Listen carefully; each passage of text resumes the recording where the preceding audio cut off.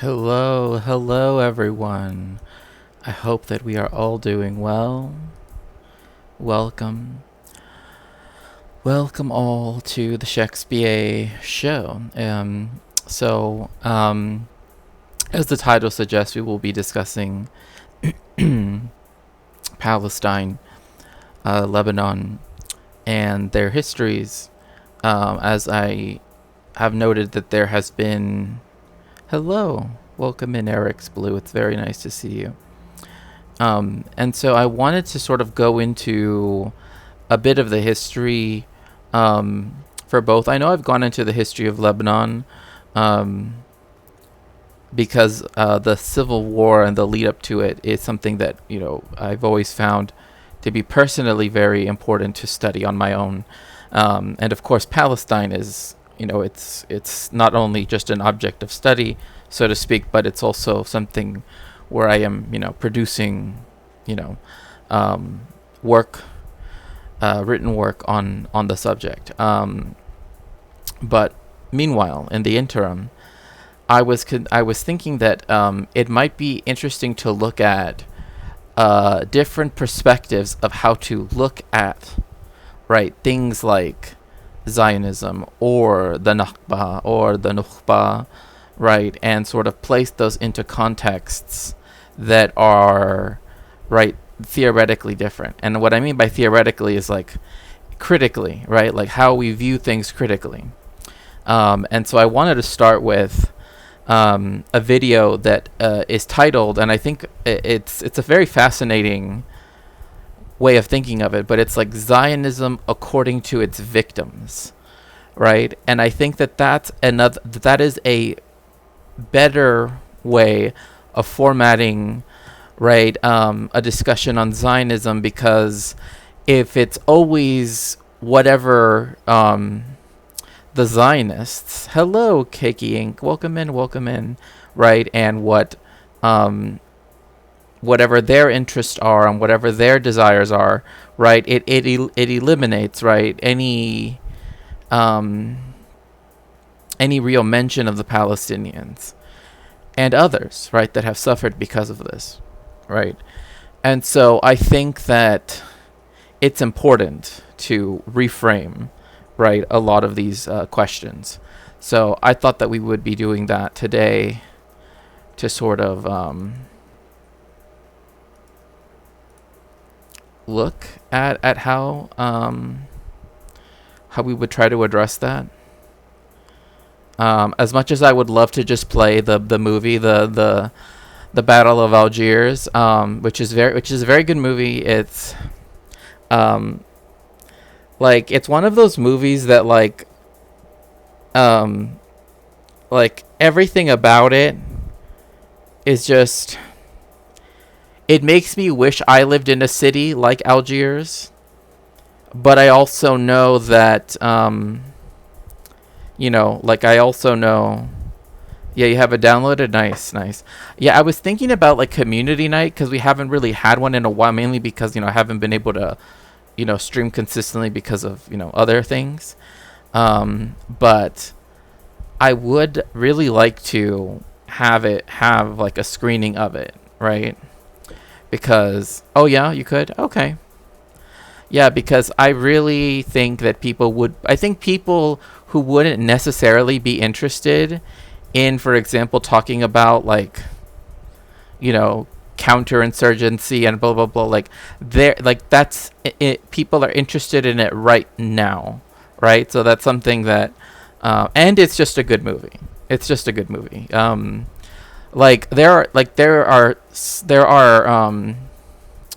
There's music in there that a lot of times people don't realize was first used in that movie, they think, oh, this is a more American thing, or what, because later on American films started using it, but it first started being used on their soundtrack. So I really want to.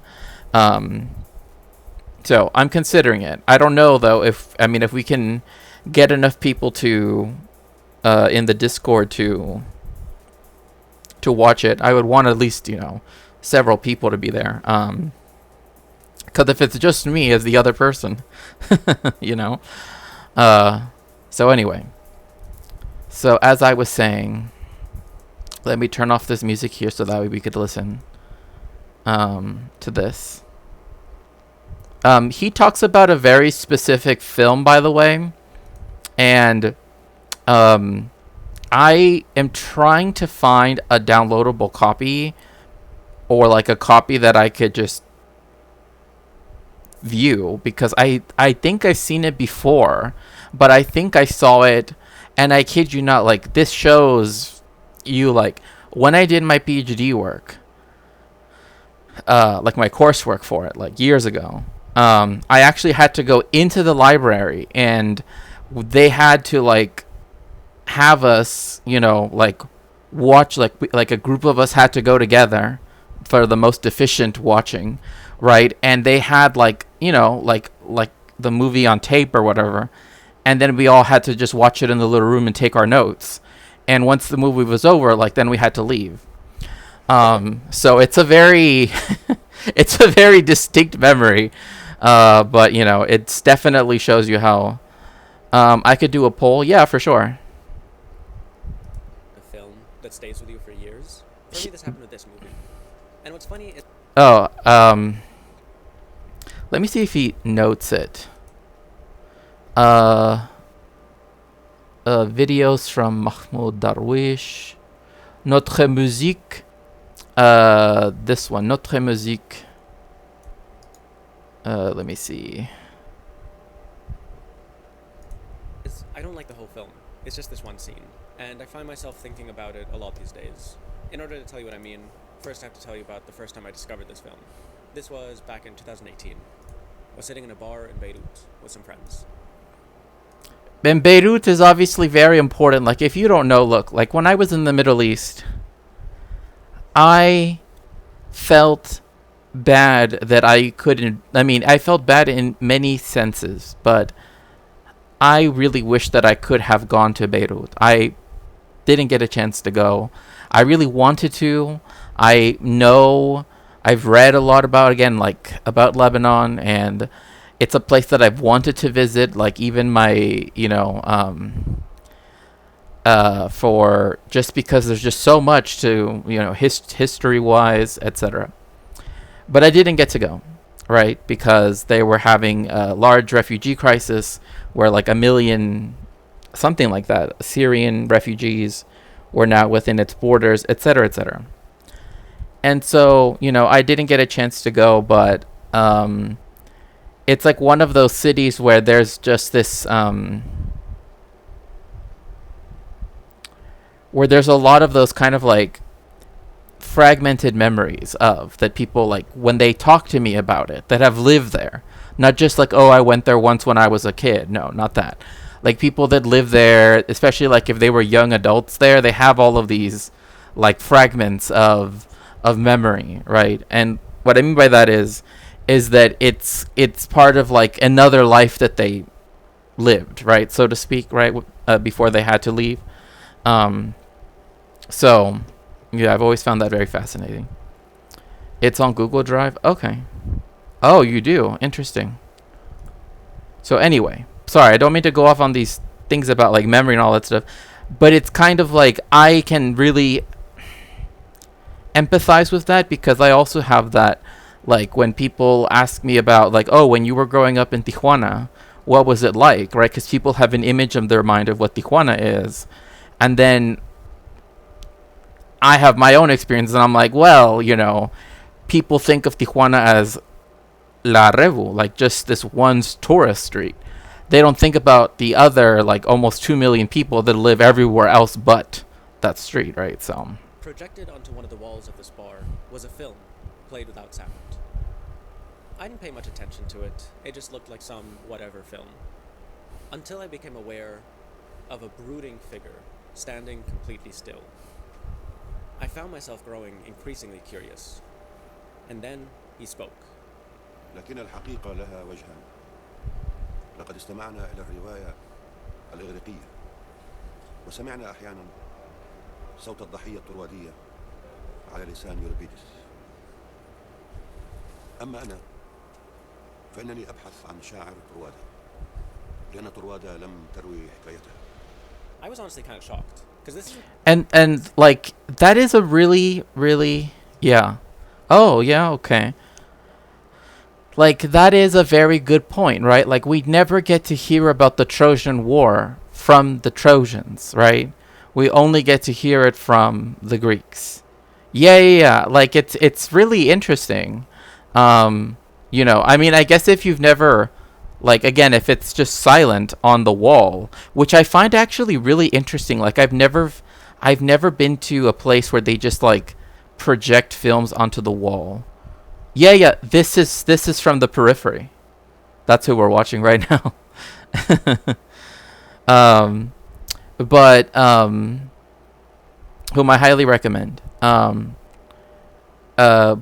I think to me it's very interesting because it's like when people learn about like the United States conquest, right, or theft of the Mexican Northwest, right, essentially, right, you only hear it from the American perspective, right?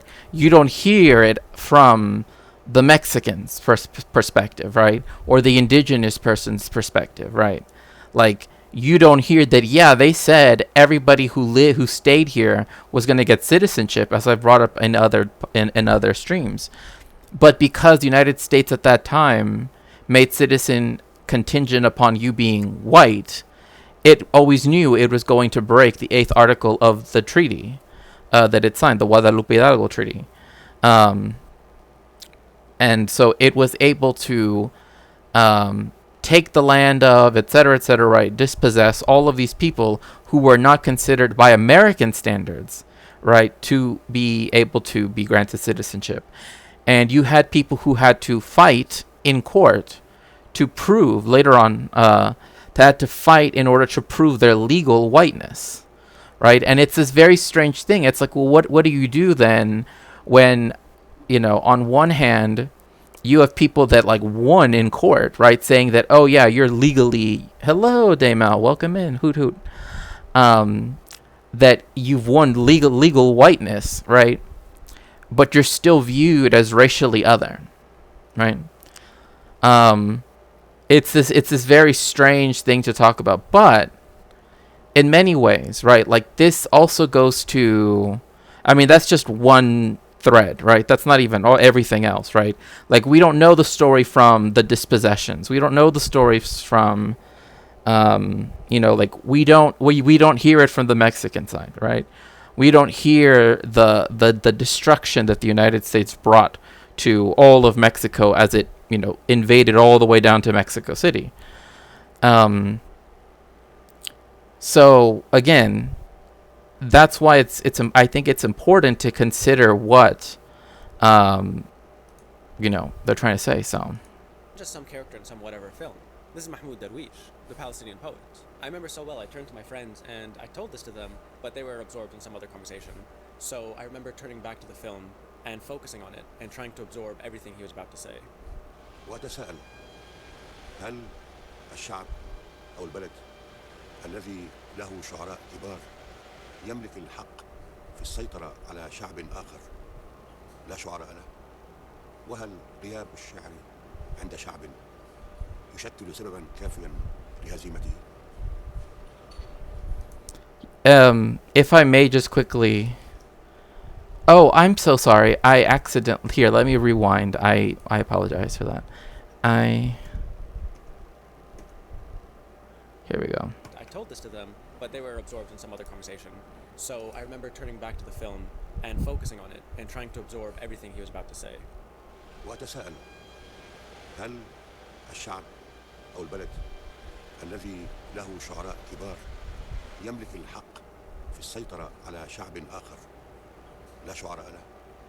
وهل غياب الشعر عند شعب يشكل سببا كافيا لهزيمته؟ What's interesting is I remember that there was once a kind of an outrage at Saul Bellow. Hello, Megastar. There was an outrage at Saul Bellow because he said something along the lines of, well, who is the Tolstoy of the Zulu people, right? Like he actually decided to do the that, right? That kind of comparison. And it's like,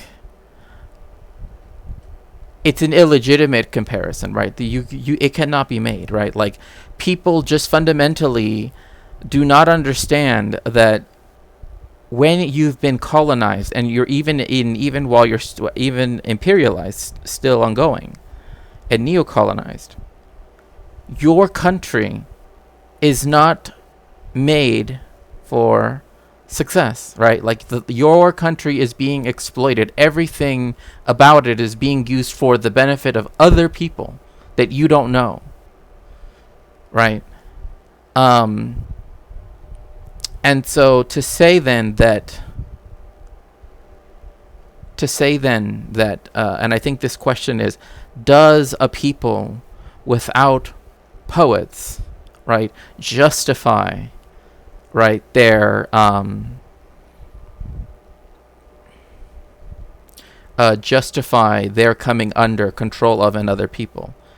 And the answer, I'm so glad to see you, Raven.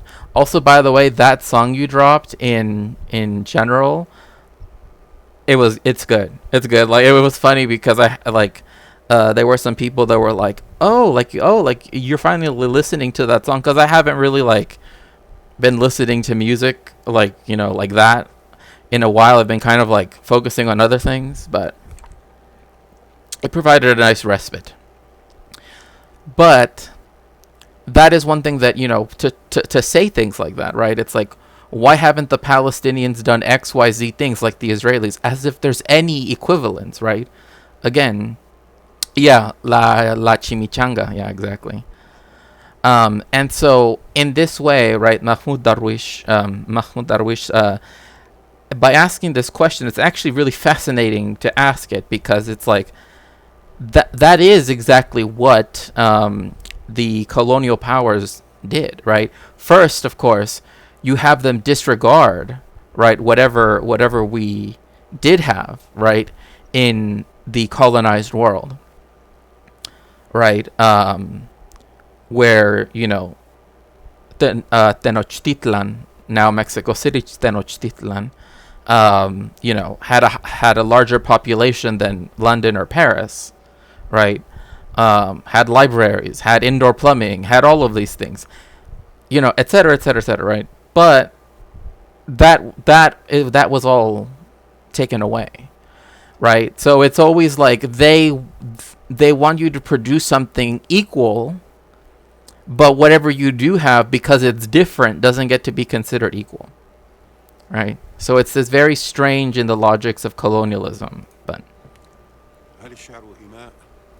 أم هو أحد أدوات السلطة؟ هل بإمكان شعب أن يكون قويا دون أن يكتب شعرا؟ If I'm honest, at the time I had no idea what he was talking about, but I had this great impression that he was saying something profound, something that I couldn't even make sense of at the moment. And before I could make any attempts at it, he continued. أنا ابن شعب غير معترف به بما فيه الكفاية حتى الآن.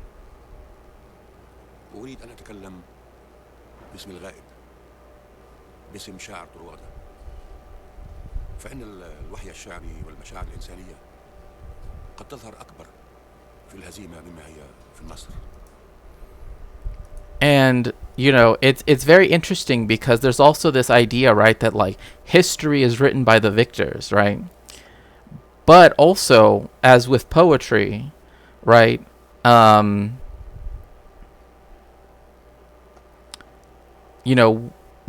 history that's written by those who were defeated is often far more accurate for many reasons. But one thing I want to just also put to just kind of, hone our thinking on this is, again, like, I think this example of like the Trojan poet, right, is because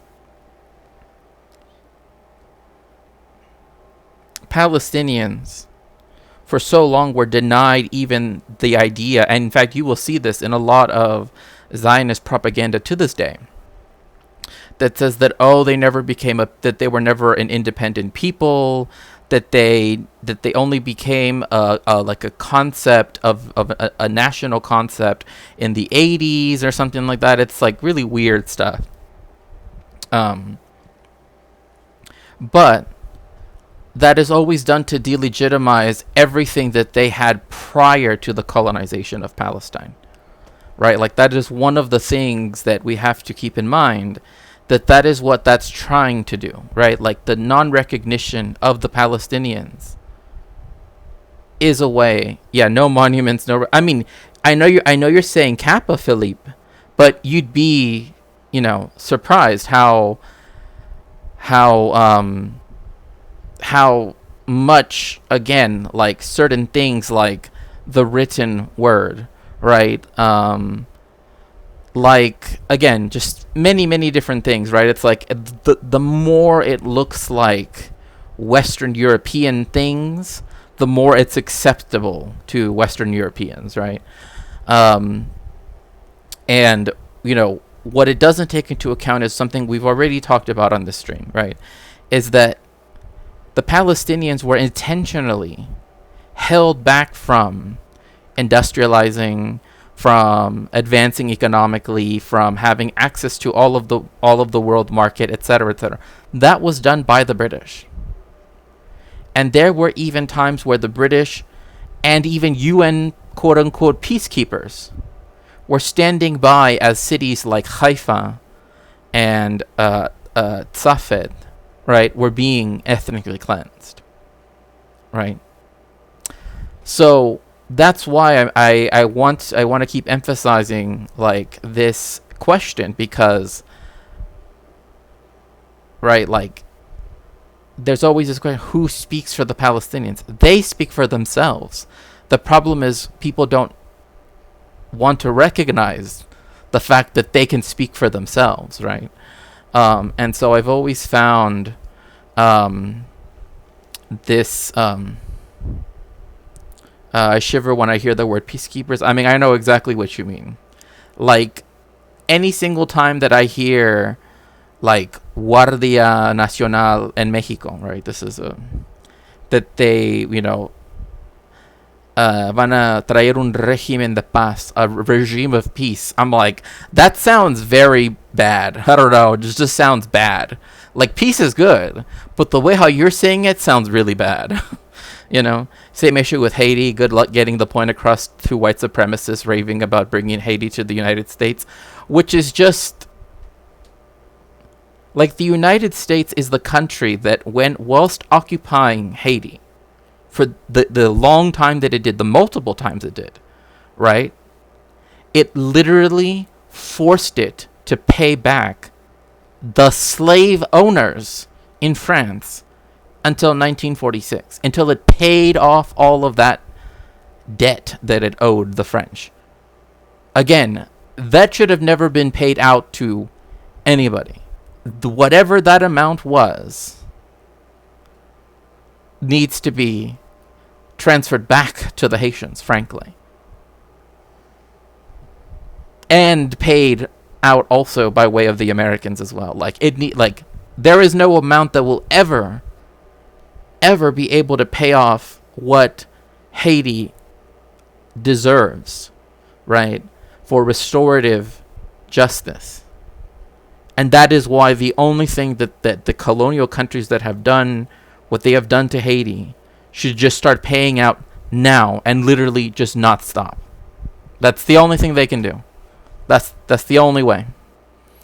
And yes, if you'd like to help me out, you can always go to my throne and help get this book, which is now at 66% funded, fully funded. A lot of these peacekeepers, yeah, that's true. Very brave new world. Oh, yeah. Yeah.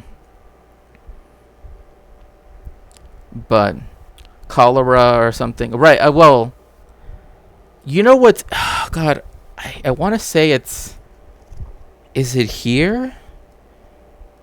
I think it's the Israelis, if I remember correctly. is that they refer to the Palestinians as cholera. I think it's in this book anyway. But that's how they refer to them. They're like, oh, hakolerim. Like, bruh, what the actual fuck? You don't call anybody anything, but you for sure don't call anybody cholera.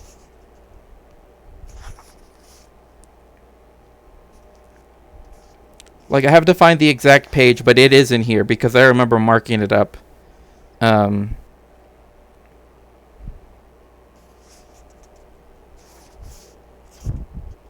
Because I remember the discussion about Bab al-Shams, or the gate of the sun.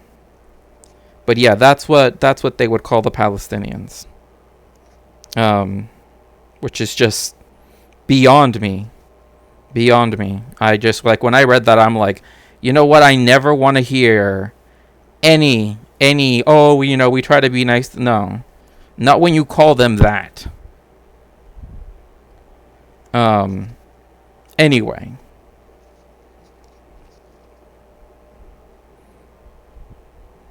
I mean, even like Operation Scissors and then Operation Biur Hametz, like, if people don't know what Biur Hametz is, that's literally like when you clean your entire house for even the slightest amount of possible material that could be leavened. So all the flour, all the blah, blah, blah. Like, even in their operation names, they have like, this is an ethnic cleansing in it. Just so people know. Like, as much as people love to defend them, I don't know why. God only knows why. But, anyway, I should probably just stop trying to look for the quote. But, right, like cholera or something, like rights to cite our times being in like 1984. It's more like Brave New World. I mean, it's more like something, that's for sure. Oh, some Vietnamese dude called me. Oh no, that's not horrible. I'm sorry, that's not right. That's horrible. They shouldn't have, that's wrong. Didn't affect me. I was just confused. Yeah, I just, again, like, I've been researching because I really want to finish the article that I've been trying to get out, but because it's such a long time period, it's making it. Oh yeah, here we go. It's literally on the next page. Today, quote unquote. Oh, so this is a quote. Today they are cholera.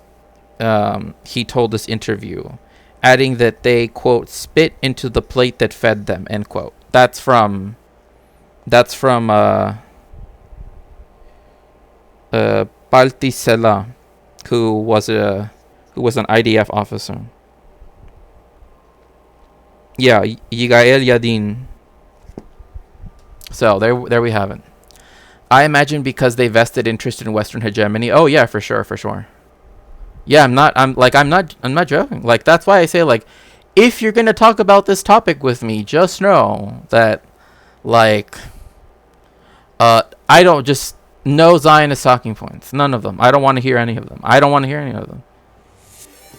Oh my goodness, thank you so very much. Adrian Vixen, thank you so much for the raid. Welcome streamer, welcome raider. This is Shakespeare. I am a cultural historian focusing on Jewish history and Latin American history, and we're currently having a discussion. Hello Carla, welcome in. Welcome in. I love your hug emotes. Those are like the best hug ones.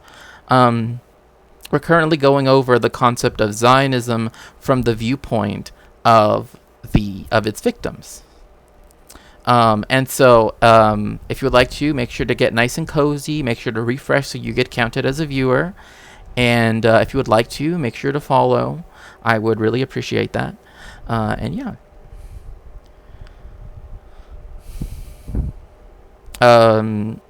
Language learning resources for which language? Because I probably do. I rushed back home that night and frantically searched for the film. It didn't take me long.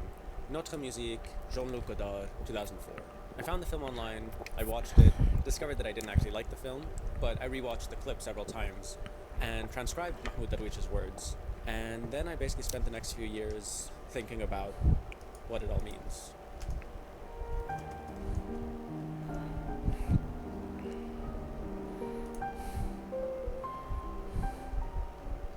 Although I never fully stopped I hope that that's him playing it and not. Anyway, it's done. thinking about this film and that scene and its implications, the last 10 months of barbaric violence by the State of Israel in the form of genocide, aggression, and settler colonialism has definitely made thinking about stories. And Please make culture sure to shout out. feel a little unnecessary, or at least not the most pressing thing. But I was recently reminded of the centrality of storytelling and of stories in the Palestinian struggle for liberation when I watched this TED Talk from 2014. Stories are also important in our lives as Palestinians, as people. Oh my gosh. So this is Rifat.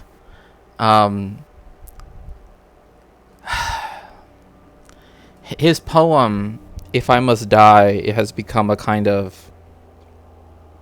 He was a Shakespearean. Of course, Shakespeare talking about Shakespeareans. Who would have thought, right? A literature professor lived in Gaza, and had called out many people to the point where this is also the person that I believe a certain streamer. It doesn't matter. I don't care about the streamer, but I remember that there was a streamer that laughed about the fact that he was targeted and murdered by the IDF because again he's a prominent academic in Gaza. In fact, a lot of academics have been targeted and murdered by the IDF. So, but Rafat's poem "If I Must Die" has become one of those poems, right, that really speaks to the plight. Yes. Got co-opted. Wonder what's that about. Yeah. But As native peoples on this land, not only because they make us, they shape us, they make us the people we are, but also because they connect us with our past. They connect us with our present. like I remember the pictures of Rafat when he went to Shakespeare's Globe Theater.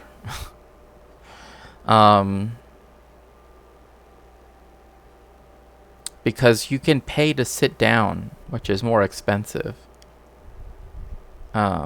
They name everything like, oh, the queens, the kings, whatever.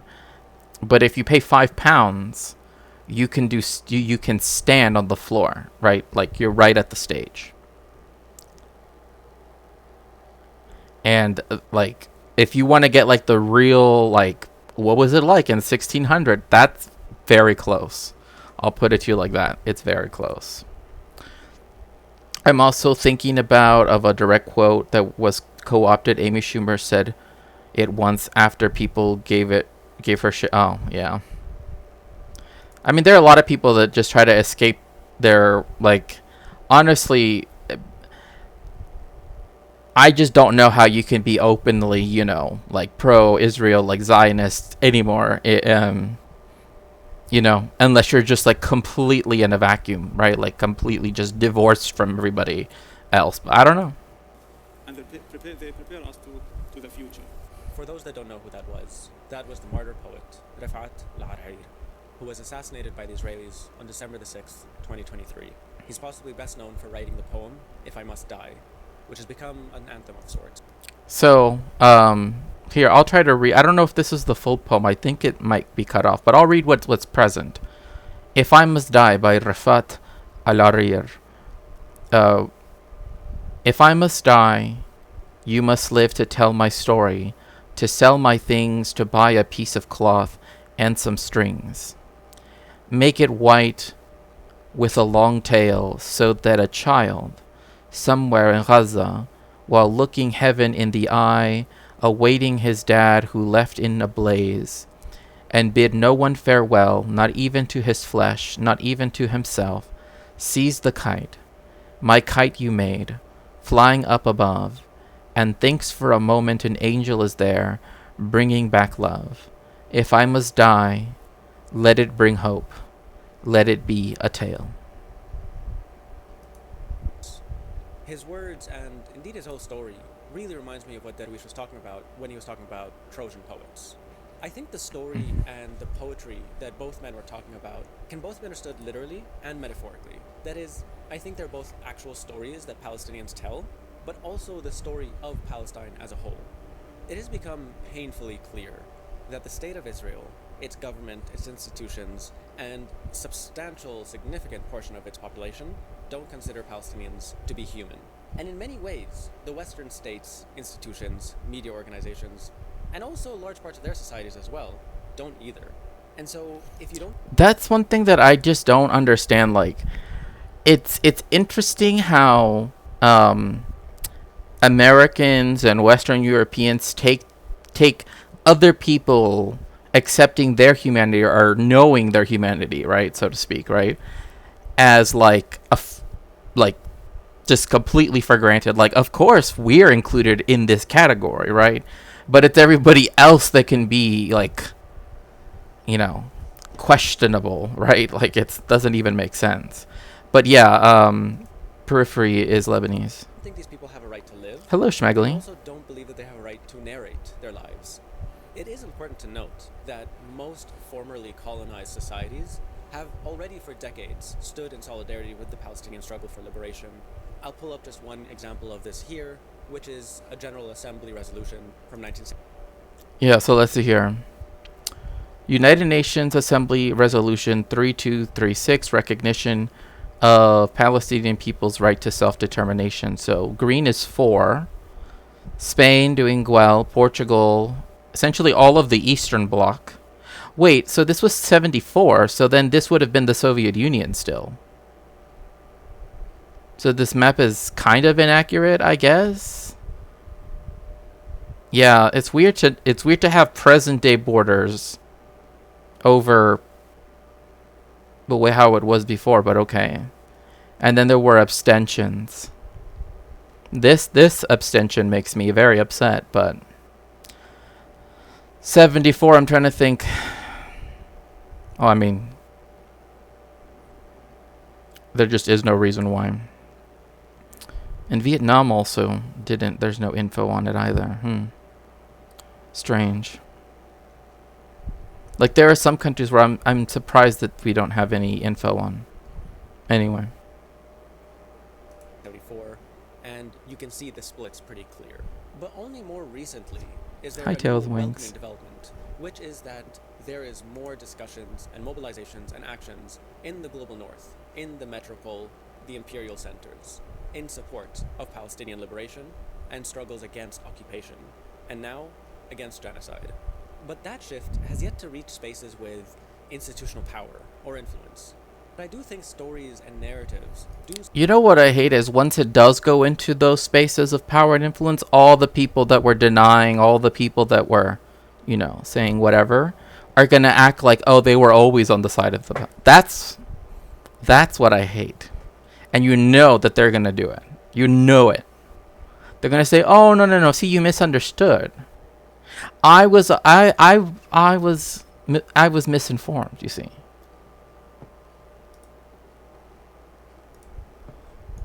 Still play a huge role. This is what I think that Wish was referring to when he talked about poetry as an instrument of power. I think the story of Zionism has... I don't want to do that thing of like, oh, well, poetry, if we go back to its ancient roots. But poetry comes from the Greek word poesis, right? Poesis literally means creation. So it tracks, so to speak, the fact that it is power, right? Like the ability to have poetry is an act of creation, right? And so that also, it on another level also credits to that idea as well. Always appealed more to the powerful, to the industrialized imperialist West, much more so than the Palestinian story, the indigenous, native story. In many ways, that colonial story is the European story. Europe created and nurtured that story long before the Zionist movement even began to form. It's a story. See, I'm so glad that Periphery recognizes this also. And Ilan Pape writes about this also. In fact, I have the book right here.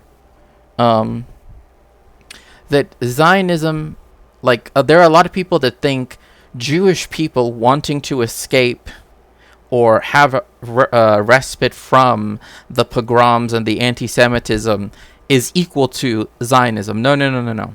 No. No. If that's what you think, you're absolutely wrong. That's not how that works.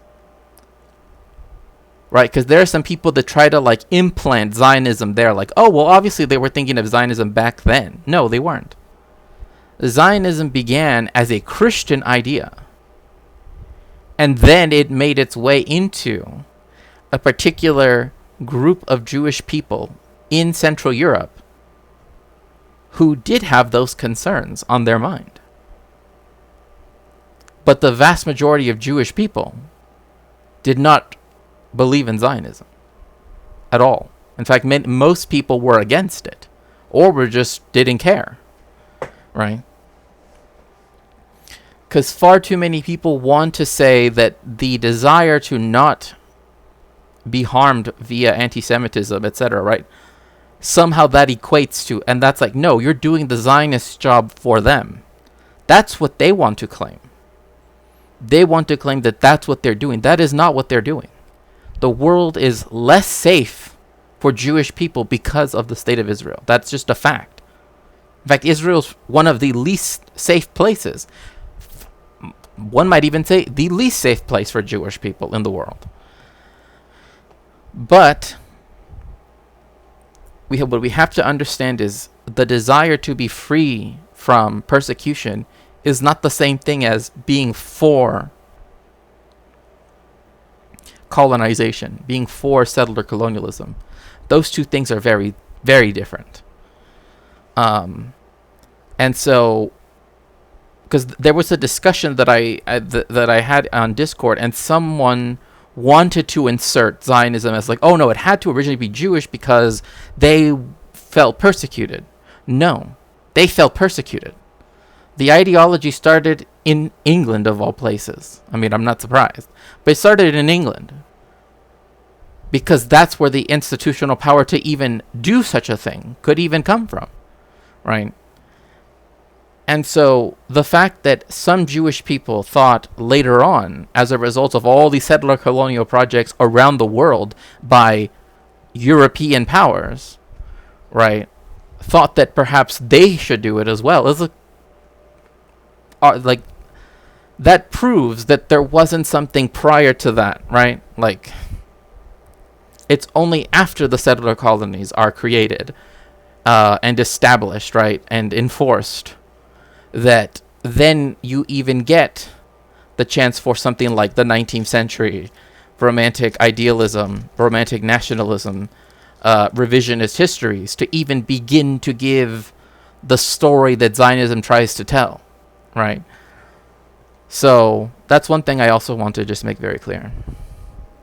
Cognitive dissonance and post hoc justification, right? And there are some people who otherwise are relatively, are relatively good on when it comes to Palestine, but then they still want to have it both ways when it comes to Zionism, and it's like, no, like some people were saying jokingly, right, that, oh well, if we had just given Alaska to the Jewish people, that still would have been settler colonialism. There are indigenous people in Alaska, right? That wouldn't have solved the problem, right? Transferring a people out of where they live, that's not good. I'll just put it like that. Yeah, I mean, and these recent pager bombings bodes ill for the future. Well, I will even add something else, right? I was going to bring this up later on as a segment, but I was watching Democracy Now!, and then it was stated, and I of course, looked at their sources and everything, and I saw Haaretz, everything, right? And I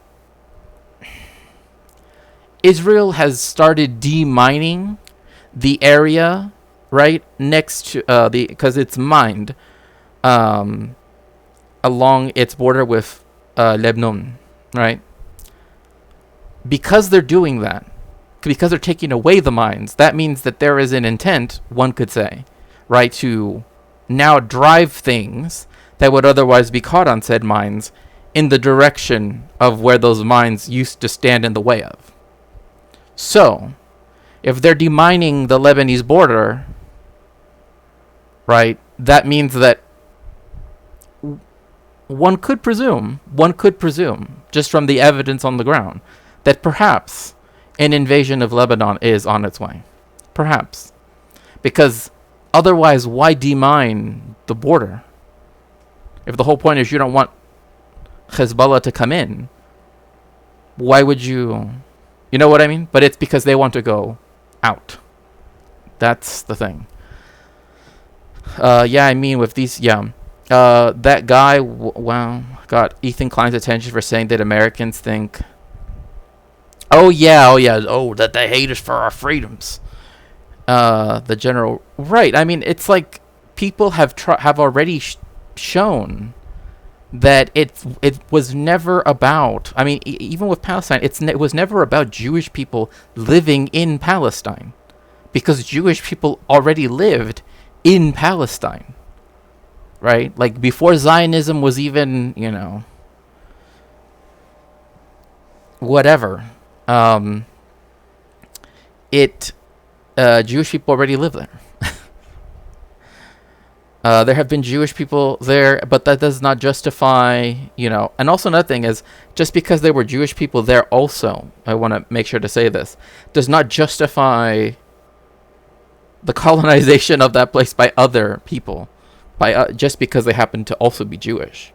There's no mystical, magical connection that gives you the right to said land just because, oh, well, you're Jewish, I'm Jewish too. Like, it's just ridiculous. I don't know much about them either. Is it he, him pronouns? I caught his video responding to it. I don't know if he's oh, yeah. I mean, I don't know, because it's always very, like if people are, I don't know, maybe.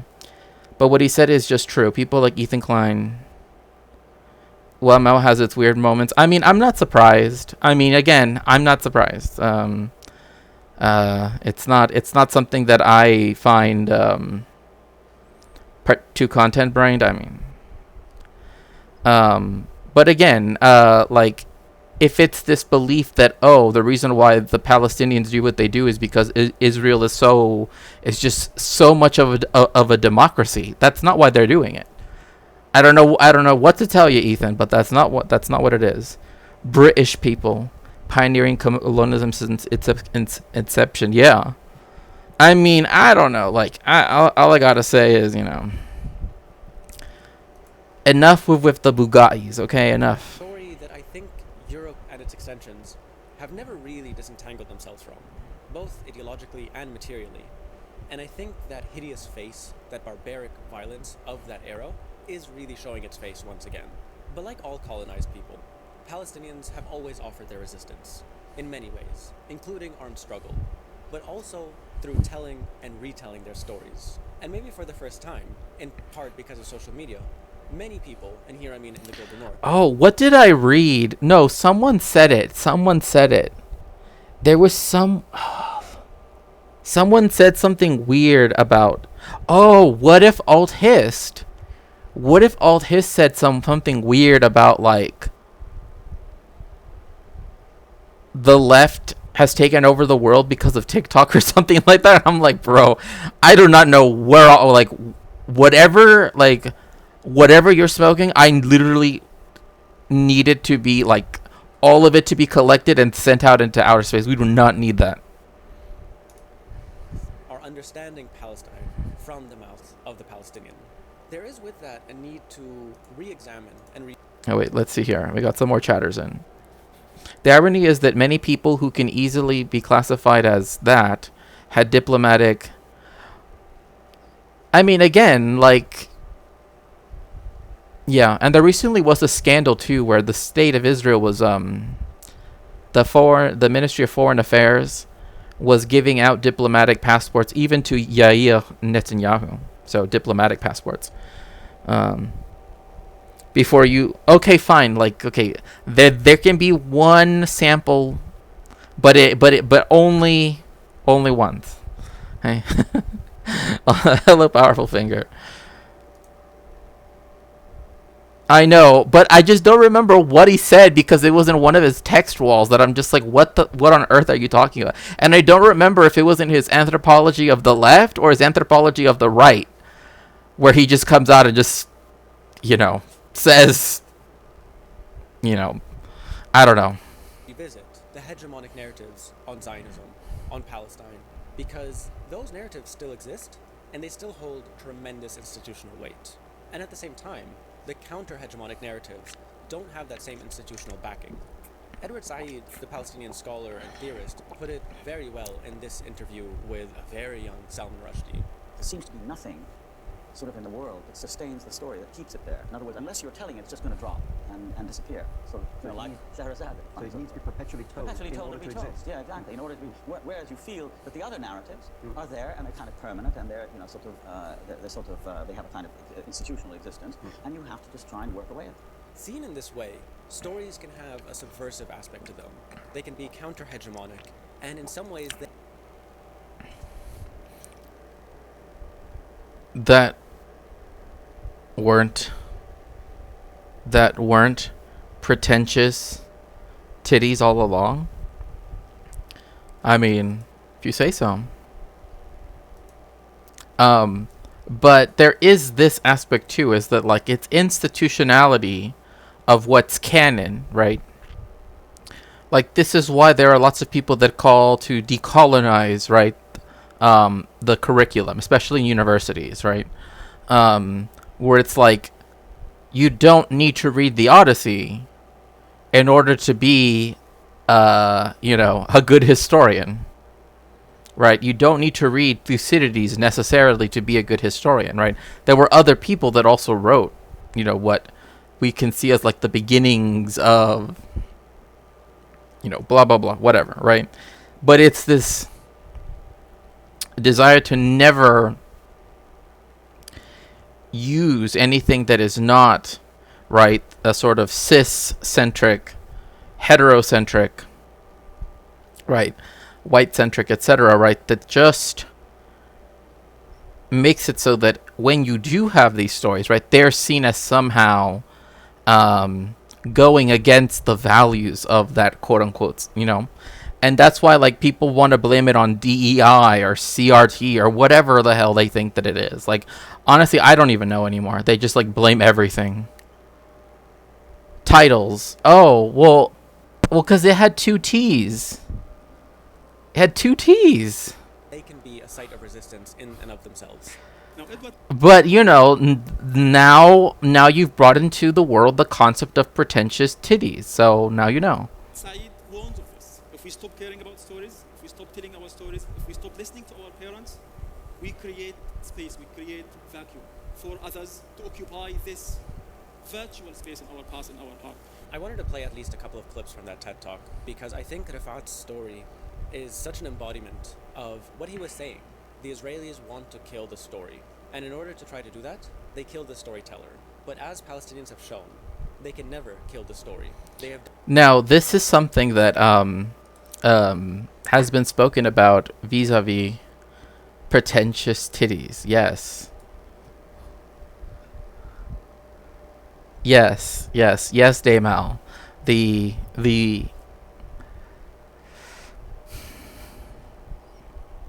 queer theorist that brought about the term pretentious titties. Anyway.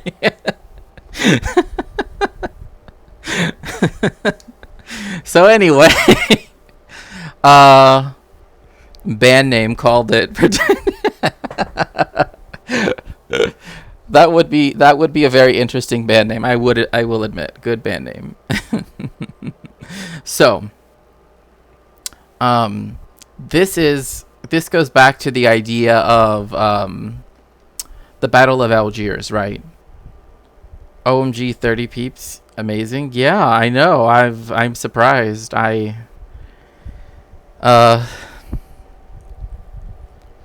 hello, Katie. It's so nice to see you. It's been a long time since I've seen you on Twitch, so it's very nice to see you again. Baruch haba. Ken. Look, I love the concept of pretentious titties. Yes, I know. Toda haba. Yeah, like, so anyway.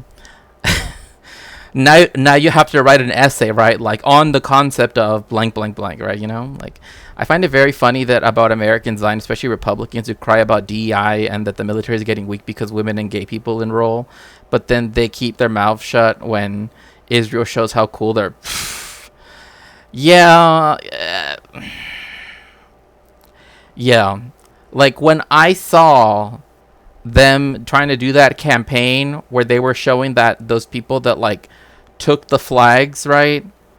No, Hebrew.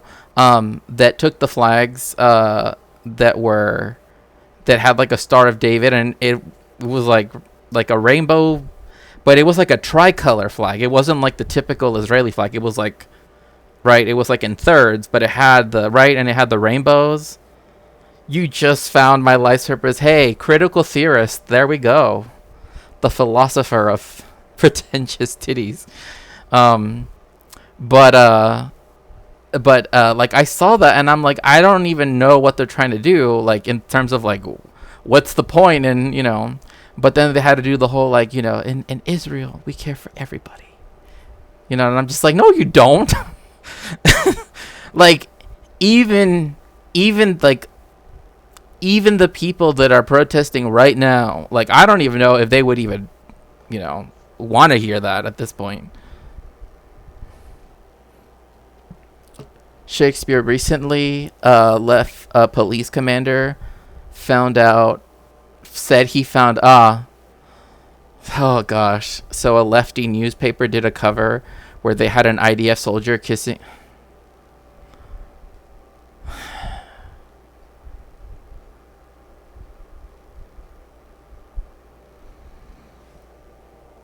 Ay, boy. For what?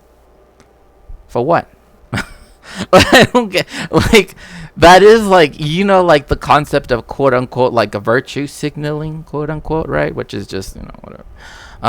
Like, that is just such a weird, like, oh, you know, this person who has power and can harm people said this thing that puts people in danger, so we're just gonna put this, like, random thing in, you know, just the color combination is worse than the regular. It's just so weird. It's so bad. Like, come on, bro. Just stop. Just stop. Like, just like Aaron Levy, you know, like, all of them. Like, they just need to just stop. Just, like, literally, Twitter needs to be banned globally. Just stop. Just literally do whatever you like. Do the thing where, like, no signal can come out of Israel, right? And just, like, finally we can just, like, have some regular stuff on TV. Like, my goodness gracious, I'm so gay that I'm critical of the color composition. I mean, I know that there have always been discussions about how to go about representing all of that, for sure, like, artistically, right?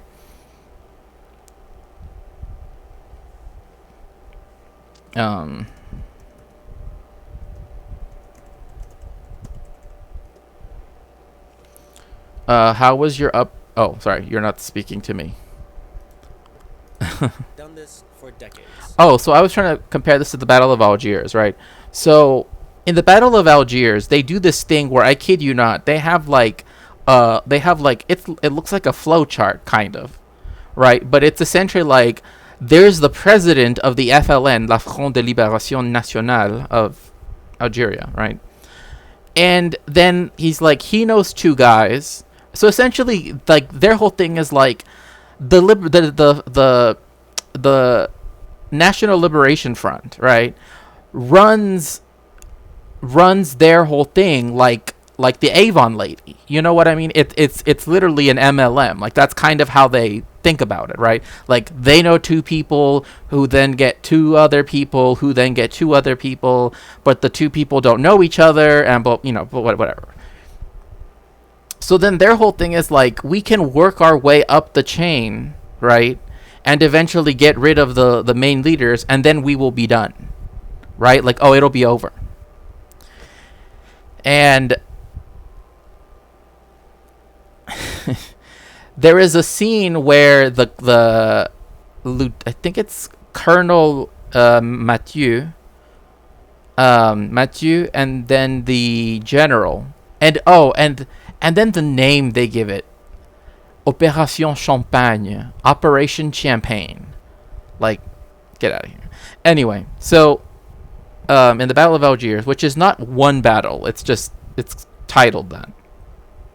So yes, they're able to, do all of this. They're able to get rid of the highest members, whatever. And this is it starts in 57, I believe, and then they finish doing that, operation in 1960. And then the general and the colonel say, I'm glad that we finished this, right? Because now we can focus on the mountains, right? And the mountains are far easier. Right? They're more easier than Algiers, the city, right? Because it's a very compact city. Especially the part that's not la cité européenne, right? The European quarter, right? The Casbah is... Anyway, I don't want to get too into detail of it because I want us to watch it, in the Discord. But anyway, what ends up happening is that they say that, right? Like, oh, now we can focus on the mountains where it's easier. 2 years go by to 1962, and now all of the Algerians are all now all part of the, and now there's nothing they can do, right? Like, they thought, oh, we figured out how to do counterinsurgency, but it did nothing. It only made it magnify the scale of things, right? And so that is what Israel has tried to do with the Palestinians forever.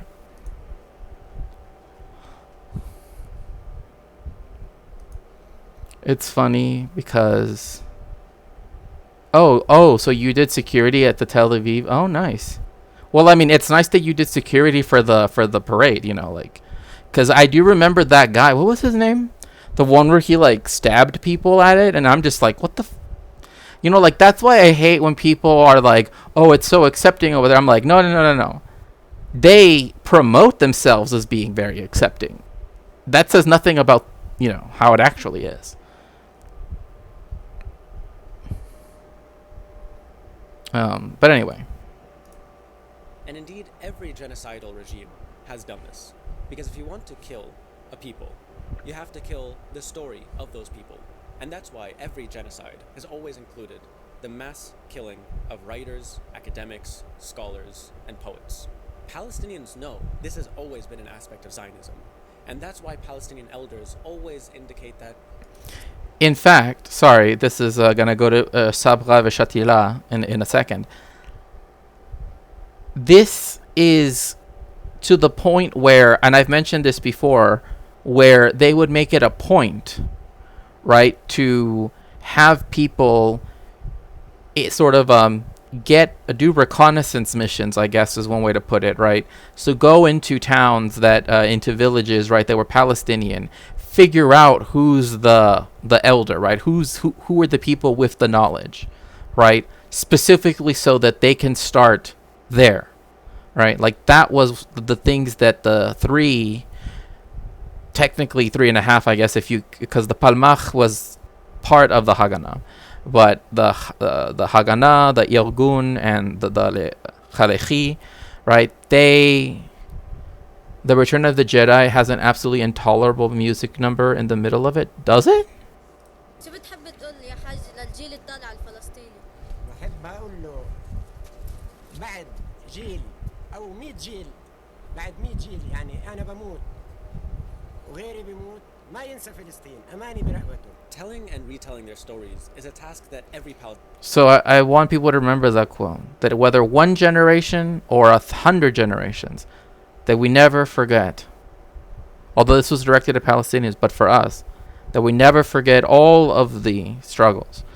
But of course, we never forget the Palestinian one, not one generation and not for 100 generations until it's liberal. Atzal. Oh, okay.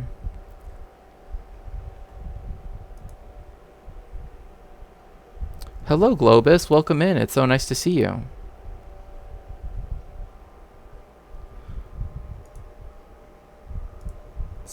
Indeed, every colonized person holds incredibly close. But I think it would be a mistake to simply typecast the colonized, or the subaltern, if you will.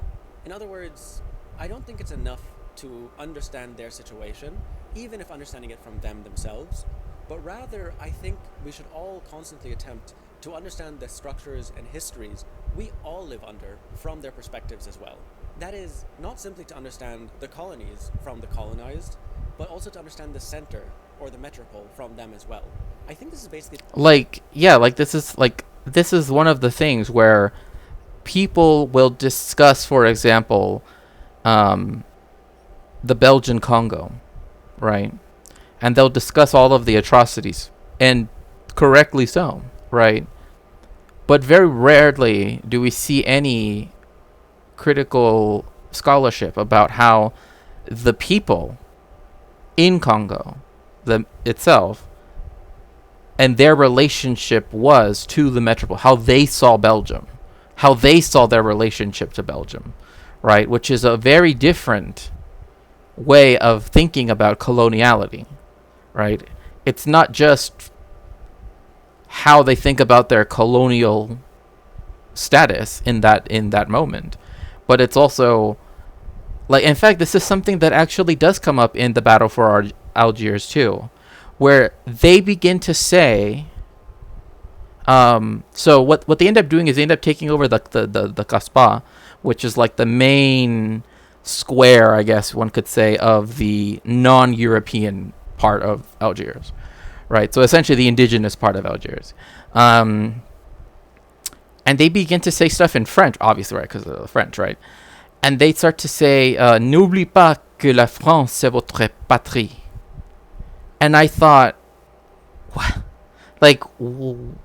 What are you trying to say? That doesn't make any sense. You're telling a whole bunch of Algerians that their motherland is France? That's actually how the subtitles translate it out. This is just off the top of my head, but I do remember that specifically, that it says, don't forget that your motherland is La France. And I'm like, no, it ain't. I'm like, no, it is not. It is not. I just learned that Irgun meets Etzel. Oh, yeah.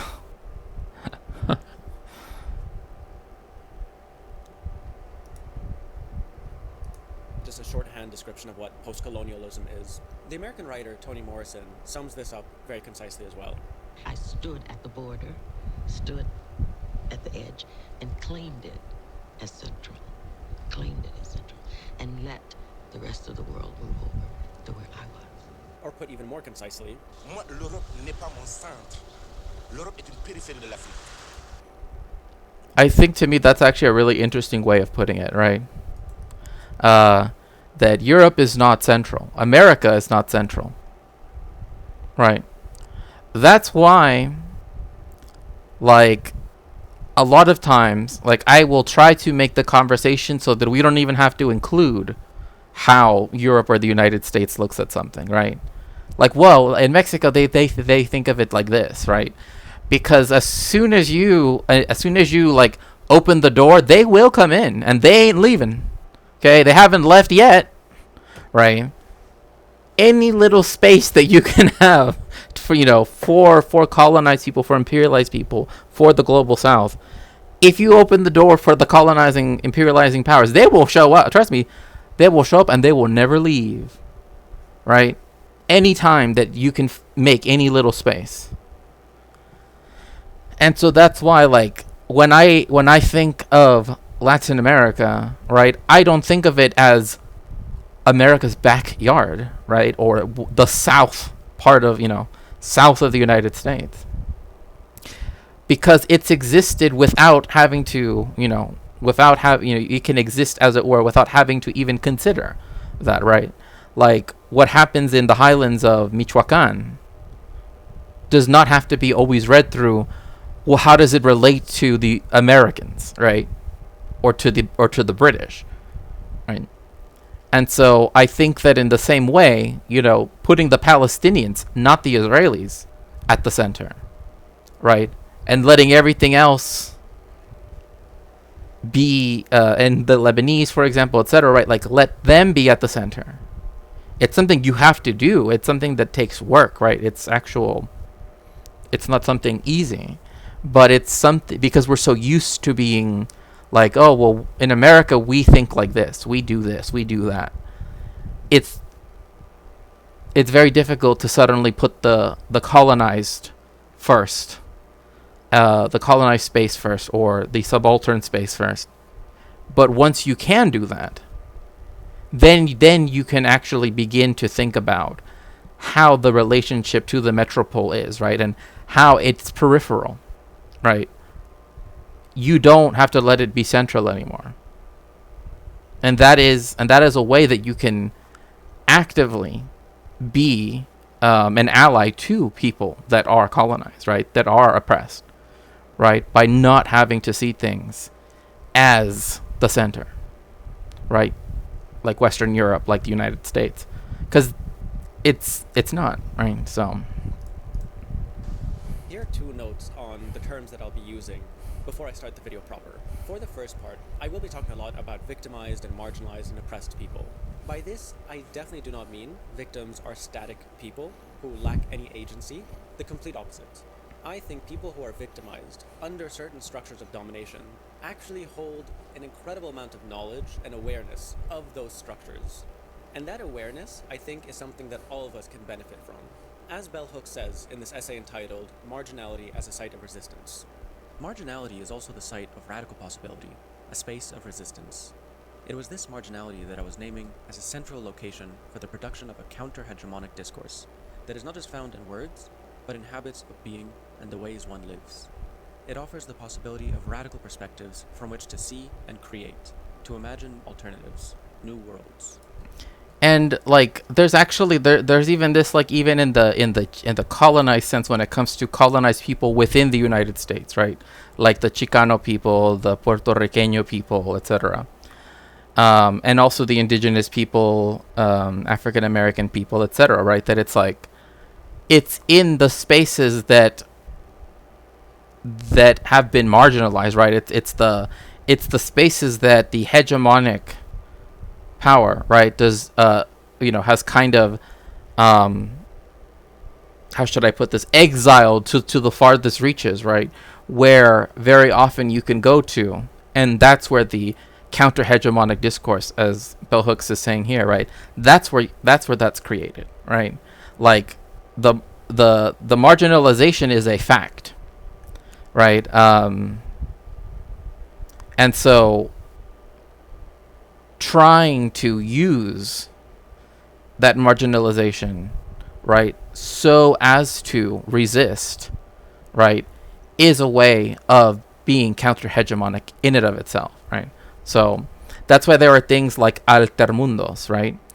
Like the idea that Chicanx people that they don't need to be like the cis het white science fiction authors that are like the classic science fiction authors, right? That Chicanx science fiction can be completely its own, right? That the ideas of science fiction, for example, or speculative fiction in general, I'm just using this one specific example, that they can apply their own cultural elements, right? that do not have to be congruent with those of the, the writers of, say, Dune or whatever. So. And secondly, I will be talking a lot about Zionism. And by Zionism, I don't mean a historical movement way back when. No. Zionism is what's happening today. It is what is still unfolding to this present moment. It is also the framework that connects the genocide in Gaza with the settler colonial campaign in the West Bank, with the Israeli aggression on Lebanon, and with the attachment to Western imperialist interests and why Western states are so heavily backing this rogue colonial regime.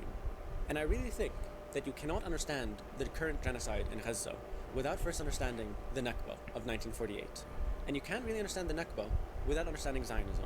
And I hate to add a third one, but I don't think you can fully understand Zionism without understanding colonialism. So what I'm going to do in this video is not present two equal narratives, because in no way are they equal. Rather, I'm going to try to present in part. Oh, that's a very hard question. Is there a historian that... What's my favorite historian? Oh, gosh. Goodness gracious. It depends. Like, it depends on what. Like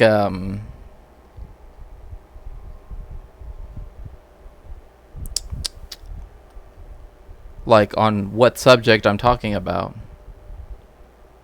Historians in chat getting sweaty, nervous.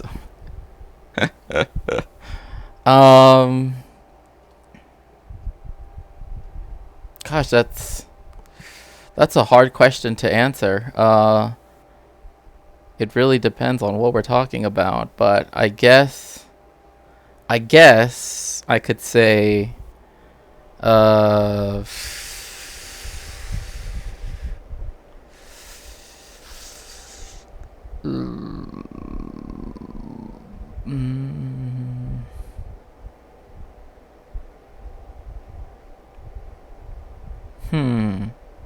I wonder.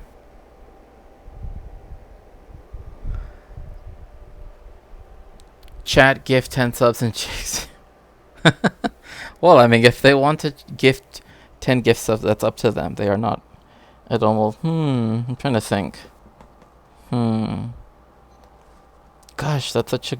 I mean, that's a good question that I should, I guess, have some answer to, but for some reason I don't seem to have one. Like right off the top, like, oh, who's a general historian I could choose? Let's just go with Ilan Pape. I'll just go with Ilan Pape, just to be simple. Right, you don't have.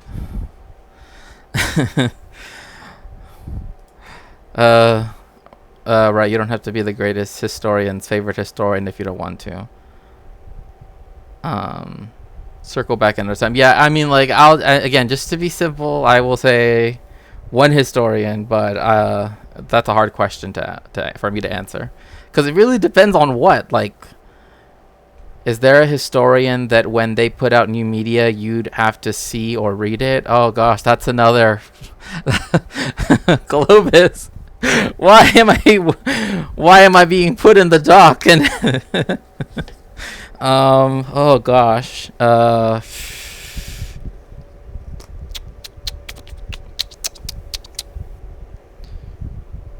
gosh, this is so hard. Well, the issue is, like, one of streamer doesn't like attention.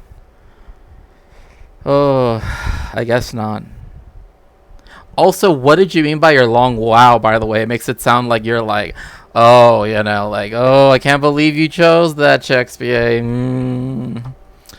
Chat wants to know that, historian. Oh, gosh. That is such a hard question to answer. I honestly don't have any good answers, in the sense that I would be like, well, one of them, however, is sadly no longer with us.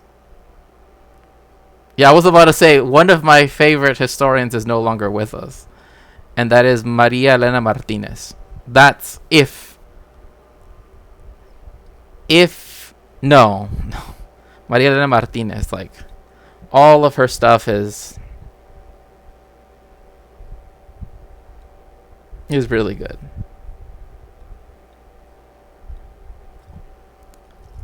I don't know who my fave historian. Hint. Their name looks like it's pronounced Robespierre, but it's actually pronounced Shakespeare. I mean, if you say so.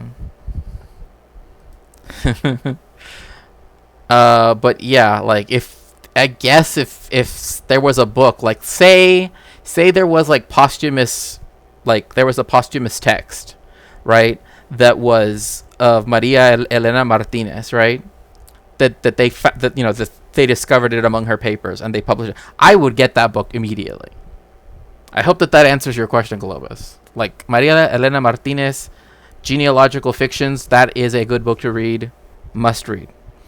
Especially if you want to know about like race and colonization and all of that stuff. So, that way they can't say something evil after. No.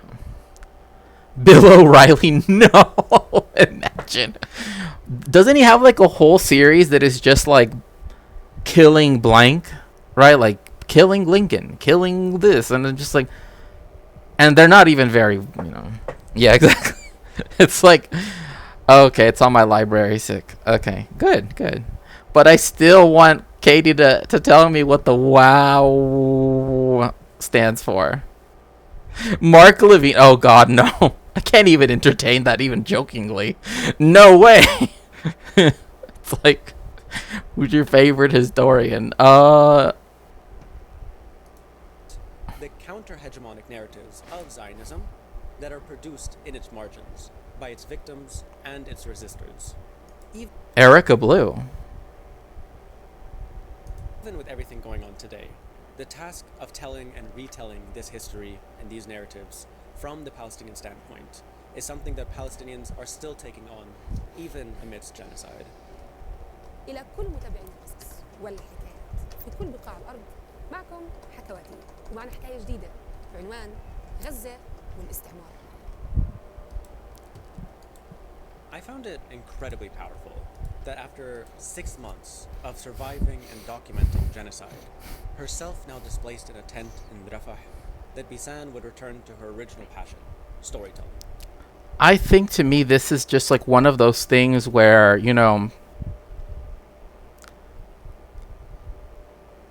even people in the most horrific circumstances, right?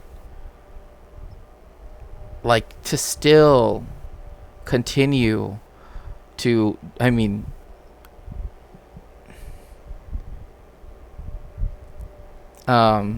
here to take my job.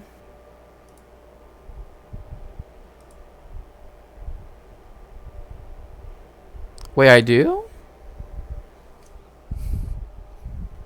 Where is it? She rotates the desk right around after stream. By the way, speaking about books, if you'd like to help me get one that I need, you can always go to the throne right here. You can help me.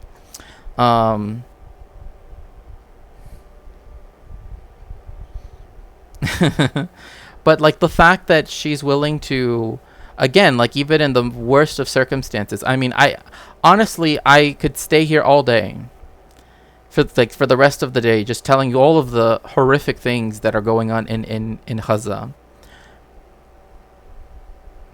But I also know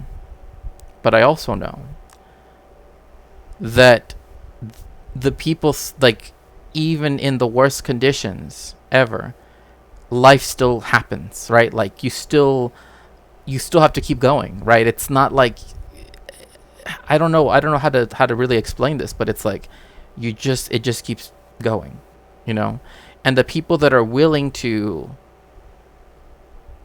literally, during an ongoing genocide, willing to record their stories and stream them, so that way people outside of Gaza can have access to them, maybe even download them, right, and keep them alive, is so important. Like, people don't realize how something like archives, right, like something like even videos, all of this stuff is so important to keep, because when you have such destruction of a place like in Gaza, and you have such epistemicide, right? Like the destruction of all the universities, of all their libraries, of the central archive of Gaza.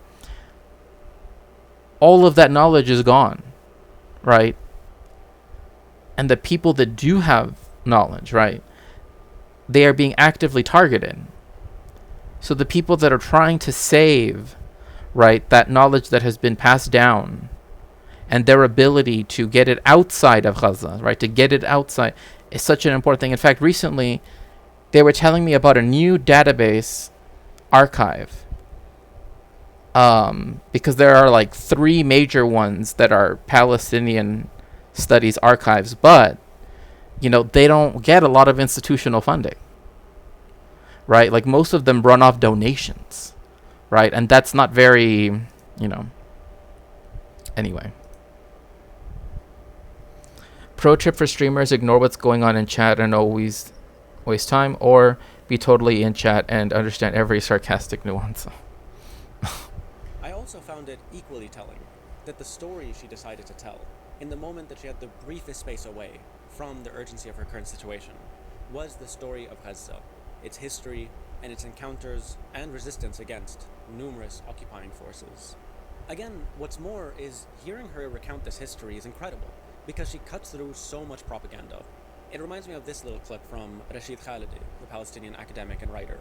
Older people inside Palestine, in the refugee camps, and in the larger diaspora, Palestinian diaspora, talk of the British or the Israelis or the Americans in almost the same breath, as if they're different faces of the same foe. In other words, they see things more clearly than a lot of scholars. Favorite historian on Latin America? Oh, that's a good question too. That's a very good question.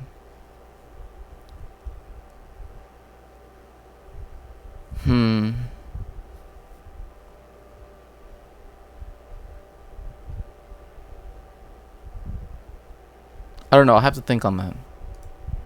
I don't know why he emphasizes older people, because as we'll see with Bisan, the same understanding exists.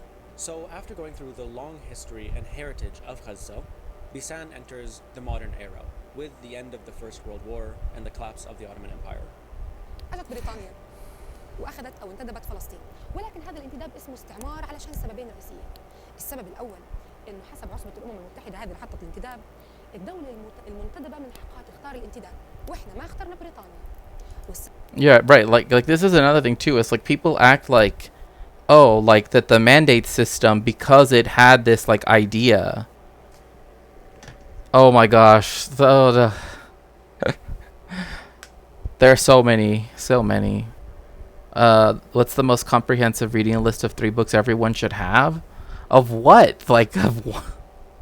This is hard to answer because it's like, of what? There's so many things to.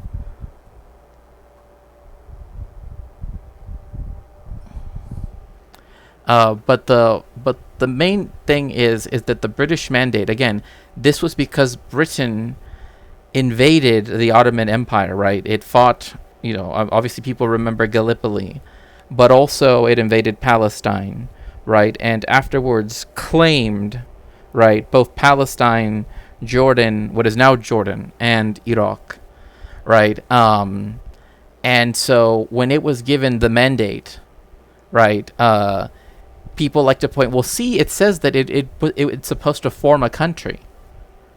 That's not beneficence, right? Like, the British are still colonizing it, right? Like, the fact that it says, oh, a country will be set up, I mean, they're acting like that's like, oh, they're going to be like their big brother, right? Like, oh, you know, making sure that that obviously that's not what they did, right?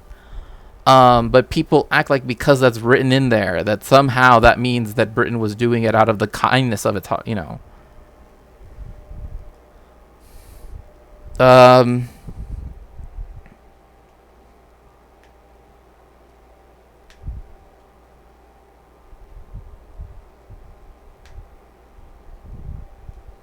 Lobbying for Zionism on Both Sides of the Atlantic by Ilan Pape.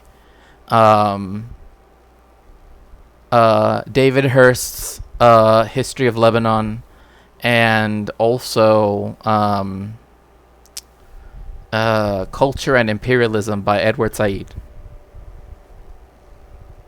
السبب الثاني إنه الانتداب بيجي اجى علشان يساعد اهل الارض في انهم يستقروا. ولكن بريطانيا شو عملت؟ الفرصه اللي كانت تستناها الدول الاستعماريه. See what I mean? I come from Lebanon, and the amount of times that I've heard that the mandates weren't colonialism, that they were just trying to help us and get us ready for democracy, complete bullshit. It was... Well, exactly. Like, it's the same thing with, like, the United States. Like, well, we intervened during your revolution and closed off, like, occupied your main port, right, for the global market, because we were just trying to make sure, right, that the revolution didn't go too far, like... Shut up. You know what I mean? I just, like... Just ridiculous stuff.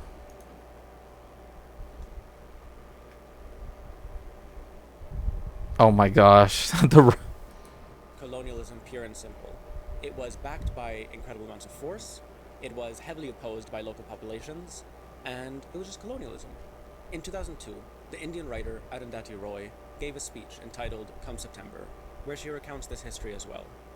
On the 11th of September 1922, ignoring Arab outrage, the British government proclaimed a mandate in Palestine, a follow-up to the 1917 Balfour Declaration, which Imperial Britain issued with its army massed outside the gates of Gaza.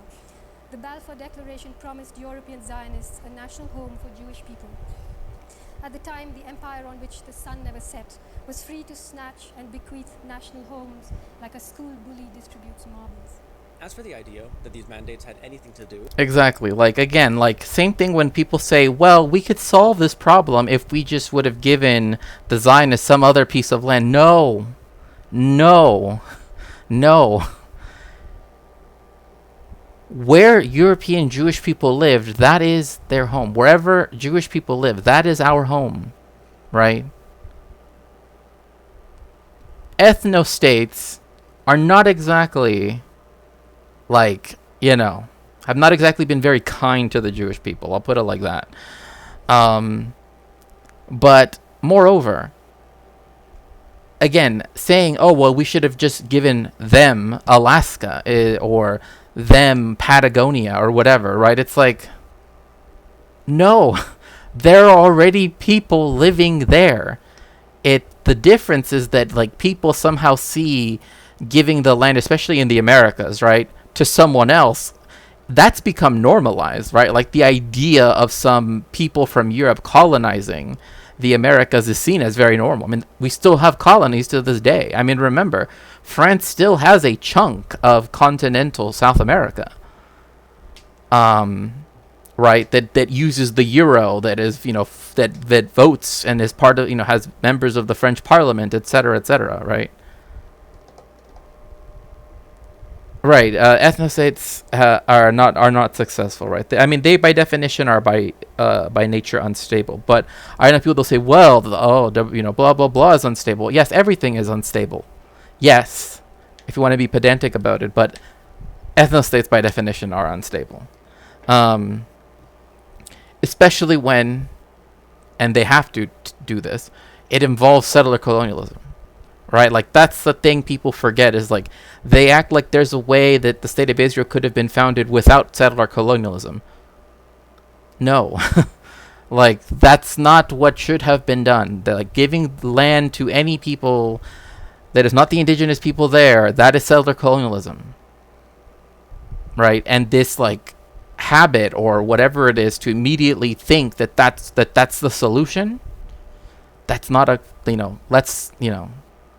let's just not. It's just not. With helping the local population, here's Alfred Balfour himself, the writer of the Balfour Declaration and the foreign minister of the UK at the time.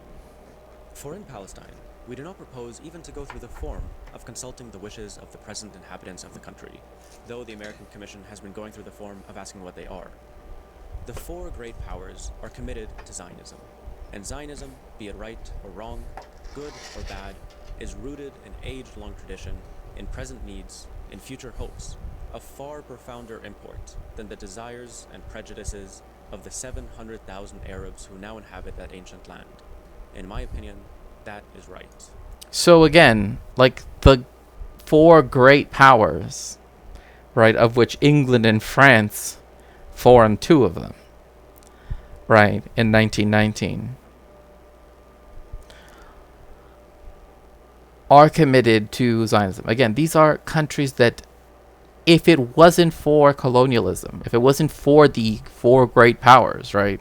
If it wasn't for the United States, if it wasn't for Britain and France, etc., there would have been no state of Israel.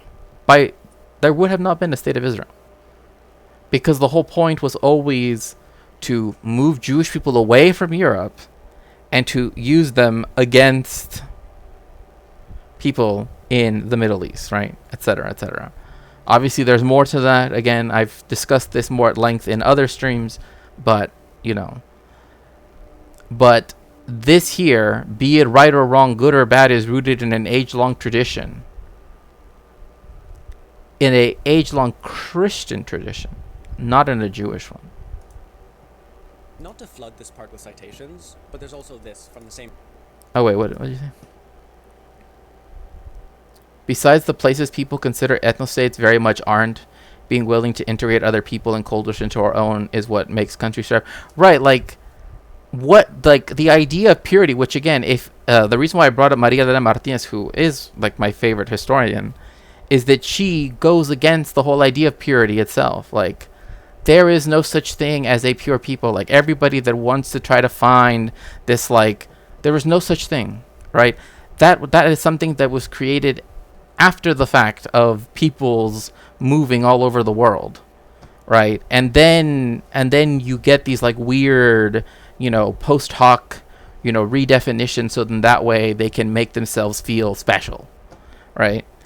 But the point being that culture, right? And this is the reason why historically when we talk about Germanic people, we don't mean any race of people, right? That they looked a certain way or whatever. We're talking about they spoke a Germanic language. That's all that means, right? Same thing with Semitic peoples, right? Back in the people that speak the Semitic languages. That's all that refers to. It doesn't say anything about what they look like, where, nothing. All that mattered was what language did they speak. What was their mother tongue? And if their mother tongue was in one of these sub-language categories, then that's what they would have been considered, right? But people always want to extrapolate from those things race, ethnicity, which are categories that did not exist until the 19th century as they exist now. It was created by the Brits spitting. Right. Pakistan it's different because it's done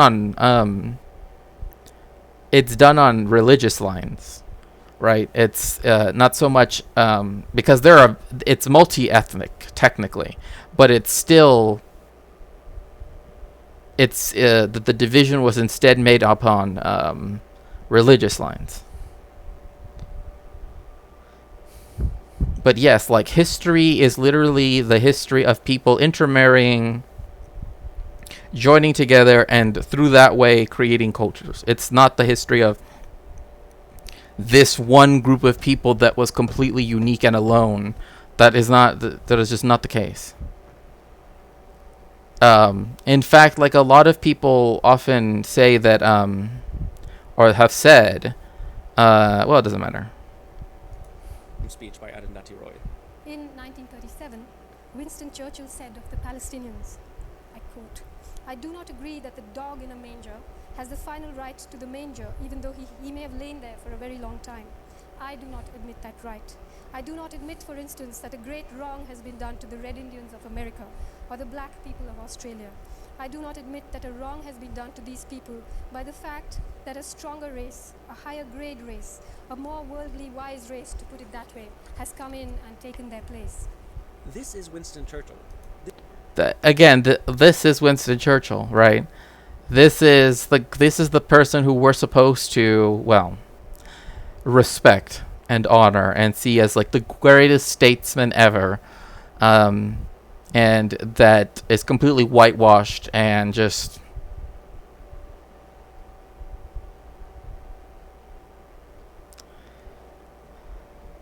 yeah, but what do you mean MIDI doctors?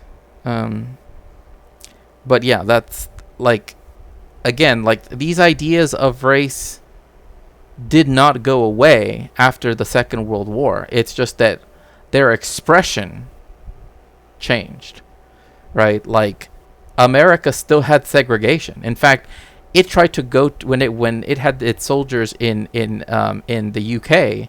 It tried to enforce segregation in the UK, even though they didn't segregate in the UK.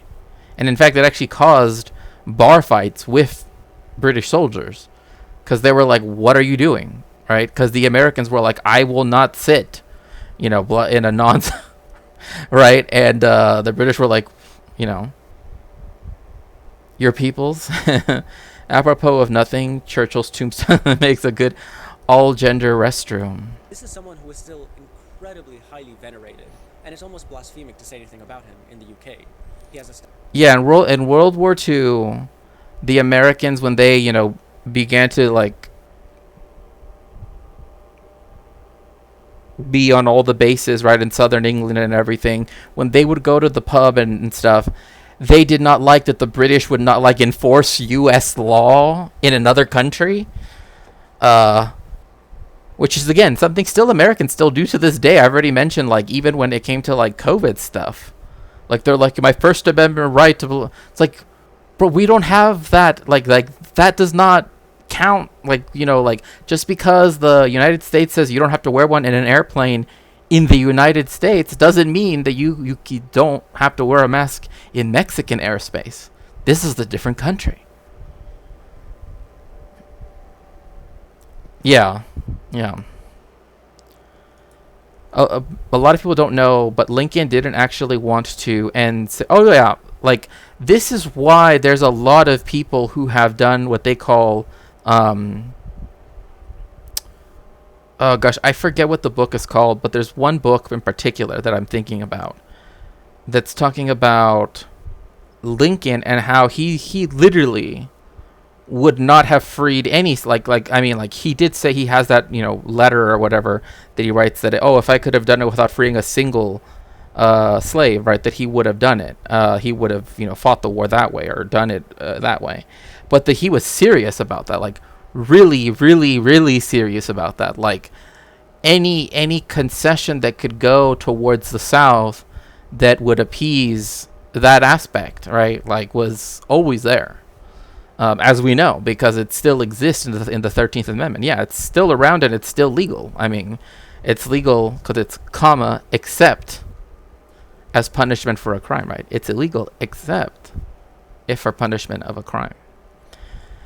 He just wanted to keep the Confederacies, right? I mean, again,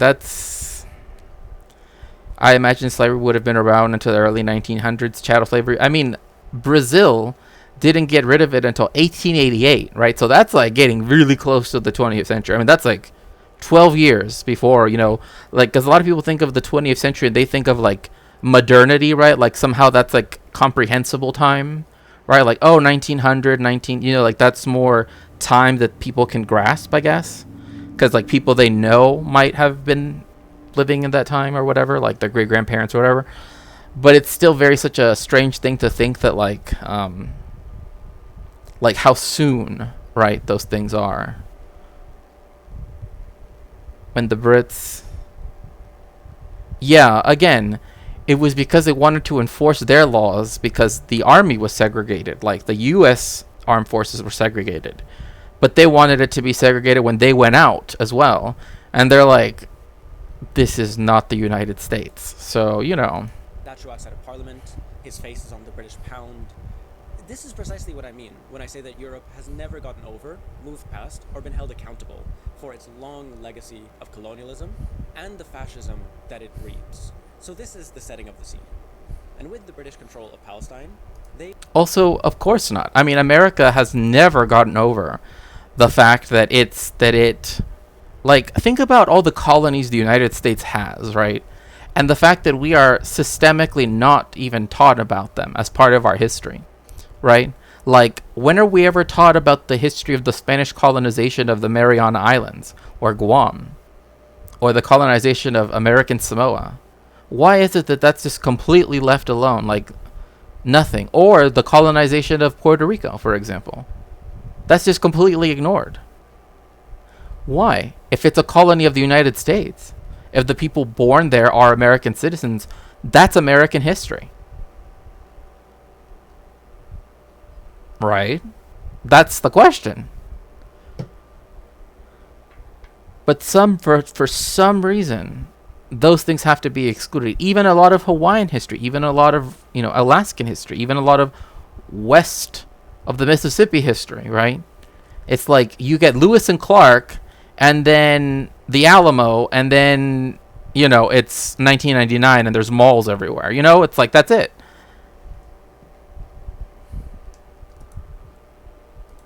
And they would have gotten away with it too if it wasn't for the John Brown. Oh, They begin to assist the European Zionists in building a national homeland. Or world history. Well, no, I mean, I'm saying like definitely it's world history.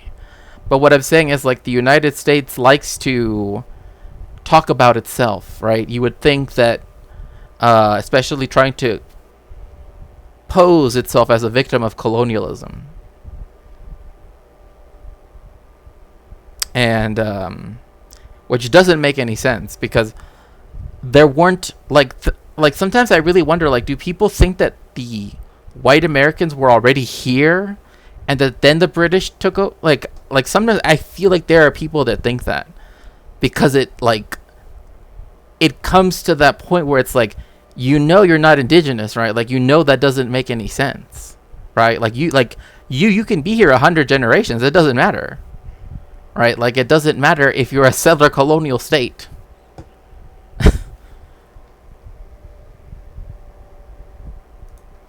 For all the world's Jewish people in Palestine. But why? هاي دولة حق اليهود أيا كانت جنسيتهم هو لإقامة مصلحة أو الحفاظ على المصالح الغربية في الشرق. Exactly. Like, they want the way how even with Trump, right? Like, there was recently something that he said, I forget what he said, but it was like really sussy. About like, oh, if you don't vote for me, blah blah blah, something about, he always does this, but he always says stuff like this, but it's literally something against Jewish people, like as a whole, right? Like saying like, if you don't all vote for me, something, right? Which is just blatantly just, I mean, he is an anti-Semite. I mean, he is. And I hate that people say, well, actually his daughter, so what?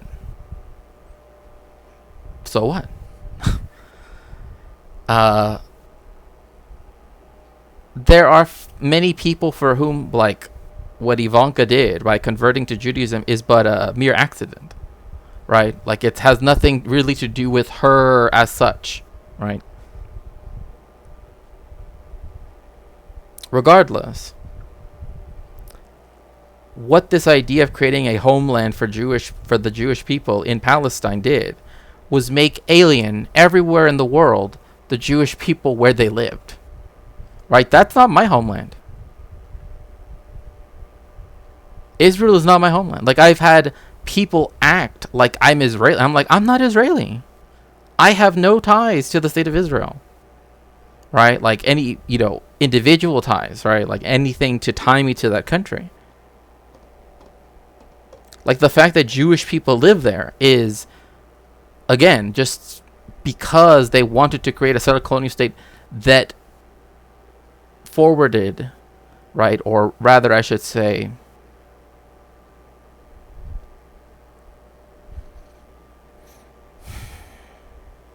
that expanded, right, Western interests throughout the Middle East in particular, right? First, the British saw it as a way to protect the Suez Canal. Then the Americans as a way to keep a permanent base near the oil producing countries, right? Because again, if you have a whole bunch of destabilized countries, right, that are also producer countries of oil, then that means that the price of oil can stay low when you need it to be or high when you need it to be. Because that's ultimately what matters to the United States is the price of oil, not the stability of Iraq or Iran, right? Like, it uses that as a pretense, but it will use instability to make sure that number, right, that price functions so that the, Chevron, etc., right, ExxonMobil, right, that they can make maximum profits. So that's another thing to add on to that. But yeah.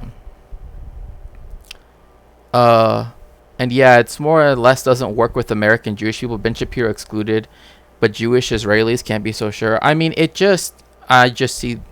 I'm sure they see their best bet with Republicans. Yeah, for sure. I mean, like, again, it's just playing into these fears again and again and again. But like the blaming part, that's where you're just gonna lose people. I mean, in my opinion, you should lose people, right? The people that instead hear that and are like, okay, I'm gonna, whatever.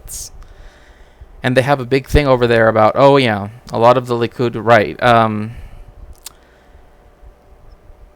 Yeah, because intermarriage is illegal, so it's دولة موالية للغرب ولكنها موجودة بالشرق، سواء في حرب عالمية أو ما في حرب عالمية.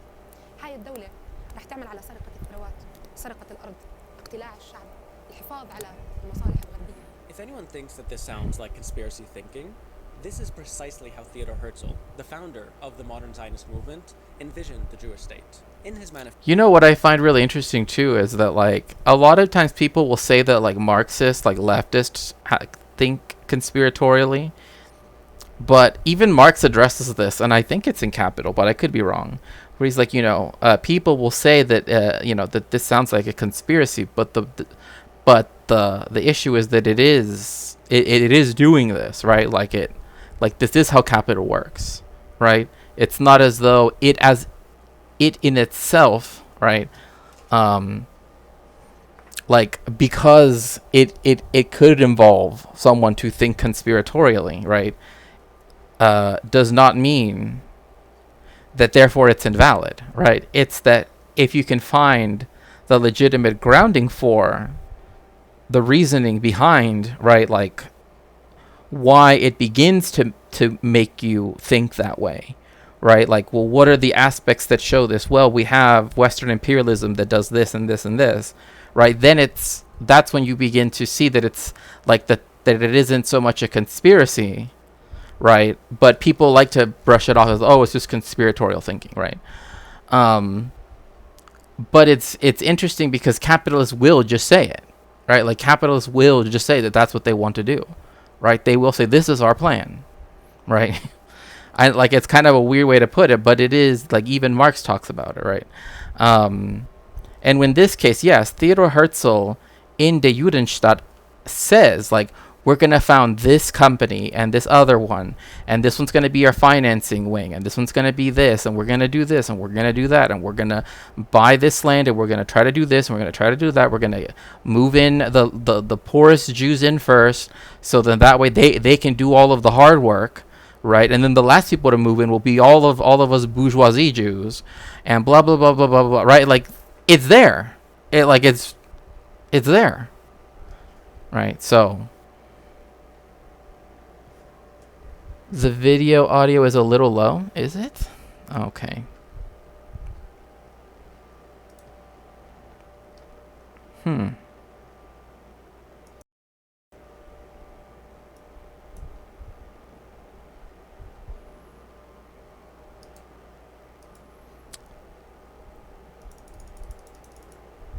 me see.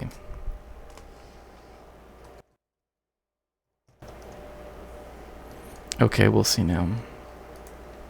Manifesto in 1896, he wrote this: "If His Majesty the Sultan were to give us Palestine, we should there form a portion of a rampart of Europe against Asia, an outpost of civilization as opposed to barbarism." By the way, that wasn't real footage. It was from this ridiculous 1921 biopic about the man, which also includes this image. Yikes. Oh my gosh, that's it is very messed up. Israel has largely relied on people not knowing this stuff and just calling anyone critical anti-Semitic and completely ignoring or even allying with actual anti-Semites. Not the case anymore though, right? That's very true. Yeah, and like that's another thing too, is like when you go into the history, you also find out that like they didn't mind other people to do actual like. And another thing too is that word conspiracy, like, can both be used in a way that's saying that it is false, right? Like a conspiracy theory, right? But then there are conspiracies, like there are such things, right? Like particularly when it comes to like the ethnic cleansing of Palestine, right? Like you do have the how does he term it? The consultancy, right? That like they are the ones who are saying, well, what we should do is we should stop just attacking rural villages. Now we have to do this and this. And it's like, you know, they specifically, like when it came to Plan Dalit, right, which we've discussed before, which was like the final plan that was supposed to, you know, be their last but most violent wave of expulsion of the Palestinians, right? They printed out 4 different copies, right, of it, saying 4 similar things, but the one that went to the foreign press did not include the like, you can destroy anything, you know what, like, but if it went to the different military sites, they were given the full thing that said, oh, it doesn't matter if you burn down an entire village as long as you blah blah blah, right? Like, so the government gets one, right? Like the rest of the government of the Jewish Agency for Israel, right? They look at it, it's excluding some things. Then you have the generals and everything. They have a particular document, and it's excluding some things. And then you have the soldiers on the ground that are being told, you can do this, this, this, this, right? Literally a conspiracy. Right, again, like there are actual conspiracies and then there are conspiracy theories, right? There's a difference between those two things, right? Like they say, 1,000 words. But yes, this isn't just anybody.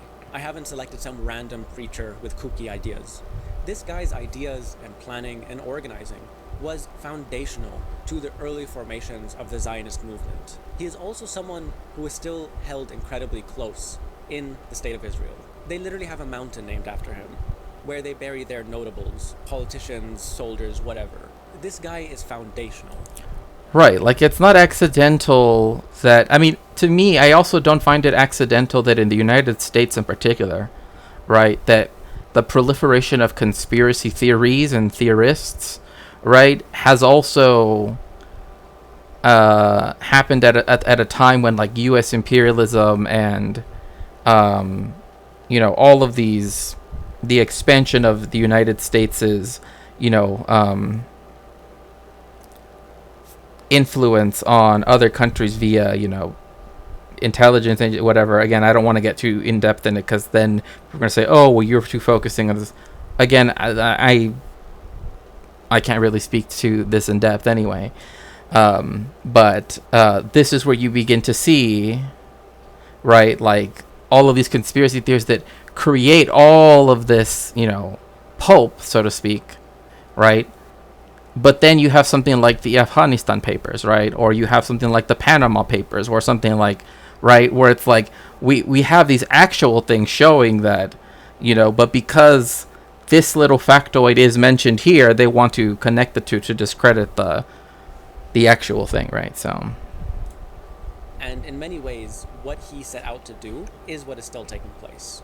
And in his writings, you notice that he doesn't so much as mention the Palestinians, the native population of the land that he was planning on colonizing. And although that sounds a bit strange, it's actually kind of canonical for colonial thinking. The natives don't matter, and they only matter insofar as they're a nuisance that needs to be mitigated. To that end, Herzl does write this in his diaries: both the expropriation and the removal of the poor must be carried out discreetly and circumspectly. Like Sam Cedar says, if Alex Jones didn't exist, the CIA would have to invent him. Right, like for example, like there is this very simple concept of like people that people are often propped up by way of, neoliberal think tanks, right? If they are essentially telling the story that they want people to hear, right? It's not uncommon, right? Like, especially if it's like things on climate change or whatever, right? Like, people that are already saying it, they don't need to integrate them into their organization, because they're already doing the thing, right? They're already saying what they want people to think. So Zionism is, and always has been, a colonial project. And with that comes a complete dehumanization and contempt for the native, who literally does not deserve the land that they stand on. كيف ممكن حدا مستعمر ما بيرجع لهاي الأرض ولا جدوده من هان يجي يسلب الأرض من فلاح فلسطيني عربي كنعاني الأصل من شخص مسلم مسيحي أو يهودي موجود في فلسطين. It feels almost like she's asking very similar questions to the ones that Darwish was asking. Or rather, I think she's asking questions that Darwish was answering with his questions. That sounds a bit confusing. To explain what I mean, let's take a look at this very early Zionist propaganda film from 1935 entitled The Land of Promise.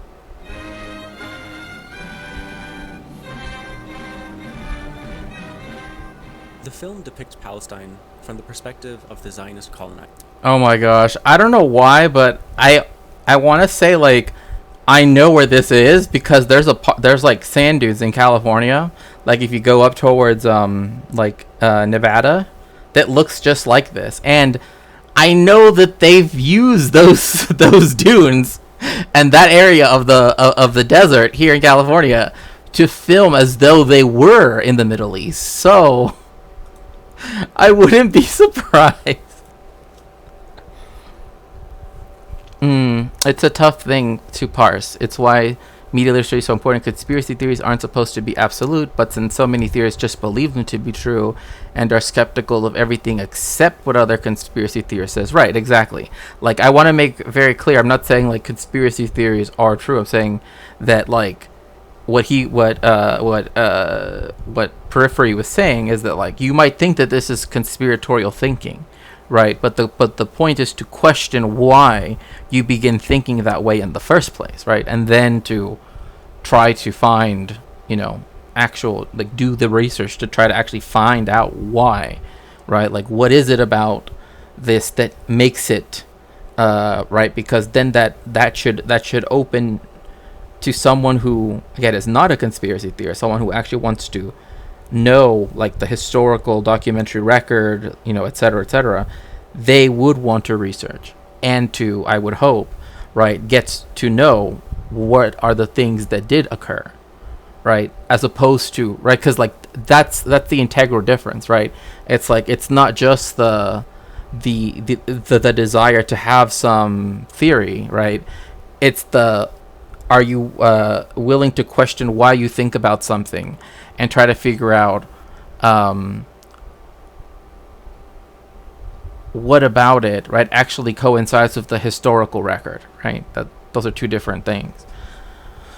But yeah, unless it's substantiated and it's turned into a conspiracy, right? Like, if you can substantiate the fact, right? Like, for example, like even in both of Ilan Pappes's book, The Ethnic Cleansing of Palestine, and Lobbying for Zionism on Both Sides of the Atlantic, like, you have the consultancy, right? Like, oh, that name sounds very ominous and blah, blah, blah. But that's what they called themselves, right? Like that's what they were called.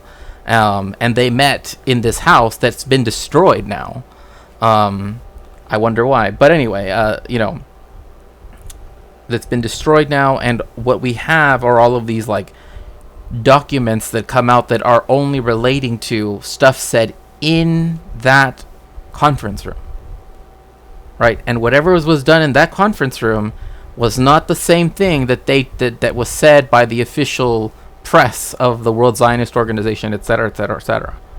So we know that they were conscious of what, of that difference, which do happen. A lot of conspiracists actually do think, oh, Jones is an asset. I mean, I don't really think that's important. I mean, for me, it's just like anybody that starts to, right, again, like, that's why I want to make clear that, like, conspiratorial thinking as such, or thinking that something sounds a little bit like why are these things all together, right, should make one want to research and disprove the fact that, oh, that they interlock and fit all together, right?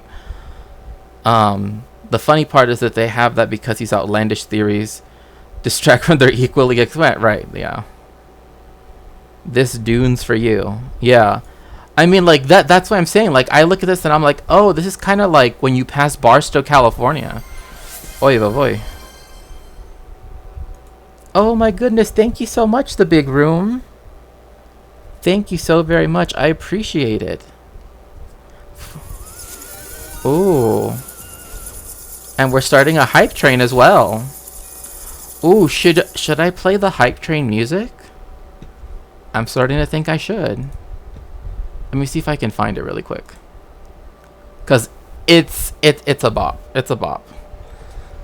It's a bop for sure. But now I have to find it, so let's see if I saved it where I think I saved it. Is it here? Oh gosh, please tell me I saved it. I did save it, I just don't remember where I saved it. Oh, thank you so much, Big Room. That is so sweet of you. No, I think it's in another playlist. Where is it?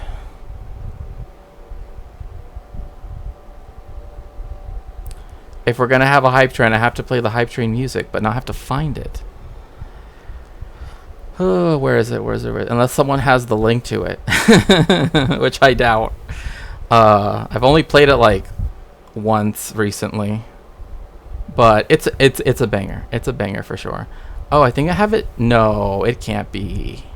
No, it's not. Then this is copyrighted music. My gosh, where is it? Oh, there. Maybe it's here.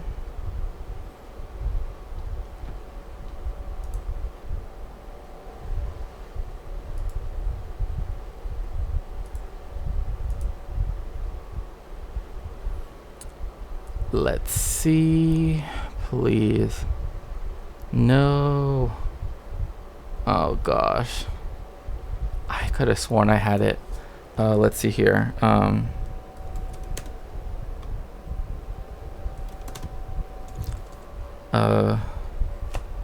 Oh my gosh, I can't believe I have that as a search on here. Oh my gosh, I'm sorry. This is bad. I should have it at the ready always. But oh, I know.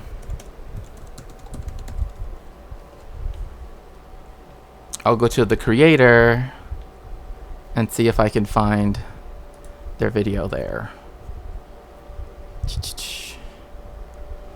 Where is it? Where is it? Moisturize me. Oh my gosh. No. No. Oh no, not the Pound Town one. No, no, no, no, no, no, no. Here we go. Okay, I found it. Now we're gonna do some. Okay, now we're gonna do something a little. Stuff always goes wrong when there are witnesses. Indeed, indeed. Oh my goodness, thank you so much, Omega Star. Are you hoping to buy one of the newly released Trump coins? No. I feel like they don't have a lot of value. We haven't done. So over the last week or so, there's been a lot of attention paid. Thank you. Music video. Thank you so much, KJ. We'll get into in just 1 second. Yes, sir. Big dick, big dick.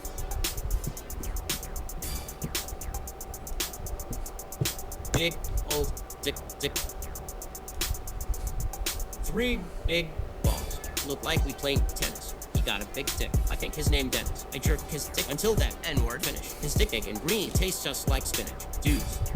Dudes. I love looking at me all the nudes. Had to make him nut cause his balls were blue. He didn't have a clue. He's sliding in and out my ass like he's cleaning out gutters. Dick bigger than a stick of butter. So the big dick swinging up in the motherfucking hallway. He liked me and my Friends, cause we're all gay. We like dick. I like his ass cause it's thick. And he going to fuck my butt till I shit and dick is dry, so therefore I spit on the tip. And it gets Significantly more vulgar. Like, oh, We're almost there. Come on. 4 big ball. Oh, And they that's on my eyes. They eat my ass just like apple pie. If they keep fucking me like this, I Might just die. They bite my booty till I cry. He licked my dick and the cum start dripping. I took a bite of his ass. It tastes like lemon pepper chicken. He throw me up. 11 pepper chicken. Oh my gosh. My booty like he started dipping. Met the N-word last night. And I rode his dick like a bike. Oh my goodness. Thank you so much for the raid, DJ. Hypothetically, I think his name Mike Jordan. He fucked me while recording. He sent me butt pics this morning. Hands down, the greatest news I received. I love when I received his BBC.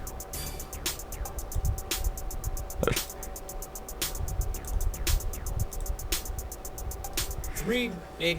Woo! We got the button mash emote. Got a big dick. I think his name Dennis. I jerked his dick until that N-word finished. His dick big and green tastes just like spinach. Dudes. I love when they sent me all the news.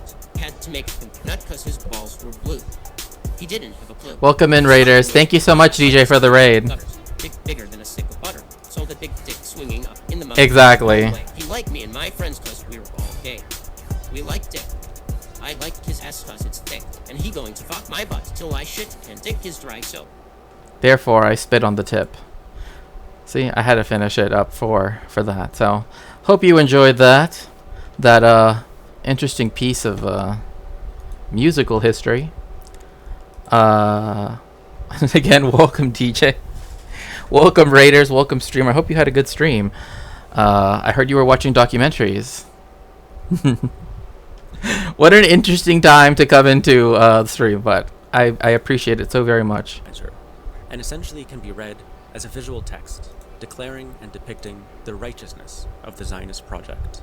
It starts with scenes of uncivilized There is, by this creator, a Haktua song, but that's for another time. Natives, primitive, backwards. The local population have let the land decay. It is wasted on them. Then we see scenes of Jewish settlers. Wait, the Trump coin is like a collector spoon from Montana. Oh yeah. I noticed the part in his hair moves from side to side to indicate his hypocrisy. Modern, productive, civilized. With shots taken straight from Soviet-era cinema, the juxtaposition is clear. And with the most Wait a second. So they from shots taken from Soviet-era cinema. So does that mean that they took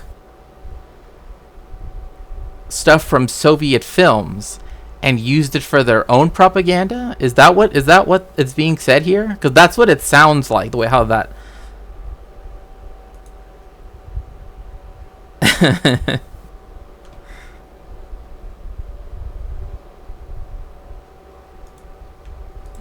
machinery, the Jews are bringing back to Palestine its long neglected fruitfulness. You know, there's actually a really good story in here. Well, it's sad, but what happens at the end. But there actually is. I don't think I could read it all. I think it's far too long as a story. But I think I could read sort of the end. Oh gosh, where is it?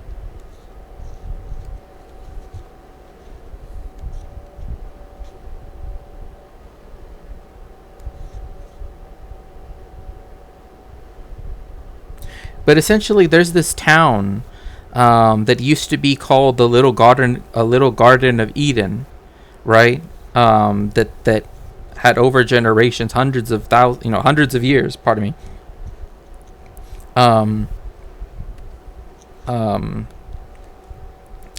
Essentially had a very small water supply, but they had been able to transform it into this very, very like I said, it's a little Garden of Eden, right?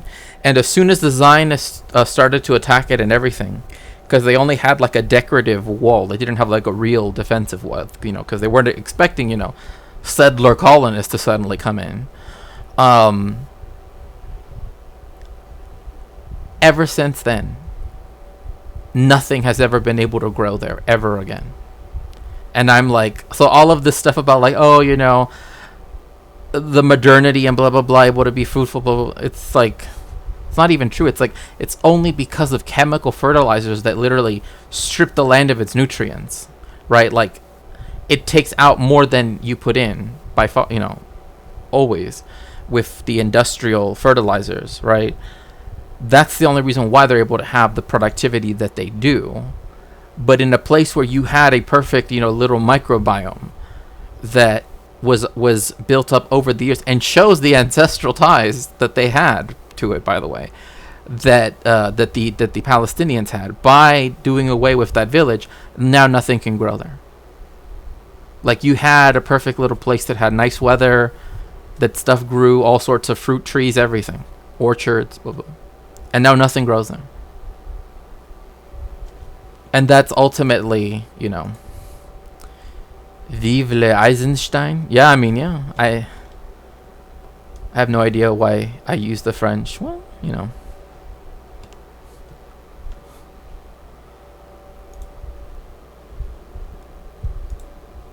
The film ends with this charter, calling for funding for immigration and colonization. The thesis of the film is as follows: we deserve the land because we can make better use of it. That is like, oh yeah, that is as old as colonialism itself. Like, it's old. I mean, this is literally something that you can read Sir Walter Raleigh's The Discovery of Guyana. A lot of times you'll find it written like in the original early modern English version, which is readable. I mean, it's early modern English, but it's, you know, it's a little bit like Shakespearean English, you know, quote unquote, right? Which is not Old English, it's early modern English. Old English looks like Icelandic. So anyway, but when he's describing his discovery, he literally cannot see the land, or like anything as it is, right? Like, oh, these people are just sitting around, but you have all of this timber that you could chop down to build ships, right? You have these mountains filled with gold, right? Oh my goodness gracious. Hyper polyglotting, hello, welcome in. Thank you so much for the raid. Hello, ¿cómo estás? Espero que todo esté bien. It's so nice to see you, Elise. I hope that your stream went well. I remember thinking how amazing it must have been when the world first became colored. Oh. Also, hello, PB. It's as old as colonialism itself. As Edward Said notes, in an essay whose title I have shamelessly taken for this video, for an uncivilized people, land was either farmed badly, i.e. inefficiently by Western standards, or it was left to rot. A civilized man, it was believed. Also, please make sure to shout out, hello, River Rune. So good to see you. If I could get a mod to please shout out Hyper Polyglotting. Okay, that's good to hear. I'm so glad. To shout out Hyper Polyglotting, I would appreciate it. Could cultivate the land because it meant something to him. On it, accordingly, he bred useful arts and crafts. He created, he accomplished, he built. From this string of ideas, by which whole native societies who lived on American, African, and Asian territories for centuries were suddenly denied their right to live on that land, came the great dispossessing movements of modern European colonialism. Land in Asia, Africa, and the Americas was there for European exploitation because Europe understood the value of land in a way impossible for the natives. And this comes out so much in The Discovery of Guyana by Sir Walter Raleigh. Like, again, like I was saying, literally like, oh, like you have all of these streams of all these fish, like you could sell them. And they're like, well, we just, when we're hungry, we go fishing to go eat, you know, like, why, you know, like, he actually does not speak to indigenous people when he writes that at all. You know, there was no desire to, and nor was it thought like, oh, they might have something to say. But the point remains that that this is a constant thing, and you even hear it in places like places that are not seen as that far away from the United States, for example. Like, people feel this way about Mexico, right? And in fact, this is why people feel this way about South America, for example, a lot, where they're like, well, if if we somehow colonized Chile or Argentina, somehow that would like immediately ameliorate the whole condition of the country. It won't. And like Rudyard from What If Old His, right, the Grillan Sicilian, he likes to talk about the European diaspora, which is, no, it's not a diaspora. You are the settler colonists that to this day are settler colonists, right? But how he thinks of the United States and the world, frankly, is always in this like, how can it best be put to use, and whichever quote unquote culture can put it best to use, which of course he always imagines is whatever culture he is in, that therefore that gives him the right. It's this view of colonialism through this idea of a utilitarian lens, right? That like, unless you're doing something that in the eyes of the European observer, right, is productive, it otherwise nullifies your claim to the land. Like, oh, well, you're not doing anything with it, right? So, which is wrong. It's In incorrect. this specific case, the Zionist claims of making the desert bloom can be dismissed by listening to Palestinians who were there before they were expelled. الزرع ومعونة الله أمانة الله إنه ما كنت تعرف تمشي فيه. هيك. Oh, right now. الخضرة تصير فيها تطلع الصبح تروحي على المساء تهدى ريحة الخضرة تفحفح. نوار على الخيار نوار على البقوس هالبندورة ها حبي. I don't know why, but every time I hear Hosni's description of him talking about like the cucumbers and the plums, like the way how he says it, it just has this like emphasis, this like way that he talks about it, that just like immediately just like I want what he's talking about, right? Like I can see it, but it's just like this, I don't know, there's just something about it that's so visceral to me, where like the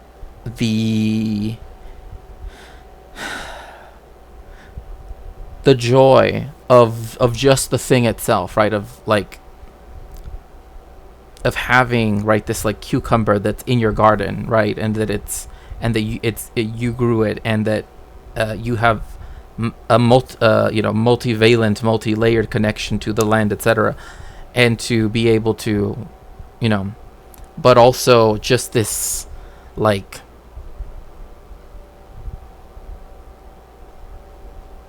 hypersensory, saporousness, right? I don't know. It's just interesting. I don't know. It just always hits me every time I hear Hosni talk about it. Oral history is, of course, crucial in understanding this history, in providing counter-hegemonic narratives, but also to recenter... It transcribed it as counter-hedonic. No, we're not talking about hedonism. We're not talking about hedonism here. Although maybe because of the discussion about food, I guess one could say gluttony, but I doubt tomatoes and sweet plums fall into that category. But the exact same voices who have been so heavily marginalized and dispossessed by Zionism. But what's also hidden within these narratives is the tremendous amounts of violence that's needed to uphold one and erase the other. During the 1948 war, and again, this is something that even in the United States, right? And I don't mean to center the United States, but I want to make clear, like with all of the oppressed peoples in the United States, it involves such an unbelievable amount of violence in order for the systems that exist, right, to continue the way they are. Like the United States is not naturally this way. It has to be upheld by these extreme levels of violence that we see perpetrated all the time against BIPOC, right? Against LGBTQ plus people, right? Etc., etc. Like, the marginalized exist in a world in the settler colony, right? That the violence to keep it so that way the privileges of the settler colonists, right, is there, right? Has to be upheld not only at the individual level but the systemic level as well, and vice versa. So all of that violence is constantly ongoing. That's the reason why, like, when you're talking about, for example, genocide in the American context, you cannot talk about just the indigenous peoples and not talk about the African Americans who were enslaved in chattel slavery, right? Like, you have to discuss both of them, right? But of course, people like to compare the two and be like, well, this was this and this was that, blah, blah, blah. But that's not what I'm trying to get at here, right? Like, it's to show the levels of violence that it takes to uphold a white supremacist settler colonialist system, right? And that violence never went away. It's just in other structures that exist now. And it's economically enforced, right? Raising rents hurts the poorest first, right? Raising rents, redlining, etc., right? Like, it just goes on. And most, they lose their homes altogether, right? During the Nakba in specific, Zionist forces not only expelled upwards of 800,000 Palestinians from Palestine, they also destroyed hundreds of villages, razed them, and planted over them to remove their traces. A lot of these where they planted over them, they also made them into, like, national parks. So then that way, like, if you did find, like, bricks or something, like, you wouldn't think it's because of ruins of a village, right? And I've mentioned before, like, when it comes to Tel Aviv University, it's built on top of a former Arab village, right? A former Palestinian village, with the exception of one building, their faculty lounge. That's the only building that remains from before the Nakba. They use it, right? They occupy it, right? They are literally occupying it, you know. So they destroyed libraries, archives, any trace of Palestinian existence on that land. And also, sorry, just really quickly, and they also did this when they invaded Lebanon in 1982, by the way. There was the PLO Research Center, right? That what it was literally all of the collected documents and everything, right, that described, right, the Palestinian history, or the history of Palestine, right, and also the history of their refuge, they're seeking refuge in neighboring countries, right? That was one of the first things that the IDF made sure to try to destroy. That's why when I brought up archives earlier, it's because a lot of these archives are digital ones, right? So because of that, that's what allows them to escape their destruction by the IDF, for example. Because when they had a research center, nothing to do with militancy, nothing. Like, people would go there to research about the history of watermelon farming in southern Palestine, like, literally stuff like that. I'm not even joking. Like, they had stuff all, like, as, talking about horticulture, etc., right? But talking about Palestine, like, that was the difference. But there were also, of course, other texts, right, from that was one of the things that they made sure to destroy right away. And so it's never really, like, there is an amount of knowledge that was lost that is just completely unrecoverable, that these archives that I've discussed, including a new one, a fourth one, are trying to make up for that, in a way, right? Like, they're trying to take it away, trying to take the ability of Israel to, mess with the archives, mess with knowledge that is Palestinian by not having it available for it to be physically destroyed, right? And so that is a huge, huge issue. I'm off to bed. Take care. Have a good night. Dan, a Zionist militant and defense minister of the State of Israel, said this in 1969. "We came to this country which was already populated by Arabs, and we are establishing a Hebrew, that is, a Jewish state here. Jewish..." Okay, can I just say, he looks scary. Okay, I'm just gonna say that right now. This dude looks scary. Okay, that's all I'm saying. Like, if this face showed up in the dark, I would scream. I would be, Villages were built in the place of Arab villages. You do not even know the names of these Arab villages, and I don't blame you, because the geography books no longer exist. Not only do the books not exist, the Arab villages are not there either. There is not one place built in this country that did not have a former Arab population. I mean, even if Moshe Dayan, literally this dude right here, the defense minister of the state of Israel, and like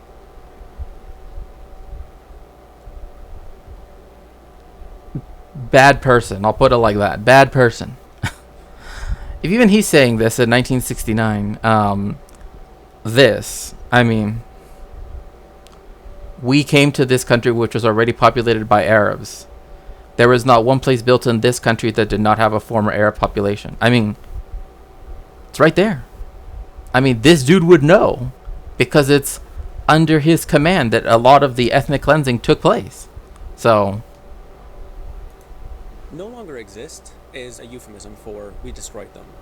And try as they might, the Israelis have never been able to kill the story. One fascinating and depressing example of this is the Palestine Research Center. Oh, I was just talking about this. The Palestine Research Center, right? Not the PLO Research Center, the Palestine Research Center, my bad. In Beirut. Let's see here.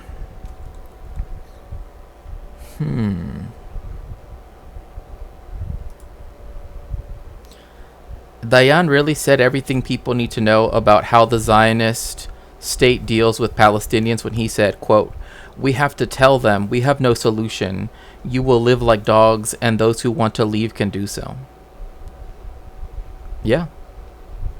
I mean,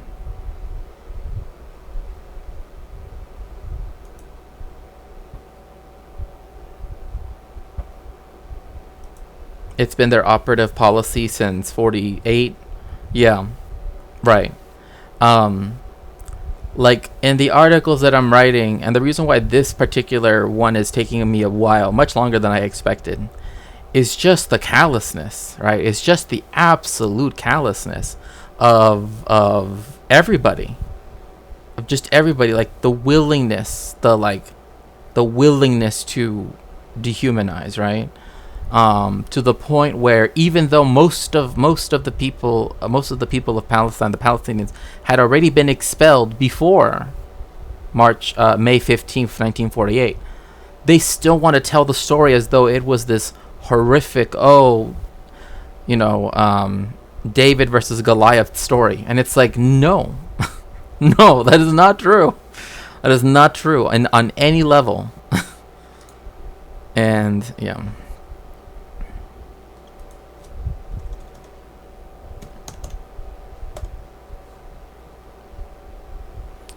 It's true as long as you can understand that they're not David. Right, exactly.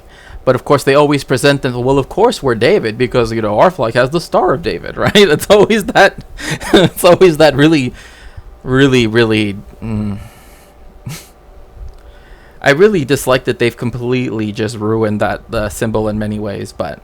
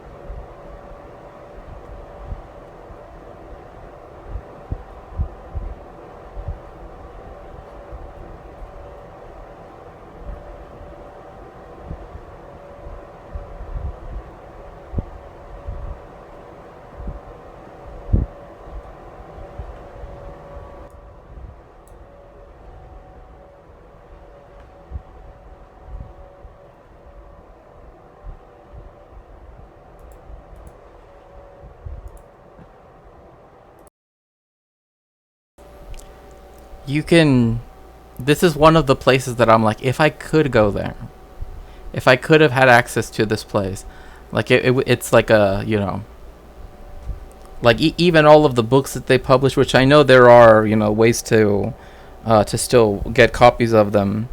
But the one that, Zionist colonialism in Palestine and just everything else, right? It's just like it just, or the magazines or all that stuff. It's like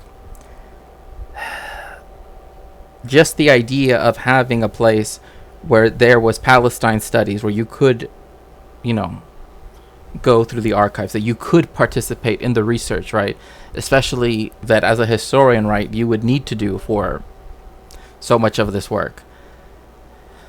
It's just so upsetting to not, right? It's like it's a dream. It's something that I can't do, but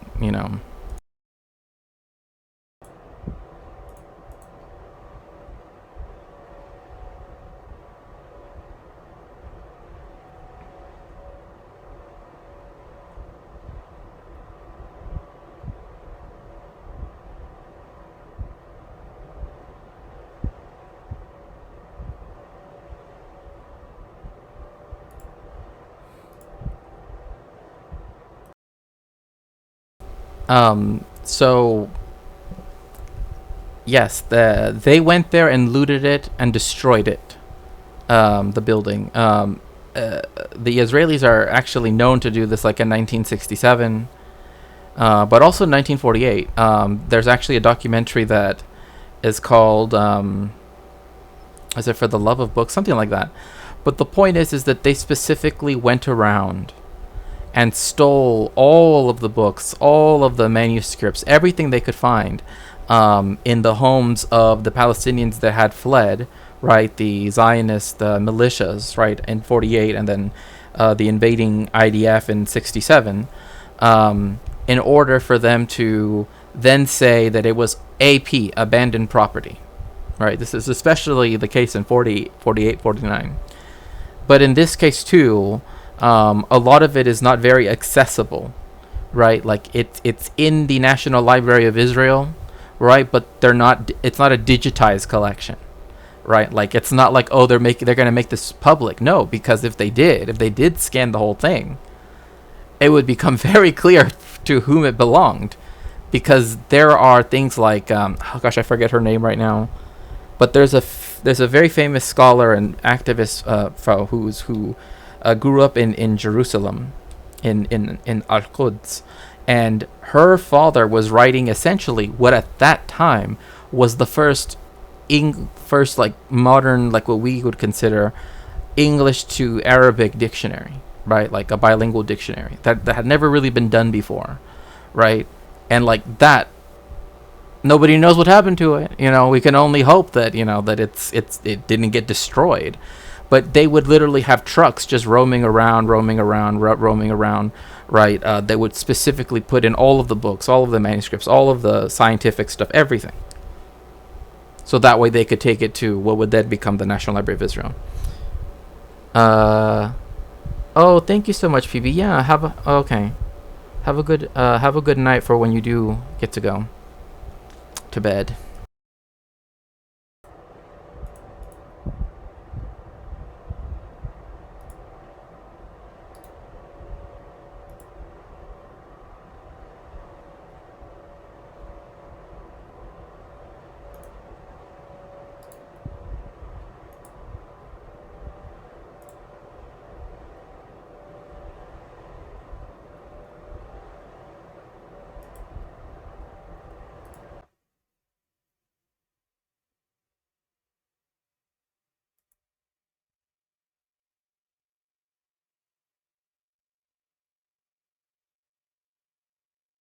On the topic.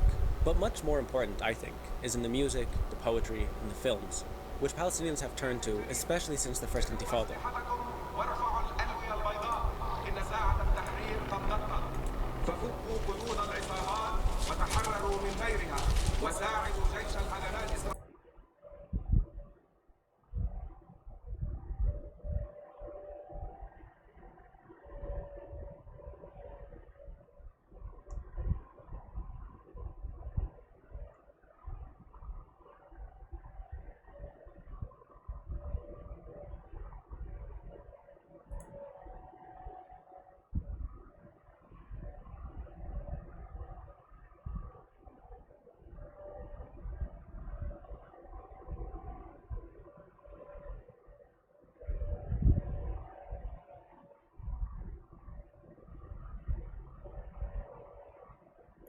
Okay.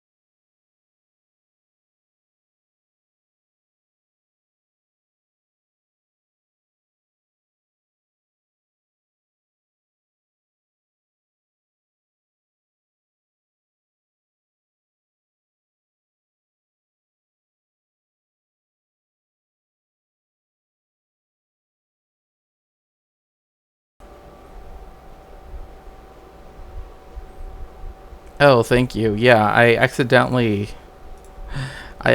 turned on the wrong audio. What all I was saying was like I could not imagine having the tank, like the barrel, right, of it just following you the entire time, right? Like that's just something like beyond like I don't even know. Like to me, that's just beyond terrifying. That it's just I don't know.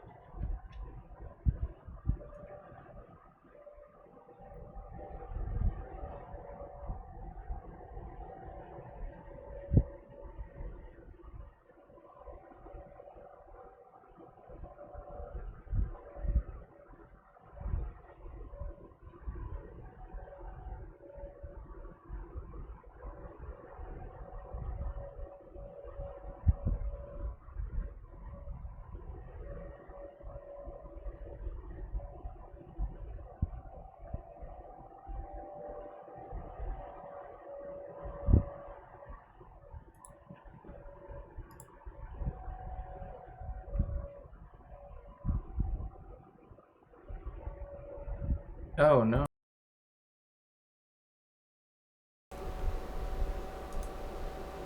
Let's see here.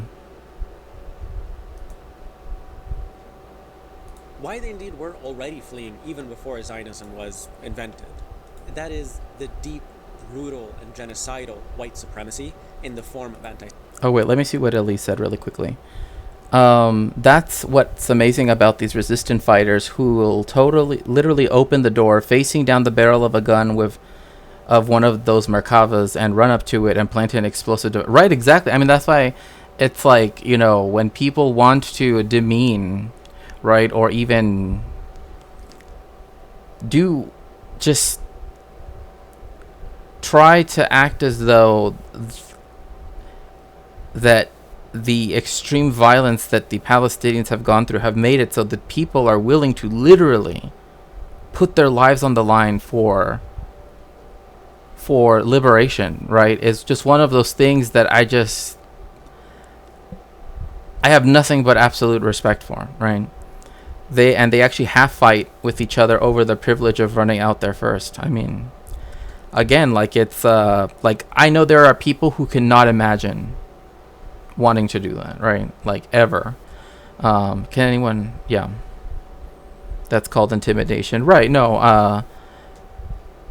Do you check out John Elmer's resistance reports on Electric Fada on live stream? Those are amazing. I have watched Electric Intifada. I don't know if I've watched that in particular. Semitism that spurred on this movement to begin with. Indeed, if you were to read Theodor Herzl's manifesto, you get a sense of two distinct parts. The first part outlines in great detail the real persecution of Jews by white Europeans, and then the second part, a plan to colonize another land in order to seek safety over there, which feels like a morbid non sequitur. And it's that same morbid non sequitur that is so apparent whenever this discourse comes about.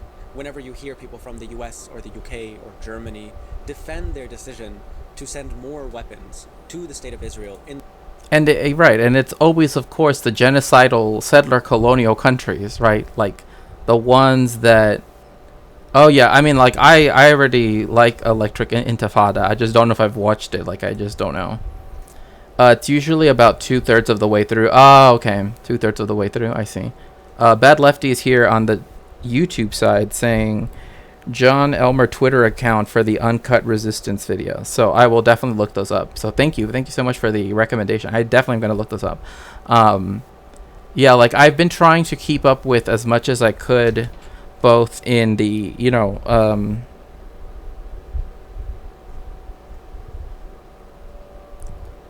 both with sources like news sources, right, in the Arab press, etc., particularly in Amman and other places, but and like Al Mayadin and L'Orient du Jour and all of that. So yeah, they cut out the audio and things like IDF. Oh my goodness gracious. Oh yeah,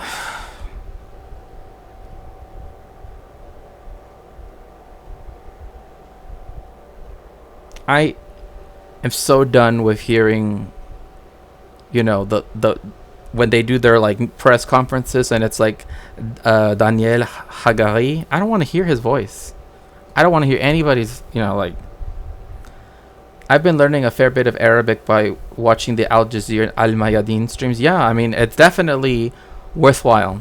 I mean, it's like when I visited Syria and Jordan, that was, obviously that's when I spoke, Arabic best, I would say. But it's just been a while, and, but yeah, I definitely try to read as much as possible. Bloody Hagari, the man who counts. Yeah, he's the one that said that. Yeah, he's the one that went to Al Shifa hospital, or was it Al Ahli? Anyway, he went to the hospital. He's the one that like, do you see this here? This is saying that these are the hostages and blah blah blah. And then this is like, it literally is like Monday, Tuesday, Wednesday. Oh gosh, it's just so bad. Oh, it was Al Shifa? Okay, good. But yeah, Hagari and Elon Levy, don't I can't, like, I just everything, like his facial expression, just I don't want to see it. Thursday, I don't care about you, and Friday I'm in yeah, he resigned. Hagari or Elon Levy? In this moment of genocide. And here again, Edward Said's words are incredibly helpful. To those Palestinian victims that Zionism displaced, it cannot have meant anything by way of sufficient cause that Jews were victims of European anti-Semitism. And given Israel's continued oppression of Palestinians, few Palestinians are able to see beyond their reality, namely that Occidental Jews in Israel, once victims themselves, have become oppressors of Palestinian Arabs and Oriental Jews. And not only that, like, I actually glad that Edward Said never got round to it and the moment passed, but the idea. Hagari, at the time, I wanted to do some sort of parody on him using lyrics to the Cure song about the days of the week. Oh my gosh, it's just. I'll never forget that there was this really bad song. It was so cheap and disgusting of like a music video that came out in Israel, and it was like the top of the charts, that was like saying, you know, like, we're gonna do this to people in Gaza, and I'm just like, this, I don't know what kind of society y'all have, but it's wrong. The Israeli UN ambassador with his lazy town plastic dyed hair. Oh, you mean I know who you're talking about. I just can't remember his name. Isn't it Gideon? Anyway, it's 4chan with nukes. Gilad Elda. Okay. It's 4chan with nukes. I mean, considering Yair Netanyahu, who, by the way, yeah, it is. No, that can be used as evidence, because it shows that even, you know, that the culture industry, right, was more than willing to you know, do its own genocide rhetoric. But the point being that Yair and some other people were actually under investigation because the Ministry of Foreign Affairs was giving out diplomatic passports like it was like Halloween, and, you know, like Halloween candy. You know what I mean? And it's just like, you don't just give out diplomatic passports. Like, those things are supposed to be things that, you know, afford you a great deal of things, especially with things like diplomatic immunity, for example. And when you're just giving it to the person who, I guess, embodies the 4chan with nukes experience that is Israel, then, you know, Yair, because he'll like post memes, or he posted memes, I don't know, you know, I don't have, but he would post like stuff that, like, you know, it was just weird stuff. Like, I've been borrowing quite a bit from Edward Said in this video, and specifically that one essay. Not because there aren't any other essays on the topic. I do so for two reasons. One is because it's a foundational essay. It still really holds up. And I think it may be one of the first examples of an essay doing what it suggests in the title, giving an account of Zionism from the standpoint of its victims, specifically in the English-speaking Western world. But also it's kind of haunting, because when you read it, it's scary how many of the discourses that he names that we are still having and still encountering to this day. Yeah. Also, Elise, oh my gosh, I don't know if you've kept up, but there have been some debates recently. Bad debates, I'll put it like that. Bad debates concerning what happened in Lebanon, and it's not good. It's not good. It involves usual suspects, unfortunately, as well. But, you know, I'll DM them to you later. Because I really like your commentary on all of that. So, especially since you actually know legal stuff. Oh gosh, it's always pulling out the dictionary. Well, isn't there a reasonable blah, blah, blah? No.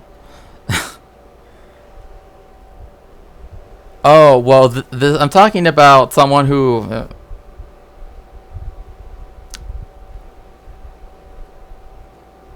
is connected to that in a way, so. For instance, his need to respond preemptively to accusations of anti-Semitism, or his insistence that the Nakba did happen, set against a hegemonic narrative of essentially Nakba denialism. Which, by the way, Nakba denialism is genocide denial. I just want to make that very clear.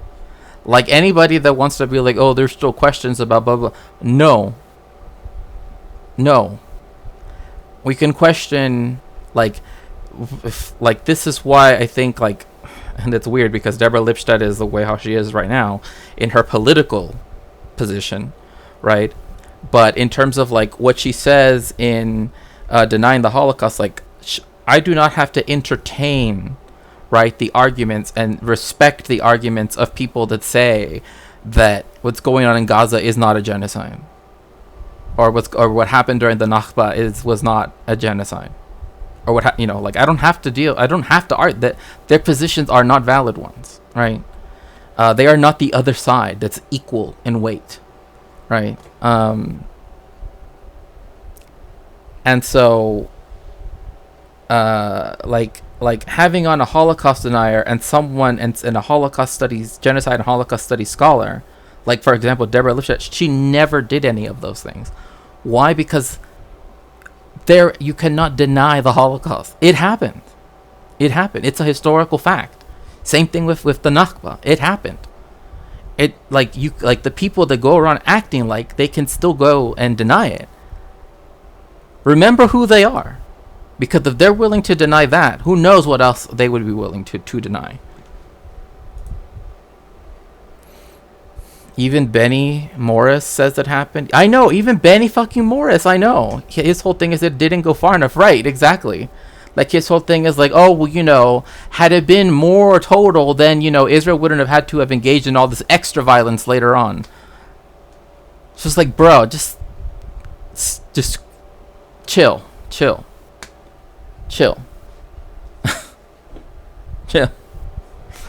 Also, again, if you'd like to support me, you can always go to my throne and go. By the way, I don't mean to change the subject, but did Giga Chad go away? Yeah, he got clapped.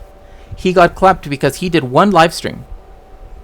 I remember because I signed up for Bias History. I signed up to get the notification for his live stream. And whatever he said on that live stream, I don't know. But it got him clapped. He's gone. Gone. Cause he started to like slowly started to bring up evil Ginon, and I'm like, okay, we're already going down this path. I don't know what he said in that one, but all I know is that, sorry chat, but Giga Chat was important to the founding of the stream, right? Like I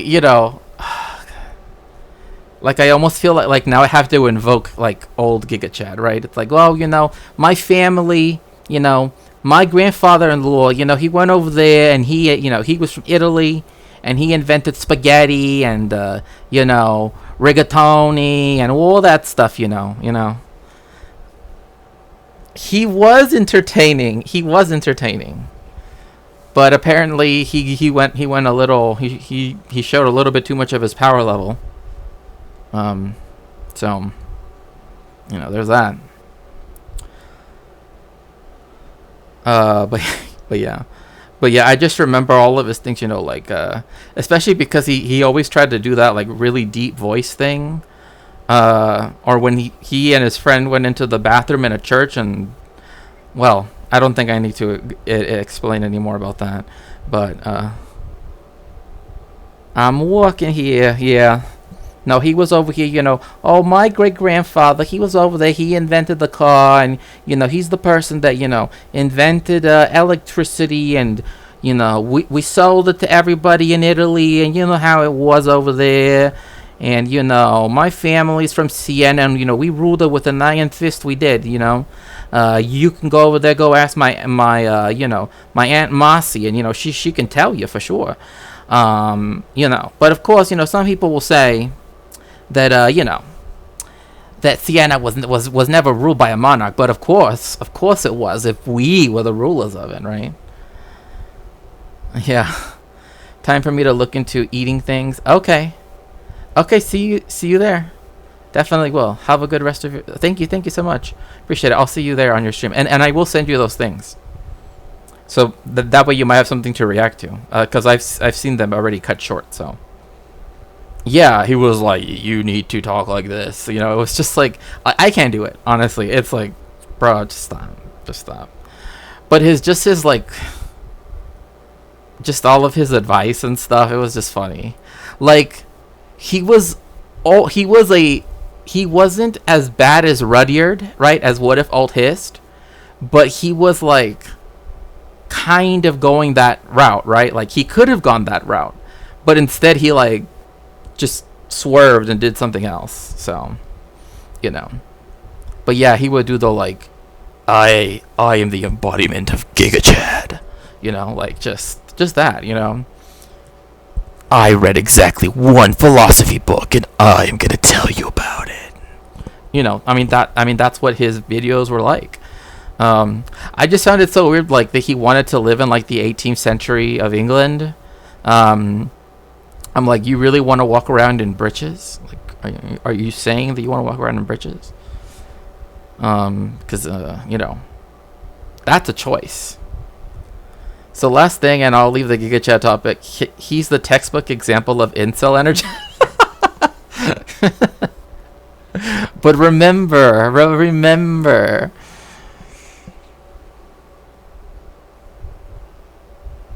the tale of the maidenless Giga Chad. I kind of hoped he might have gotten a romantic interest. I mean, that's what I hope. I mean, he needed something to calm him down, like someone needs to simmer that down. You know what I mean? It's like, okay, it's starting to bubble. Okay, it's starting to get a little bit crusty at the top. You know what I mean? You got to simmer that down. He wasn't bad. He wasn't a bad-looking lad, and if he dropped the chuttery and pick up some brizz, he'd do just fine. I mean, if only they would listen to your advice, the big room.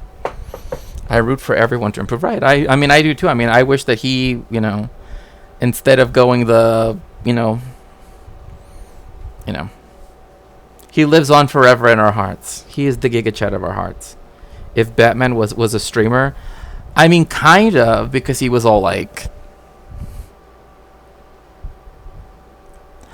okay, no, the big room. No, we have to talk about the time that he had his only his dorm mates, remember, because he's still in college, right? He's still an undergrad. That he had his dorm mates dress up while he dressed up wearing a Prussian helmet, right? The Pico helm, right? And they were bowing to him and handing him stuff for him to go inside the room. Remember that? I'm like, this is on some other level. Bro, this is way too much. But yeah, he would. That's what the voice you were doing was giving me. Well, I mean, it was this weird thing because, of course, he was their liege lord. Exactly. There's just so many Giga Chad moments that it's just so funny because, he kind of he was he's far better than Rudyard is. Rudyard is just, I don't even know what the hell Rudyard is, right? He's the Grillin Sicilian. This, Giga Chad is his own thing, and it was actually more entertaining in my view because of the whole I work out all the time, that kind of. Every time you see me on camera, it's the only time that I'm not in the gym, But then, of course, he did all the, spaghetti, my family invented it, we were over there, Good times. And that the refugees that it created still exist and, in violation of international law, are not allowed to return. Or the fact that his need to argue that Zionism is a European colonial movement. Yes, it is a European colonial movement. Also, remember, we did do a preview recently that had Giga Chat in it, right? And it was when he was having that interview with his other friend in the library, and he brought a sword with him. Remember that? Yeah, he's like, my family invented spaghetti, we brought electricity to Italy, we were over there riding around in a little, Lamborghinis and, ruling with an iron fist over Siena and, stuff like that, And I remember one time I went to Rome and, I met one of the emperors and I was like, he doesn't look like he could bench over 350, It's just stuff like that. He would just be like that. And mostly, one of the most important things he names in this essay, incredibly very early on, is that Zionism is the main obstacle, is the main force that is preventing anything that resembles peace or a resolution to the so-called conflict. Another reason that I'm using Edward Said a lot in this essay is because he really has a unique positionality to connect Palestine to the larger and longer history of European colonialism and imperialism. I think those connections are really important, especially in a time when we see colonial violence everywhere, or situations that are a result of colonialism. Yeah, and he was a trad cap, and remember the flags he used to have? He would have like the British colonial flag, the like Kingdom of Italy, and then Vietnam. And I'm like, why do you have a socialist country's flag along with like 2 imperial flags? And the only book he would ever bring up, and he would hold it up to the camera, was Hobbes's Leviathan. He's like, if you read this, you'll understand why you got to be at the gym 5 times a day. You know, it's just like,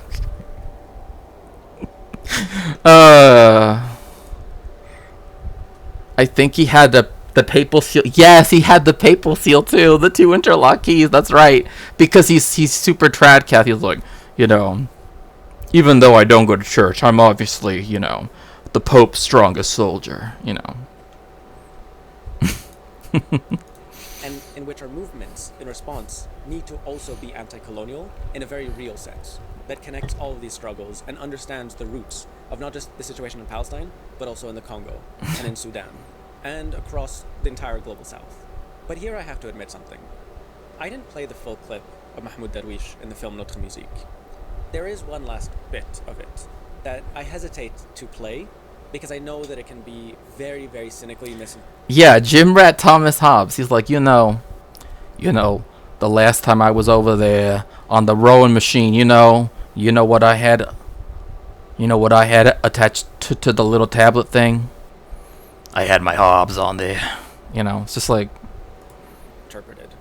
But I think it's incredibly powerful. And I think even more enigmatic than the other clips that I played. هل تعلمين لماذا نحن الفلسطينيين مشهورون؟ لأنكم أنتم أعداؤنا. إن الاهتمام بنا نابع من الاهتمام بالمسألة اليهودية. نعم، الاهتمام بك وليس بي أنا. إذن نحن قليلو الحظ في أن تكون إسرائيل هي عدونا، لأنها تحظى بمؤيدين لا حد لهم في العالم. ونحن أيضا محظوظون لأن تكون إسرائيل عدونا، لأن اليهود هم مركز اهتمام العالم. لذلك ألحقتم بنا الهزيمة وأعطيتمونا الشهرة. لقد ألحقتم بنا الهزيمة ولكن منحتمونا الشهرة. like that scene right here. Hello, Boy Meets Minnie. Oh yeah, how I'm doing well. It's so nice to see you. Hope all went well. Is this? It's actually not. It's a French film, but it has Mahmoud Darwish in it. But it talks about Palestine. It's Notre Musique by Jean-Luc Godard. But anyway,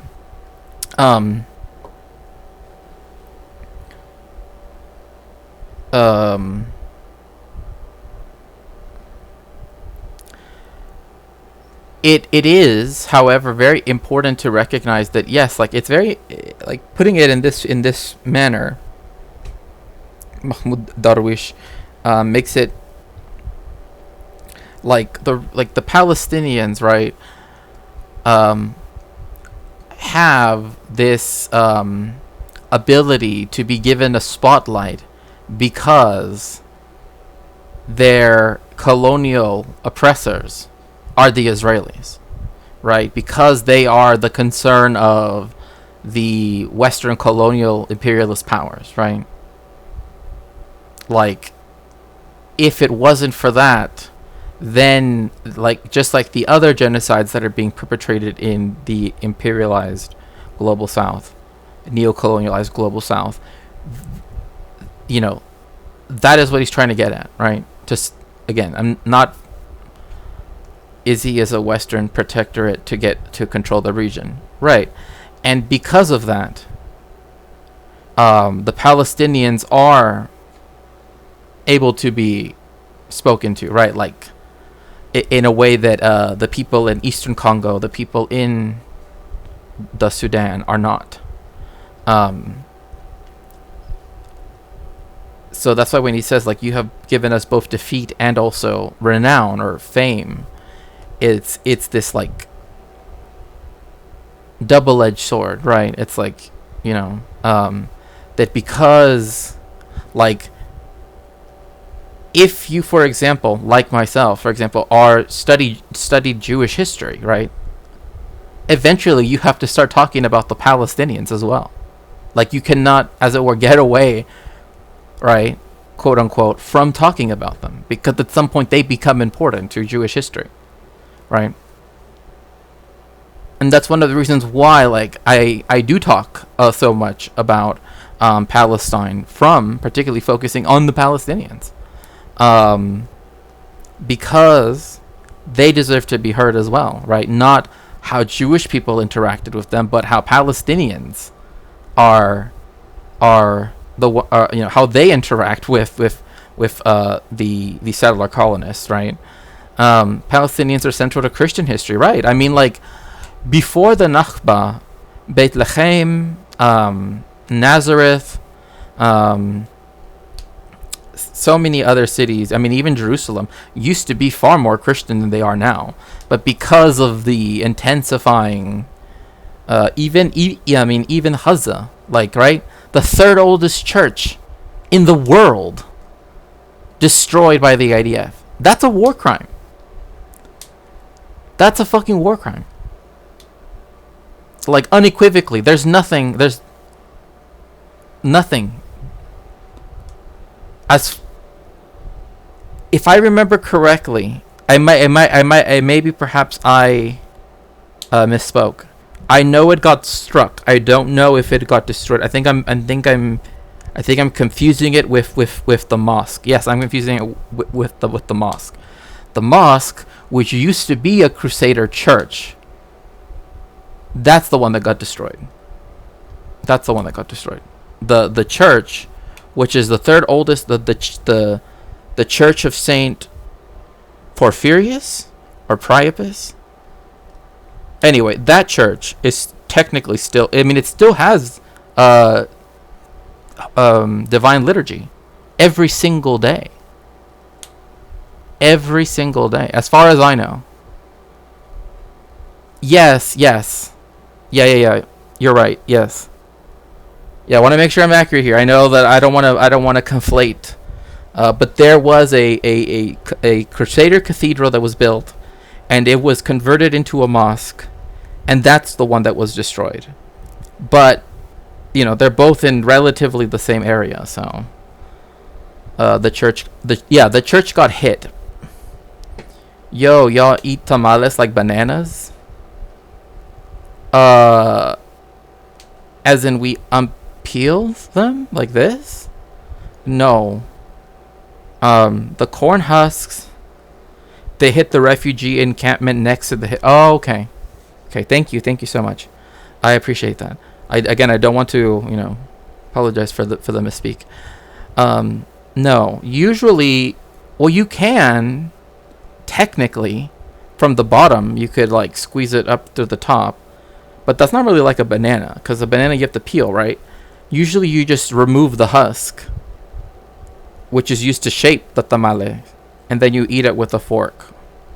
But in Mexico City, they make these things called oh my god, what kind of guajolotas? And those are tamale sandwiches, but made with like this bread that's like baguette. It's like little baguettes, little Mexican baguettes, and you put a tamale in the middle.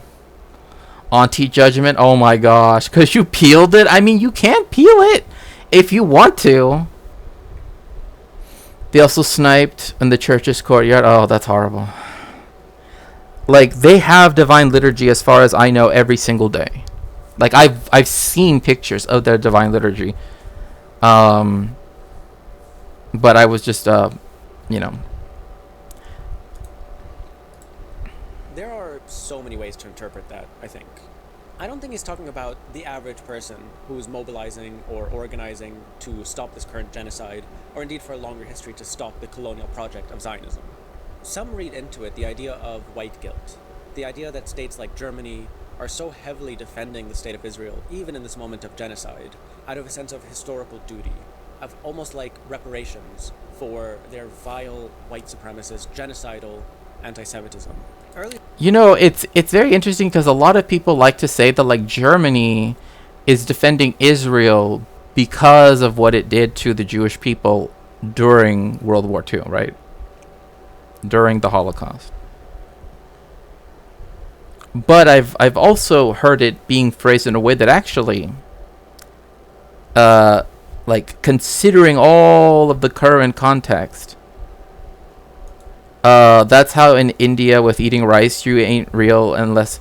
Yeah, well, I mean, I remember like when I was in the Middle East, like I had to get very used to eating with my hands, right? Like you had to do the like 3 fingers and eat like that, to get the rice and everything, because there are no like unless there's a soup, right, and you need like a spoon for that or some sauce, there are no forks. You just everything is with your hands, right? Like, and it was funny too because even when I was there, they kind of laughed at, and we kind of laughed at this together. Was that like my natural inclination was to turn everything into a taco? I'm not even joking. Like I would get pita and immediately start like building like and like well I guess almost kind of like a burrito. Like that was my I'm gonna do this, right? Like this is how I'm gonna eat it. And they're like, like people don't usually do that. Usually people cut pieces and they do this. And then instead, I'm like, I'm going to put it in here and then like start eating it, That's Mass in case you're not Christian. Right. Divine Liturgy is Eastern Orthodox. It's their Mass, which the difference between like a Mass in the Western tradition and in the Eastern tradition is that in the Eastern tradition, you stand the entire time. Break it and use it like a scoop. Right, exactly. Like most people are used to that, and I will do that if it's something like hummus, right? Like if it's something like that, I get that. But when it came to like eating meals, I would always just be like, I'm gonna make myself a little, What? No. They found it actually. They were telling me that they're like, I'd never thought of using it like that. And I'm like, well, I just want to make sure that like, I don't, stuff doesn't fall out, right?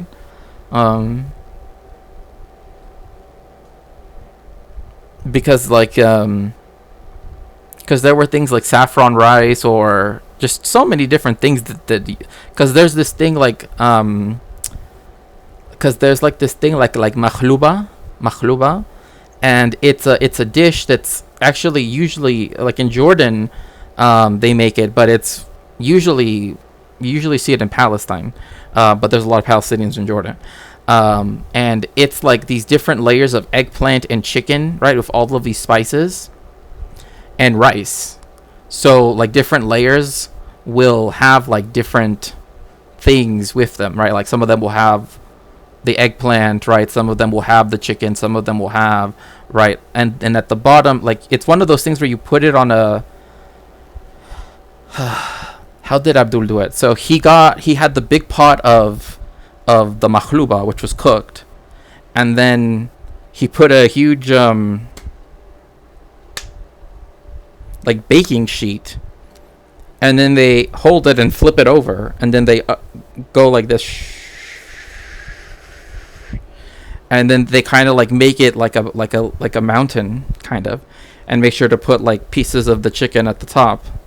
Right, and you can see all the different layers, almost like archaeological stratigraphy, going down.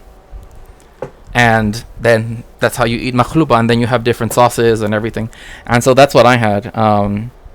I should say though, when I made them like a burrito or like a taco, it was when particularly I was with the Bedouin. When I was staying with some Bedouins, so I was a bit more conscious of like dropping my food and stuff like that than usual, because you actually have to sit down on the floor, and I was like, I don't want to make a mess. I don't want to, I was thinking of how to be a good guest, right? Like I don't want to make a mess for my hosts, right? Especially because like they were kind enough to let me stay with them for as long as I did, so. Stand the whole time? Yeah, so if it's like 2.5 hours, you're standing that entire 2.5 hours. Zionist thinkers, such as Herzl, did describe Zionism as an antidote to European anti-Semitism. It is not. So as I was saying earlier, right, it's like people like to say, "Oh, Germany's doing it out of some guilt it has over what happened in Germany in, from 1933 to 1945." But that isn't actually the case, right? Like, one of the things that Israel does, right, is that it actually allows them to go after another group of people who they, are very much against, particularly Muslim people, right? Because that's what all of those things, right? Like dealing with, oh, you can't become a citizen of Germany unless you say that you affirmed the state of Israel. Oh, if you do this, if you have a Palestinian flag, but like all these things are done so as to exclude entire classes of people, right? Because they know that people from the from Southwest Asia and North Africa, they are very likely to side with the Palestinians. So if you make their ability to live in Germany contingent upon that,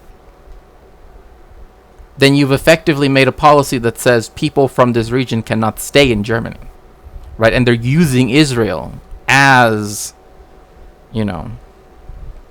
as the way to do that. I mean, think about like the places in the United States where you have to sign an oath swearing that, blah, blah, blah, right? Also dealing with that, with the state of Israel. It's ridiculous why in the United States or any country should have to say that you honor and blah, blah, blah, respect why? That country has literally nothing to do with me.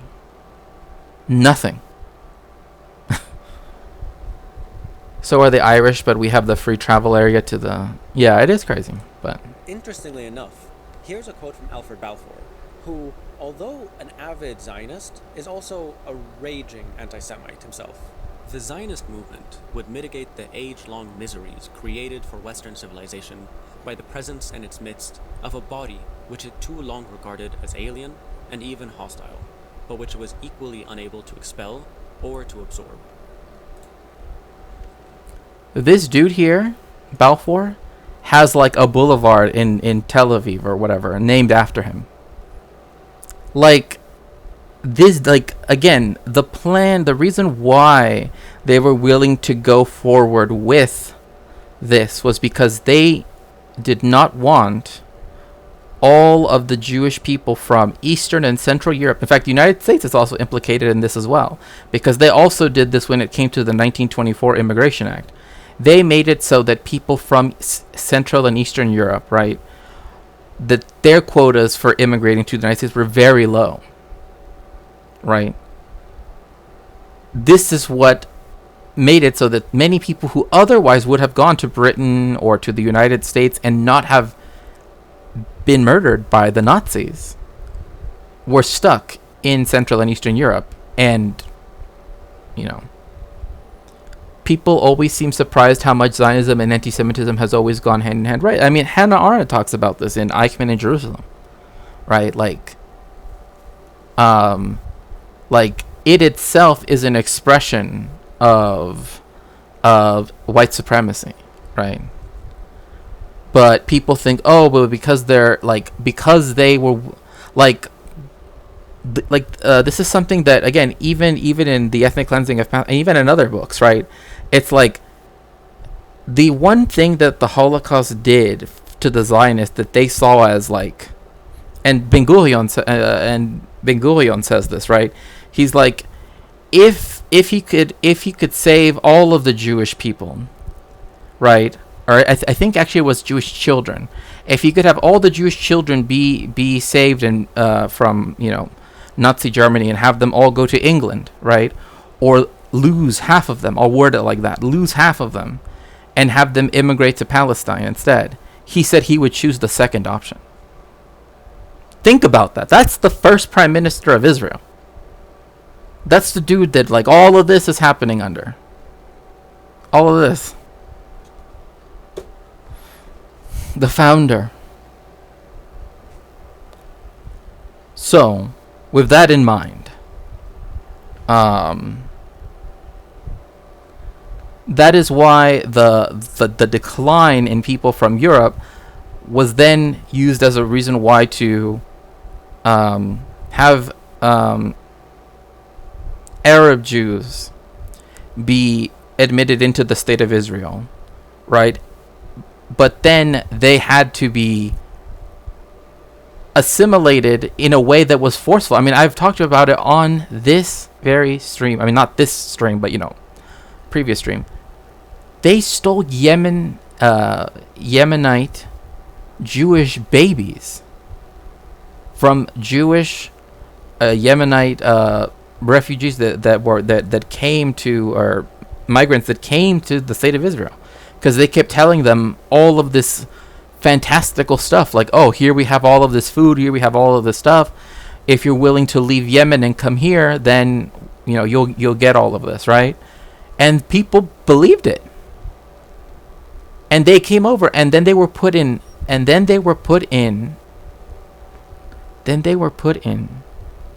detention camps. I'm not joking, in detention camps. And there are so many stories of women who were pregnant, that gave birth, and that the nurse said, oh, we don't know what happened to the baby. And that they never got to see that baby ever again, or they were reunited like decades after. So even against other Jewish people, but because they weren't white European Jewish people, right, they were willing to do horrific crimes against them as well. So miseries created by Western civil, right? Okay, colonizers, right? Exactly. Yeah, Balfour supported Zionism while the UK was pushing the Jewish Exclusion Act, right? Exactly. And in America, the 1924 immigration bill was essentially the first one to, because essentially, like before 1917, you don't really have. I'm not saying you don't have. I'm saying you don't really have the type of immigration policies that we think of now, right? Like on a national scale, right? It doesn't mean that they did not exist at all. Again, I want to emphasize, but 1924 especially was the one that was supposed to keep Jewish people out of the United States, right? And so that's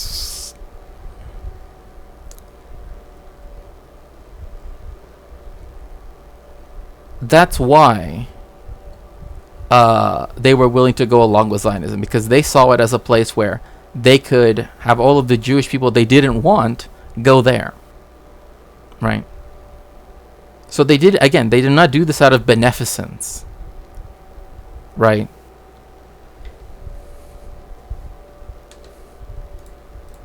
Here, I think we see why the idea of the Jewish problem is incredibly racist and confused. What I think it's describing is the white supremacist problem. Exactly. It's not the Jewish problem or the Jewish, like for example, people know about the Jewish question, right? But America has had these questions as well. It still technically has them. The Mexican question.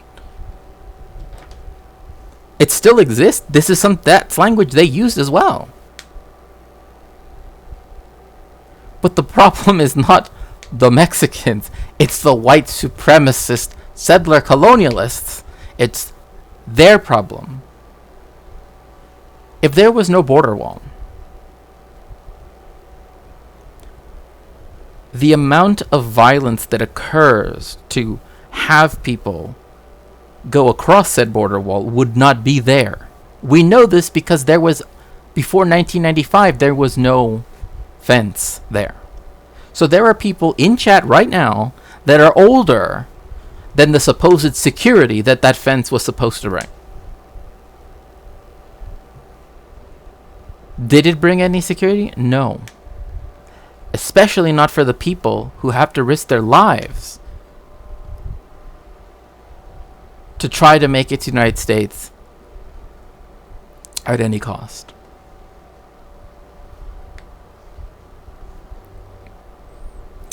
But people always say, oh, we need to do something about immigration. No, we don't need to do something about immigration. We need to do something about the system that keeps trying to make it about immigration. That's the problem. There is no amount of border policy or whatever that will ever address white supremacy. That's the problem. That's the problem, right? If you allow for them to dictate the rules of the game of which you're playing, so to speak, right? Then you allow them to say, well, there are too many people coming across said border. What? What are you talking about?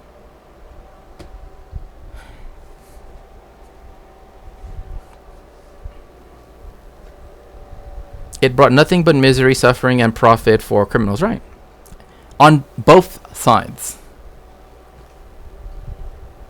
Because, I mean, anyway. But again, like what he just said is exactly, it's a white supremacy problem. They had no issue if a whole bunch of English people suddenly want to move to America. Oh, they would say, oh, out of our historical ties to the English nation, blah, blah, blah, we will. They would. But you don't have that when it comes to the people that they have systematically seen as lesser than and dehumanized and denigrated. And literally, and I kid you not, in 1917, even though there was not any typhus to be found in Mexican immigrants, they still made them go through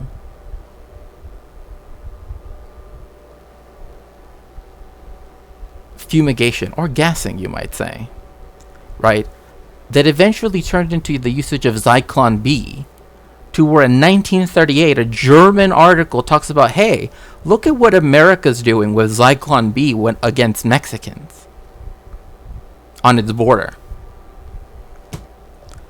So you see the connections of the white supremacist settler colonial states. They're all connected with one another. They will defend each other till their end. So allowing them to blame it on other people is not the way to go. Yeah, white English people, right? I always find it very bizarre about Texans being so anti-Mexican while eating tacos. Same thing here in California. It's like, bruh, you literally live in like a neighborhood that's called like Costa Chica or something, you know what I mean?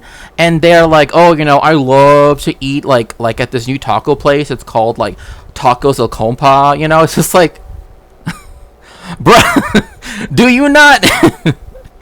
It's like, mathematically speaking, most of the restaurants with food trucks serving Mexican food, yeah, they're Mexican food in the West Coast, Southwest. Yes. But also like the language of, oh, they took our jobs and blah, blah, blah. They did a mass expulsion of Mexicans in the 1930s, regardless of whether you were a citizen. So don't tell me, oh, well, if you come the right way, there were people that were born in this country, generations that had already been here. It didn't matter that they were legal. They still were expelled. Same thing with in every other settler colonial instance. It doesn't matter whether you have all your paperwork in check. That is just a pretense, right? That is just a pretense. Whenever you don't have it, it's all they care about. As soon as you have it all, then suddenly, oh, who cares? Didn't the states use the same gas? Yeah, Zyklon B. Yes, there are something like they use hydrocyanic acid first, and then they would make them take kerosene and vinegar baths, which can cause cancer. And they would there was also a horrific episode, again, on the border. If you crossed the border, you had to go through this. And I'm not even going into detail because there was other stuff, other just inhumane stuff that we would never allow, I would hope, these days, but unfortunately it still happens. Where someone, a cop, he accidentally, again, they're literally covered in gasoline, right? They're like kerosene, right? Very flammable, and vinegar. that he just lit a match and just, they had nowhere to run. They had nowhere to go. But is that ever taught about, why we need to have a strong border policy? No, because the horrors of the border are still there. And the last time, well, not even the last time, but like even back then, they were still doing all of this horrific shit. And even now, they're still doing horrific shit. Yeah, there is no right way. Exactly. Like the people that think that, I have all my paperwork lined up. They will tear it in front of your face. Trust me. They will. They will. Because they've done it in Algeria. They've done it in Palestine. They've done it in, the United States. Right? And it doesn't matter. All the indigenous people that had treaties, that had signed, that did everything right. Learned English, were willing to let their children to be taught in English language schools. It didn't matter. At the end of the day, they could just tear it up right in their face. We need to build a new suburb. And pretend that they're all pioneers or some shit, Didn't this... Yeah, but yeah, they used to do that. But yeah, they did. They did hydrocyanic acid. Then they did Zyklon B, and then they ended up doing DDT after the Second World War. Once Zyklon B got a bit of a bad rap, then they changed to DDT, which is also poisonous. Yeah, they did not care about the optics. In fact, there are very powerful pictures that I could show, but I won't.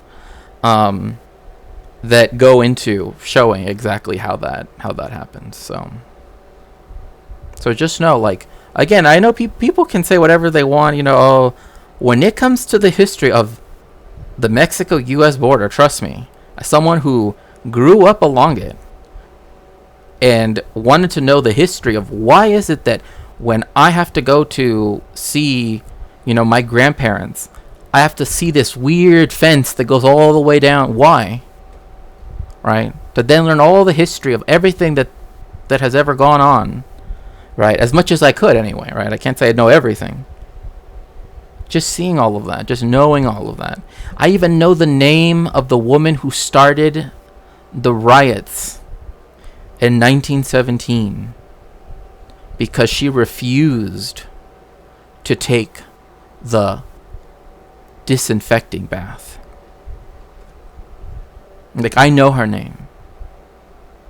And I will make sure that other people, here in LA, etc., that they know her name. Because she does not deserve to be forgotten. She stood up and said, no, I will not submit myself to be concentrated into this building and have hydrocyanic acid sprayed on my clothes and everything, blah, blah, blah. Ridiculous. European states in particular seek redemption from the State of Israel without having to do their own soul-searching or dismantling of their white supremacy. I think a large reason why fascism is in ascendance in the US and in Europe is because there has never really... Okay, look, I don't mean to disagree with Periphery, but I think it's a little late to say it's in ascendance.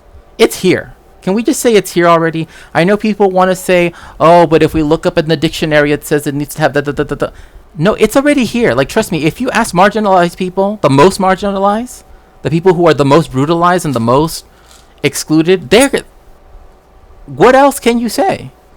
Just because your little suburb still gets to go to the store, gets to go to all this, does not mean that it's not happening.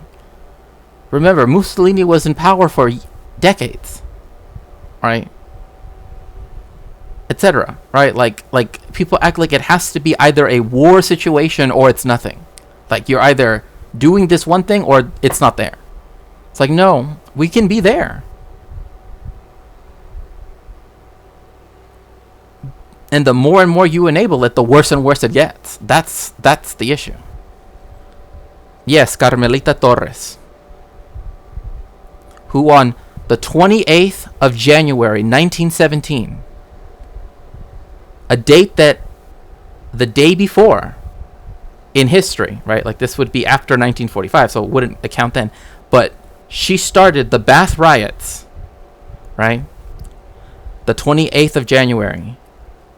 The 27th of January, right, is Holocaust Remembrance Day. Because that's when the Soviets liberated Auschwitz.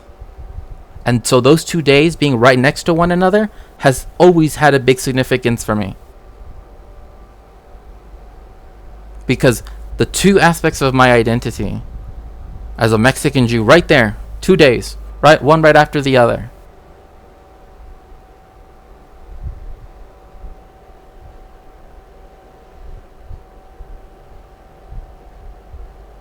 Sorry, I didn't mean to go off on that whole. It's just.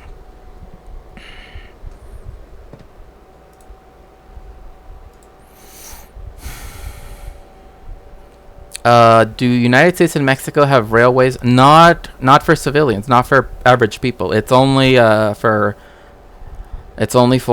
freight. Been a reckoning with colonialism.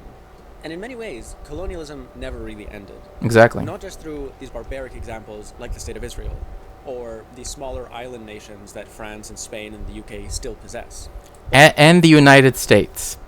Do not forget that the United States has colonies. It can call them territories all it wants. They're colonies, right? And if the people, and every single time that I see all of these new neighborhoods being built off of the destruction of the indigenous Puerto Rican people's land, right? To build all of these like brand new homes for white people. I'm like, that's settler colonial. Like, it's right there.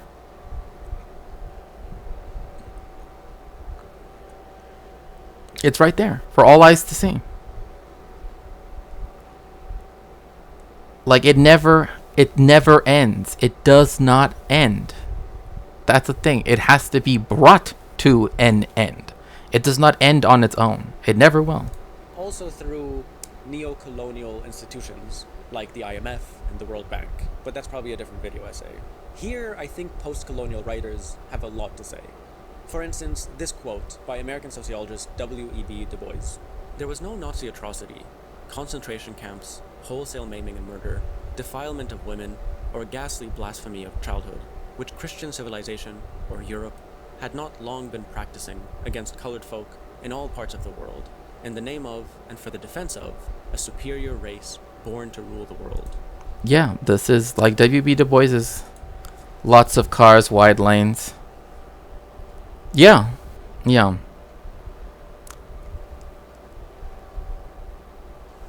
Again, because it was colonized during the Spanish-American War, right? With what happened in Havana Harbor and everything, and that's when they also took over the Philippines and the Caroline Islands and everything, Guam, right? And most of those territories are still part of the United States to this day. They're still colonized by them. Right, like Guam is a colony of the United States, right? And again, it's not up for me to determine, right, what Puerto Ricans do, because the divide between people that wanted to become a state and those that wanted to be independent, the vast majority of people wanted to become a state, right? And that's their decision, not me. I cannot tell a people how to liberate themselves. Right.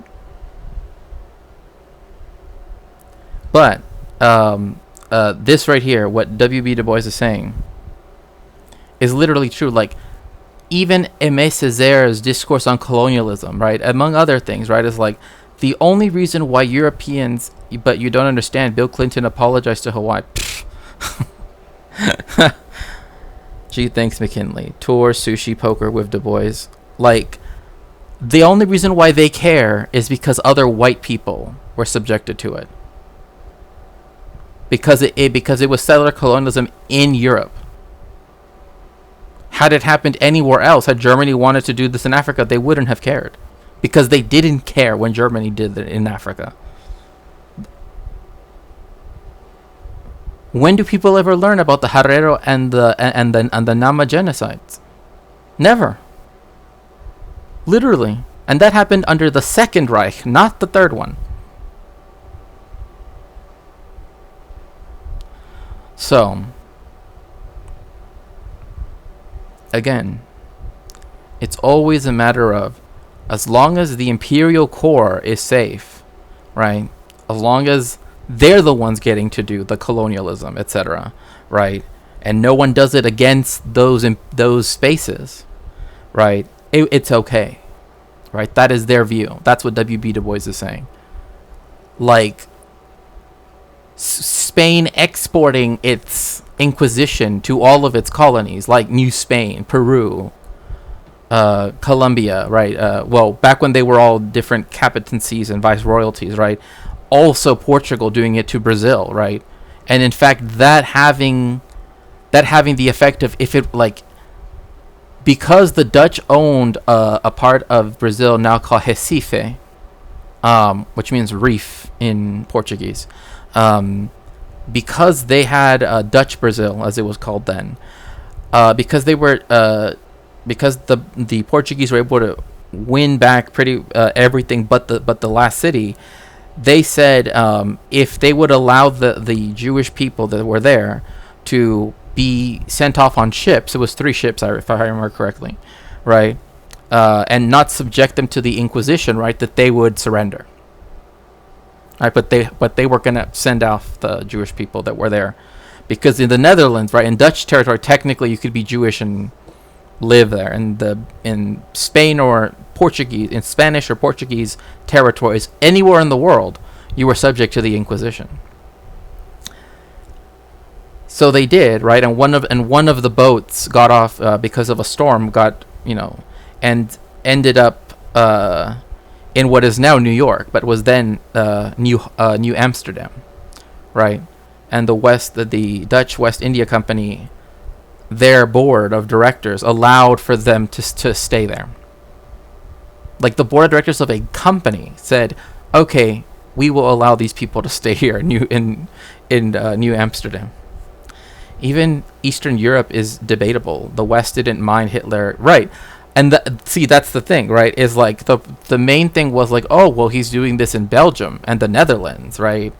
But Poland, especially Silesia, right? Silesia and the parts of like Gdansk, right? Like Danzig, right? Like, there are these cities in Poland, or what is now Poland, right? That were very important for international trade and blah blah blah, right? That at that time were, seen as very important, right? But the idea of Germany going against the Soviet Union, they weren't against that. They were not against them going against the communists. They were totally down with that. But yeah, you could not get to the USSR without passing through Poland, correct?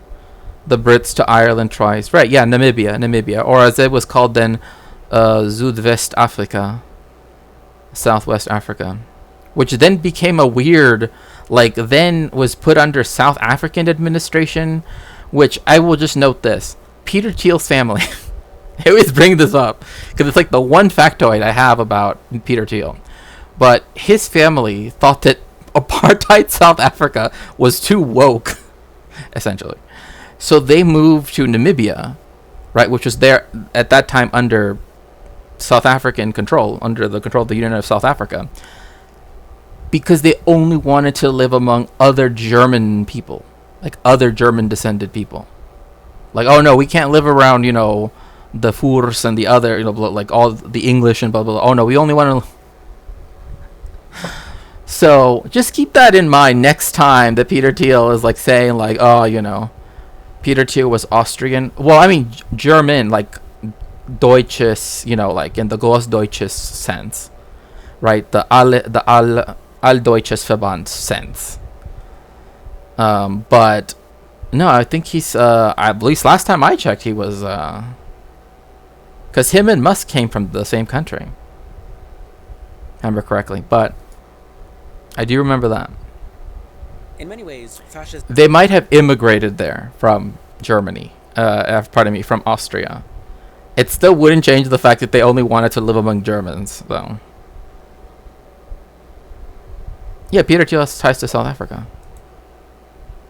My bad. He is, yeah. He is German. He was born in Frankfurt am Main, right? And he was born in Germany, Frankfurt am Main, and then his parents moved to South Africa. I wonder why. But then they were like, you know what? We don't want to be in this woke apartheid. This isn't apartheid enough for us, so we're gonna go to Southwest Africa. They're not sending their best. No, they're not. In Europe is colonialism brought home, and there's never been any accountability for colonialism. This long history is not something that just happened over there. It has formed and reformed the European identity in terrifying ways. As Aimé Césaire notes, colonization, I repeat, dehumanizes even the most civilized man. That colonial activity, colonial enterprise, colonial conquest, which is based on contempt for the native and justified by that contempt, inevitably tends to change him who undertakes it. And that is true, right? That by Spain, right? It started this concept of limpieza de sangre, purity of blood, right? That you couldn't, to the point where it became like this, right? You couldn't stay in Spain if you were of Jewish heritage, right? If you were Jewish. And then later Muslim, right? But then it became where you cannot immigrate to the colonies unless you have pure blood as well, right?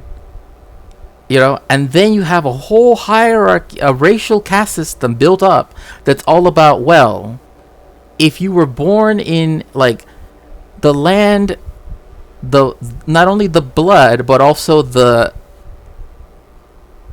land. I'll use that instead of the other term, but you can see where it eventually leads to, particularly in German, that it affects you, right? And they thought that blood literally, your behavior was tied to you being blood-related Jewish, right? The reason why, yes, soil, yeah. Sasha, the reason why Sasha always washes, Sasha, your pronouns are he, him, right? On YouTube, it doesn't let me see the pronoun thing. Well, anyway, Sasha always washes his hands, right, before eating any meal, right? He doesn't do that because, I don't know, he doesn't want to eat a soiled, sandwich, right? It's because he's Jewish, right? No, oh, my apologies for that, Sasha. Yeah, so she is doing that because I just remember, sorry, I just clicked for me that, yes, I remember now, but my bad, I really apologize. Sasha, she washes her hands before eating any meal because she is Jewish. Not because she wants to have clean hands. Yeah. But it's because she's Jewish, obviously, because Jewish people do that. Because something in her blood is telling her you must wash your hands before a meal, right? Same thing with something as oh, Sasha, she bathes too much, right? It's Christians don't take baths every single week, right? At least, right? Back in the day, right? Right. Why is she showering every other day? That's a bit weird. Why is that? Well, according to the statutes of blood purity, it's because she's Jewish, right? And I kid you not, that's literally how they would determine things, by even your behavior. They thought that your behavior, things you liked, even ways how you behaved that were against, right, how the hegemonic society behaved, right, was because of something in your blood that was impure, right? So you had to prove it. Some people said you had to prove it 4 costadas. That's 4 generations back. So your parents, grandparents, great-grandparents, great-grandparents. I'm gonna make, like, there are very few people I know who know anything past their grandparents. I'm just gonna be real about that. Like, very few people know anything about their great-grandparents at all. So to know for certainty that they had purity of blood, right? Like, you had to do that if you were gonna get married. You had to do that if you were gonna, all of this stuff. Like, we can't, like, the difference is that now we have it subsumed into American society, right? Like, people think in this way all the time. People think, oh, well, they're blood related, right? Oh, I have this ancestral connection to this other place. No, you don't. Like, you're not Irish unless you're in Ireland. You know what I mean? Like, people like to claim their blood heritage going all the way back, but if you were to drop them in the middle of, Heidelberg, they don't know shit. Because, again, it's this weird obsession with trying to say that it doesn't matter how many generations pass by, you remain the same. And that Maria Elena Martinez, that book, my favorite historian, I guess, she writes about that. That's what she's talking about. That, like, literally, that's what people believed. And that now we have it subsumed, so we have a lot of assumptions, right, that we have about this, that, we just go on thinking that these things are true, right? Like, oh, it's obviously because blah, blah, blah, blah, blah, blah, blah, right? Washing yeah, too much bathing. I love Cesar's work. Yeah, I have blood on my hands. My goodness. Yeah. Also, by the way, I haven't had any donos today, but I mean, I had, people give subs, and I appreciate that. But if you'd like to donate, you can always do so by donating to the Throne to get this book sponsored. I'm Irish from a tiny island and live within 10 miles where my dad was born. Right, but there are people who act for example, once there was this interview, and it's because someone, I forgot who, I think it was, I forget who brought up a president. No, it wasn't a president being interviewed. No, because it wouldn't have been Biden, because anyway, it wasn't President Biden. It was oh, now I remember, it was Christopher Hitchens. It's Christopher Hitchens. They were talking about elections. That's why. And there was this guy that he was talking to who was an American, right? Never been to Ireland, right? And this guy kept telling Christopher Hitchens, because he's English, right? He kept saying the following phrase: "An Englishman is silent when an Irishman speaks," which I agree with on principle. But I'm like, bruh, you're literally from Cincinnati. You are not from County Tyrone. You're from Cincinnati. I don't know what to tell you. Pay the lady. Sorry, BL cannot improve your Irish, apparently. You gotta be 4. Yeah. You're No, but it's like the people that get really obsessive over this stuff. It's why the DNA tests and all that stuff, it's just ridiculous. It tells you nothing. It tells you, oh yeah, there were some people that were related to you at some point in the past that they kind of match people that lived around here too. That's about all I can tell you, right? If you use it for disease, that's one thing, because that's actually an active thing, right? But any of this 23andMe, all of the Meshuggah stuff, it's just ridiculous. It's just all race science is just shout out to Tyrone. Look, I know Ireland somewhat. I've always wanted to visit, but it's expensive. It's expensive, there is a town in Ireland that I've always wanted to visit. Well, one of the towns in Ireland. I can't say it's the only one, but this town is specific because it had a lot of the people that immigrated from it went to Mexico and fought in the San Patricio Brigade against the American colonizers when they invaded Mexico and stole half the country. So, yeah, it is, because Like, there are people that are like, oh, look, I'm 99% blah, blah, blah, right? And the people that, and they always want to get, like, specific boundaries, right? And it's always, like, Northwestern and, like, you know, Scandinavia and Germany, right? It's like, that's what they want to get, as close to 100% as... Why? Why? If it doesn't matter, why is that the obsession, right? And that goes back to the idea of blood purity, right? That they want to claim that, oh, they have some... I mean, I would love to go. I just don't. That the colonizer, who in order to ease his conscience, gets into the habit of seeing the other man as an animal, accustoms himself to treating him like an animal, and tends objectively to transform himself into an animal. When Fanon wrote in 1961 that there is yet to be a single French soldier indicted in front of a French court of justice for the murder of an Algerian man, he really was predicting. The same could be said of any colonial... That's really interesting because, you know, I was bringing up the Battle of Algiers, right? That's still true. I mean, like Israel loves to say, oh, you know, the one IDF soldier that was brought to court, if I remember correctly, so far, please, if you do have more information, please I want to know, right? I'm more than fine being corrected.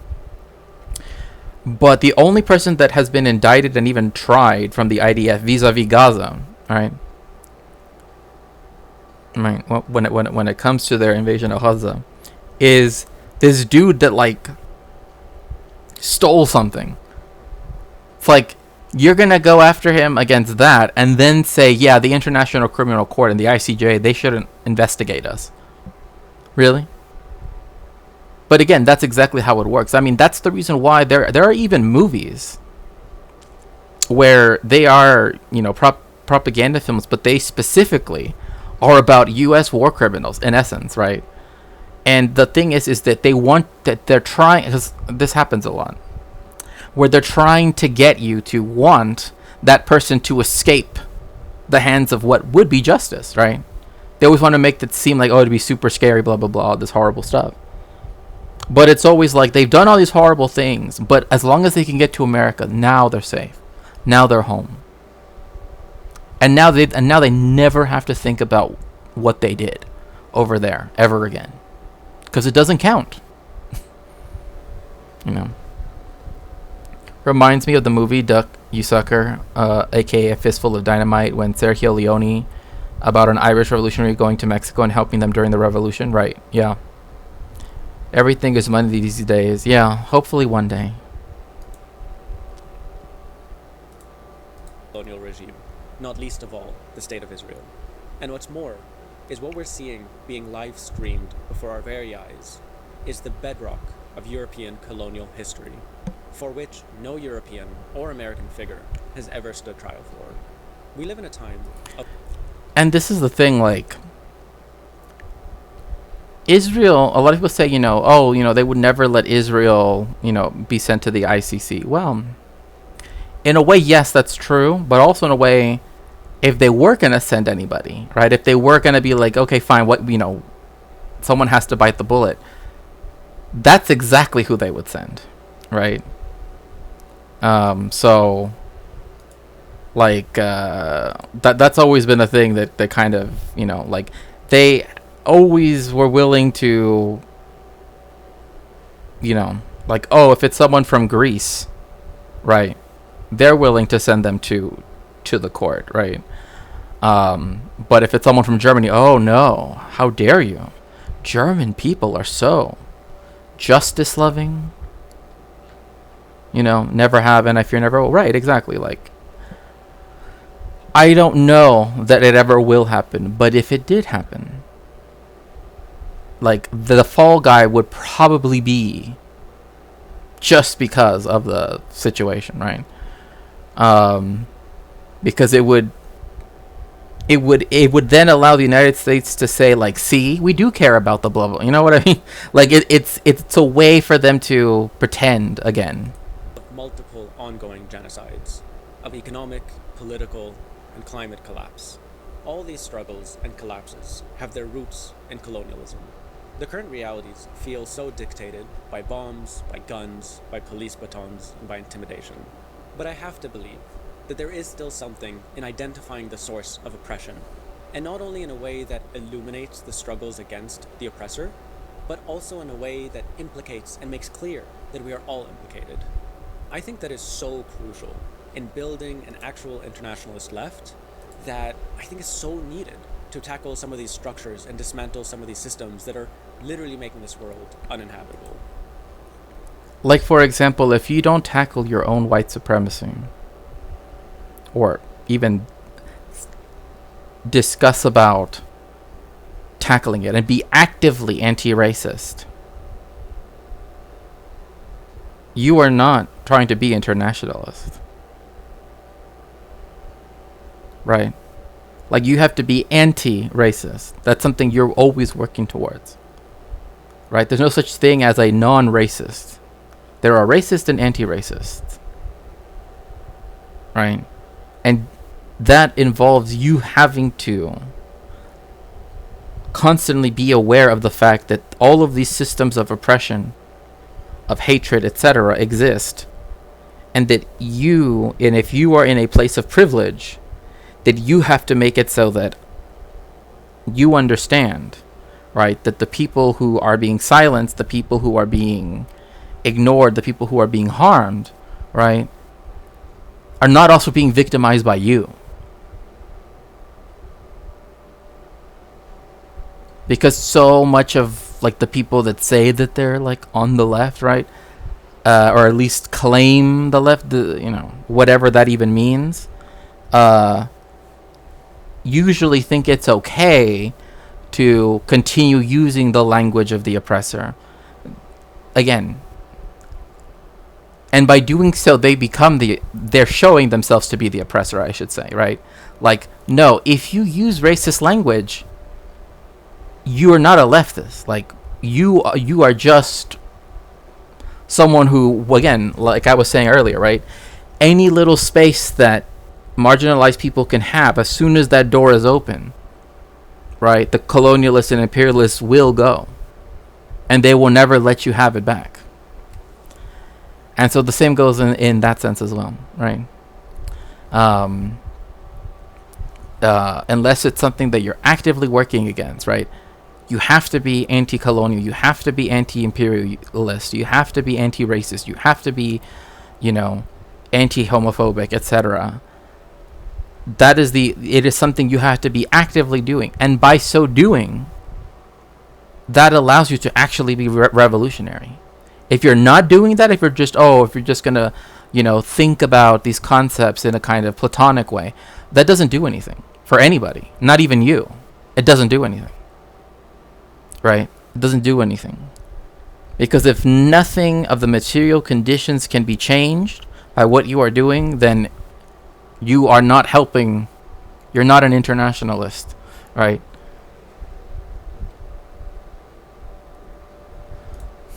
And so in this case in specific, it needs be said that genocide is not only permissible under Zionism, but is a core facet of it. In order for this genocide to end, in order for anything resembling progress or development within this so-called conflict, Zionism as a racist, supremacist, exclusionary structure and ideology needs to be dismantled. Exactly. Like I said, this is something that I said before. Like, this is why I don't even entertain people that are this. I'm not going to argue about what's happening in Gaza.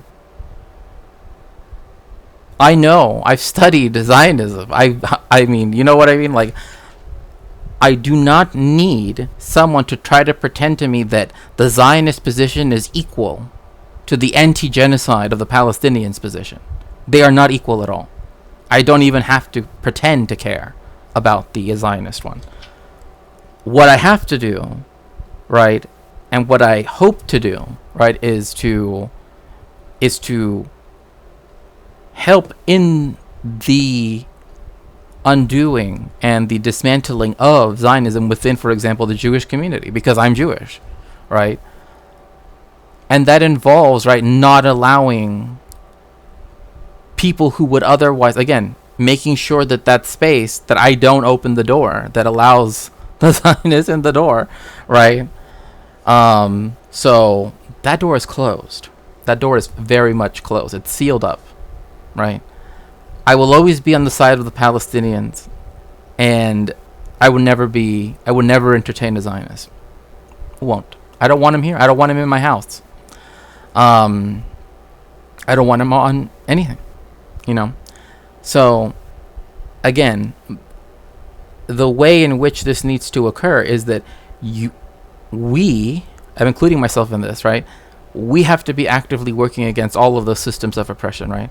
Like, me being a rabbi, me doing what I do as a historian, right, by emphasizing Palestinian history over just accepting the Zionist narrative, right, and questioning it and dissecting it and putting it and saying, this is not true, this is not true, this is not true, right, and showing it with the sources, in going into the archives and doing that work to do all of these things.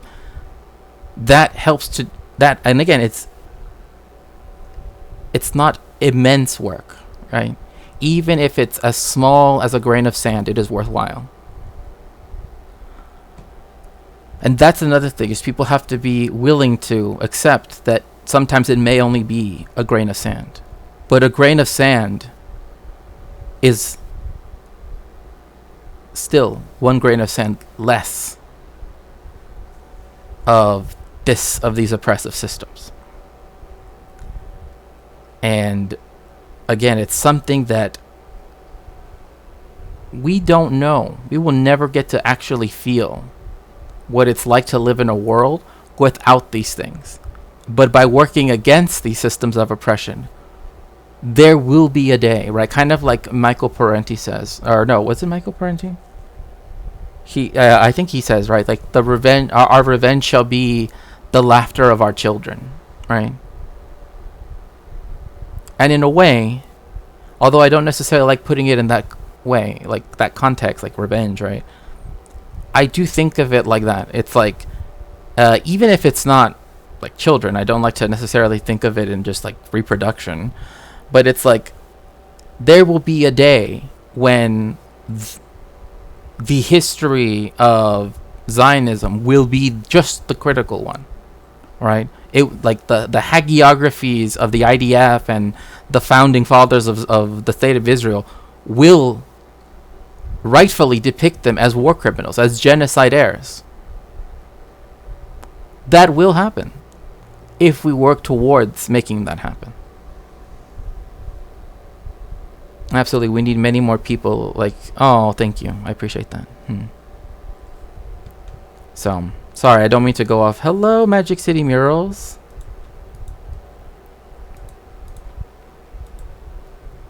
I always go off onto these, like, declamations, you know. Oh, yeah. No, I know who Bobby Sands is. A good friend of mine actually did some artwork, and in fact, he's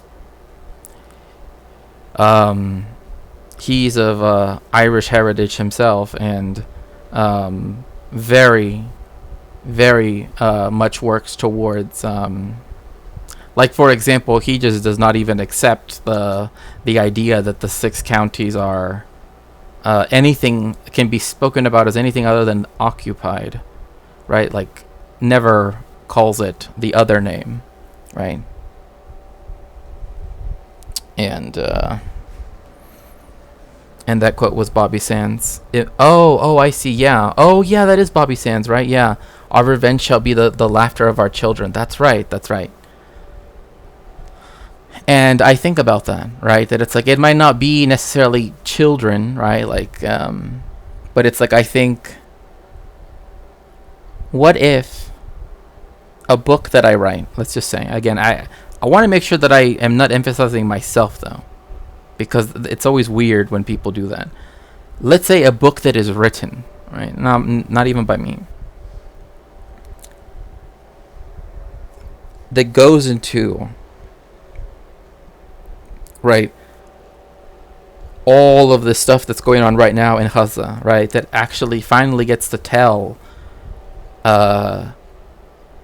everything that happened since October 7th onward, right? And of course, we'll contextualize prior. That book will one day be given its due attention. And historians that study that and add on to that will be the ones who, get the endowed chairs and blah blah blah, all of that stuff. It's not going to be, like one day there will be a world without all of this, hasbah bullshit everywhere, right? And we have to work towards that world. But it is what it is. 26 plus 6 equals 1. Yes. Sorry. Took me a second. I was like, what? What do you mean? I know what you mean.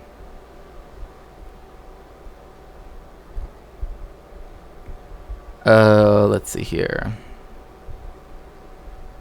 Again, I apologize if I went a little bit over, but it's just for me, I just always, when we go over this stuff, I just want to make it clear, like, we are but human. But the people we are trying to help are also human, right? And that's what we need to keep in mind. Like, we are all fighting against, we should all be fighting against the systems of oppression. And we are closer to the end of these things than we were ever before. To quote Tupac Shakur, "I might not change the world, but I might spark the mind of someone who will." Yeah. And I mean, it's again, to relate it back to the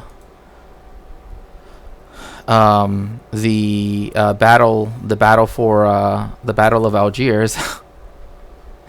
I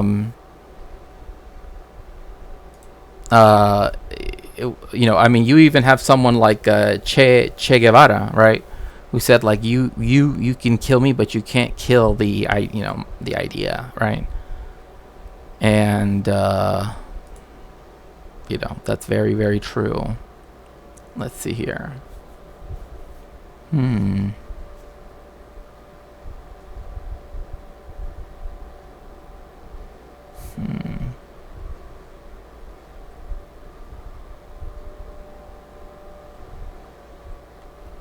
Okay.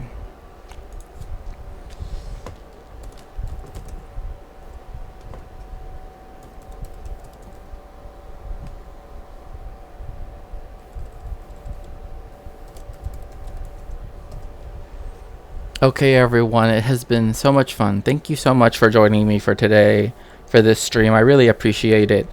Everyone in Twitch, if you could please get in the machine as we go to say hello to Peganox. Make sure to tell her hello. And thank you again so much for joining me. I really appreciate each and every one of you who gives your time to be here and listen and speak with me and everything. I will see you all very soon. And yeah, until then. Thank you very much, everyone on the YouTube side. I really appreciate it. I really hope that you guys have a good rest of your night, or whatever time it might be where you're at.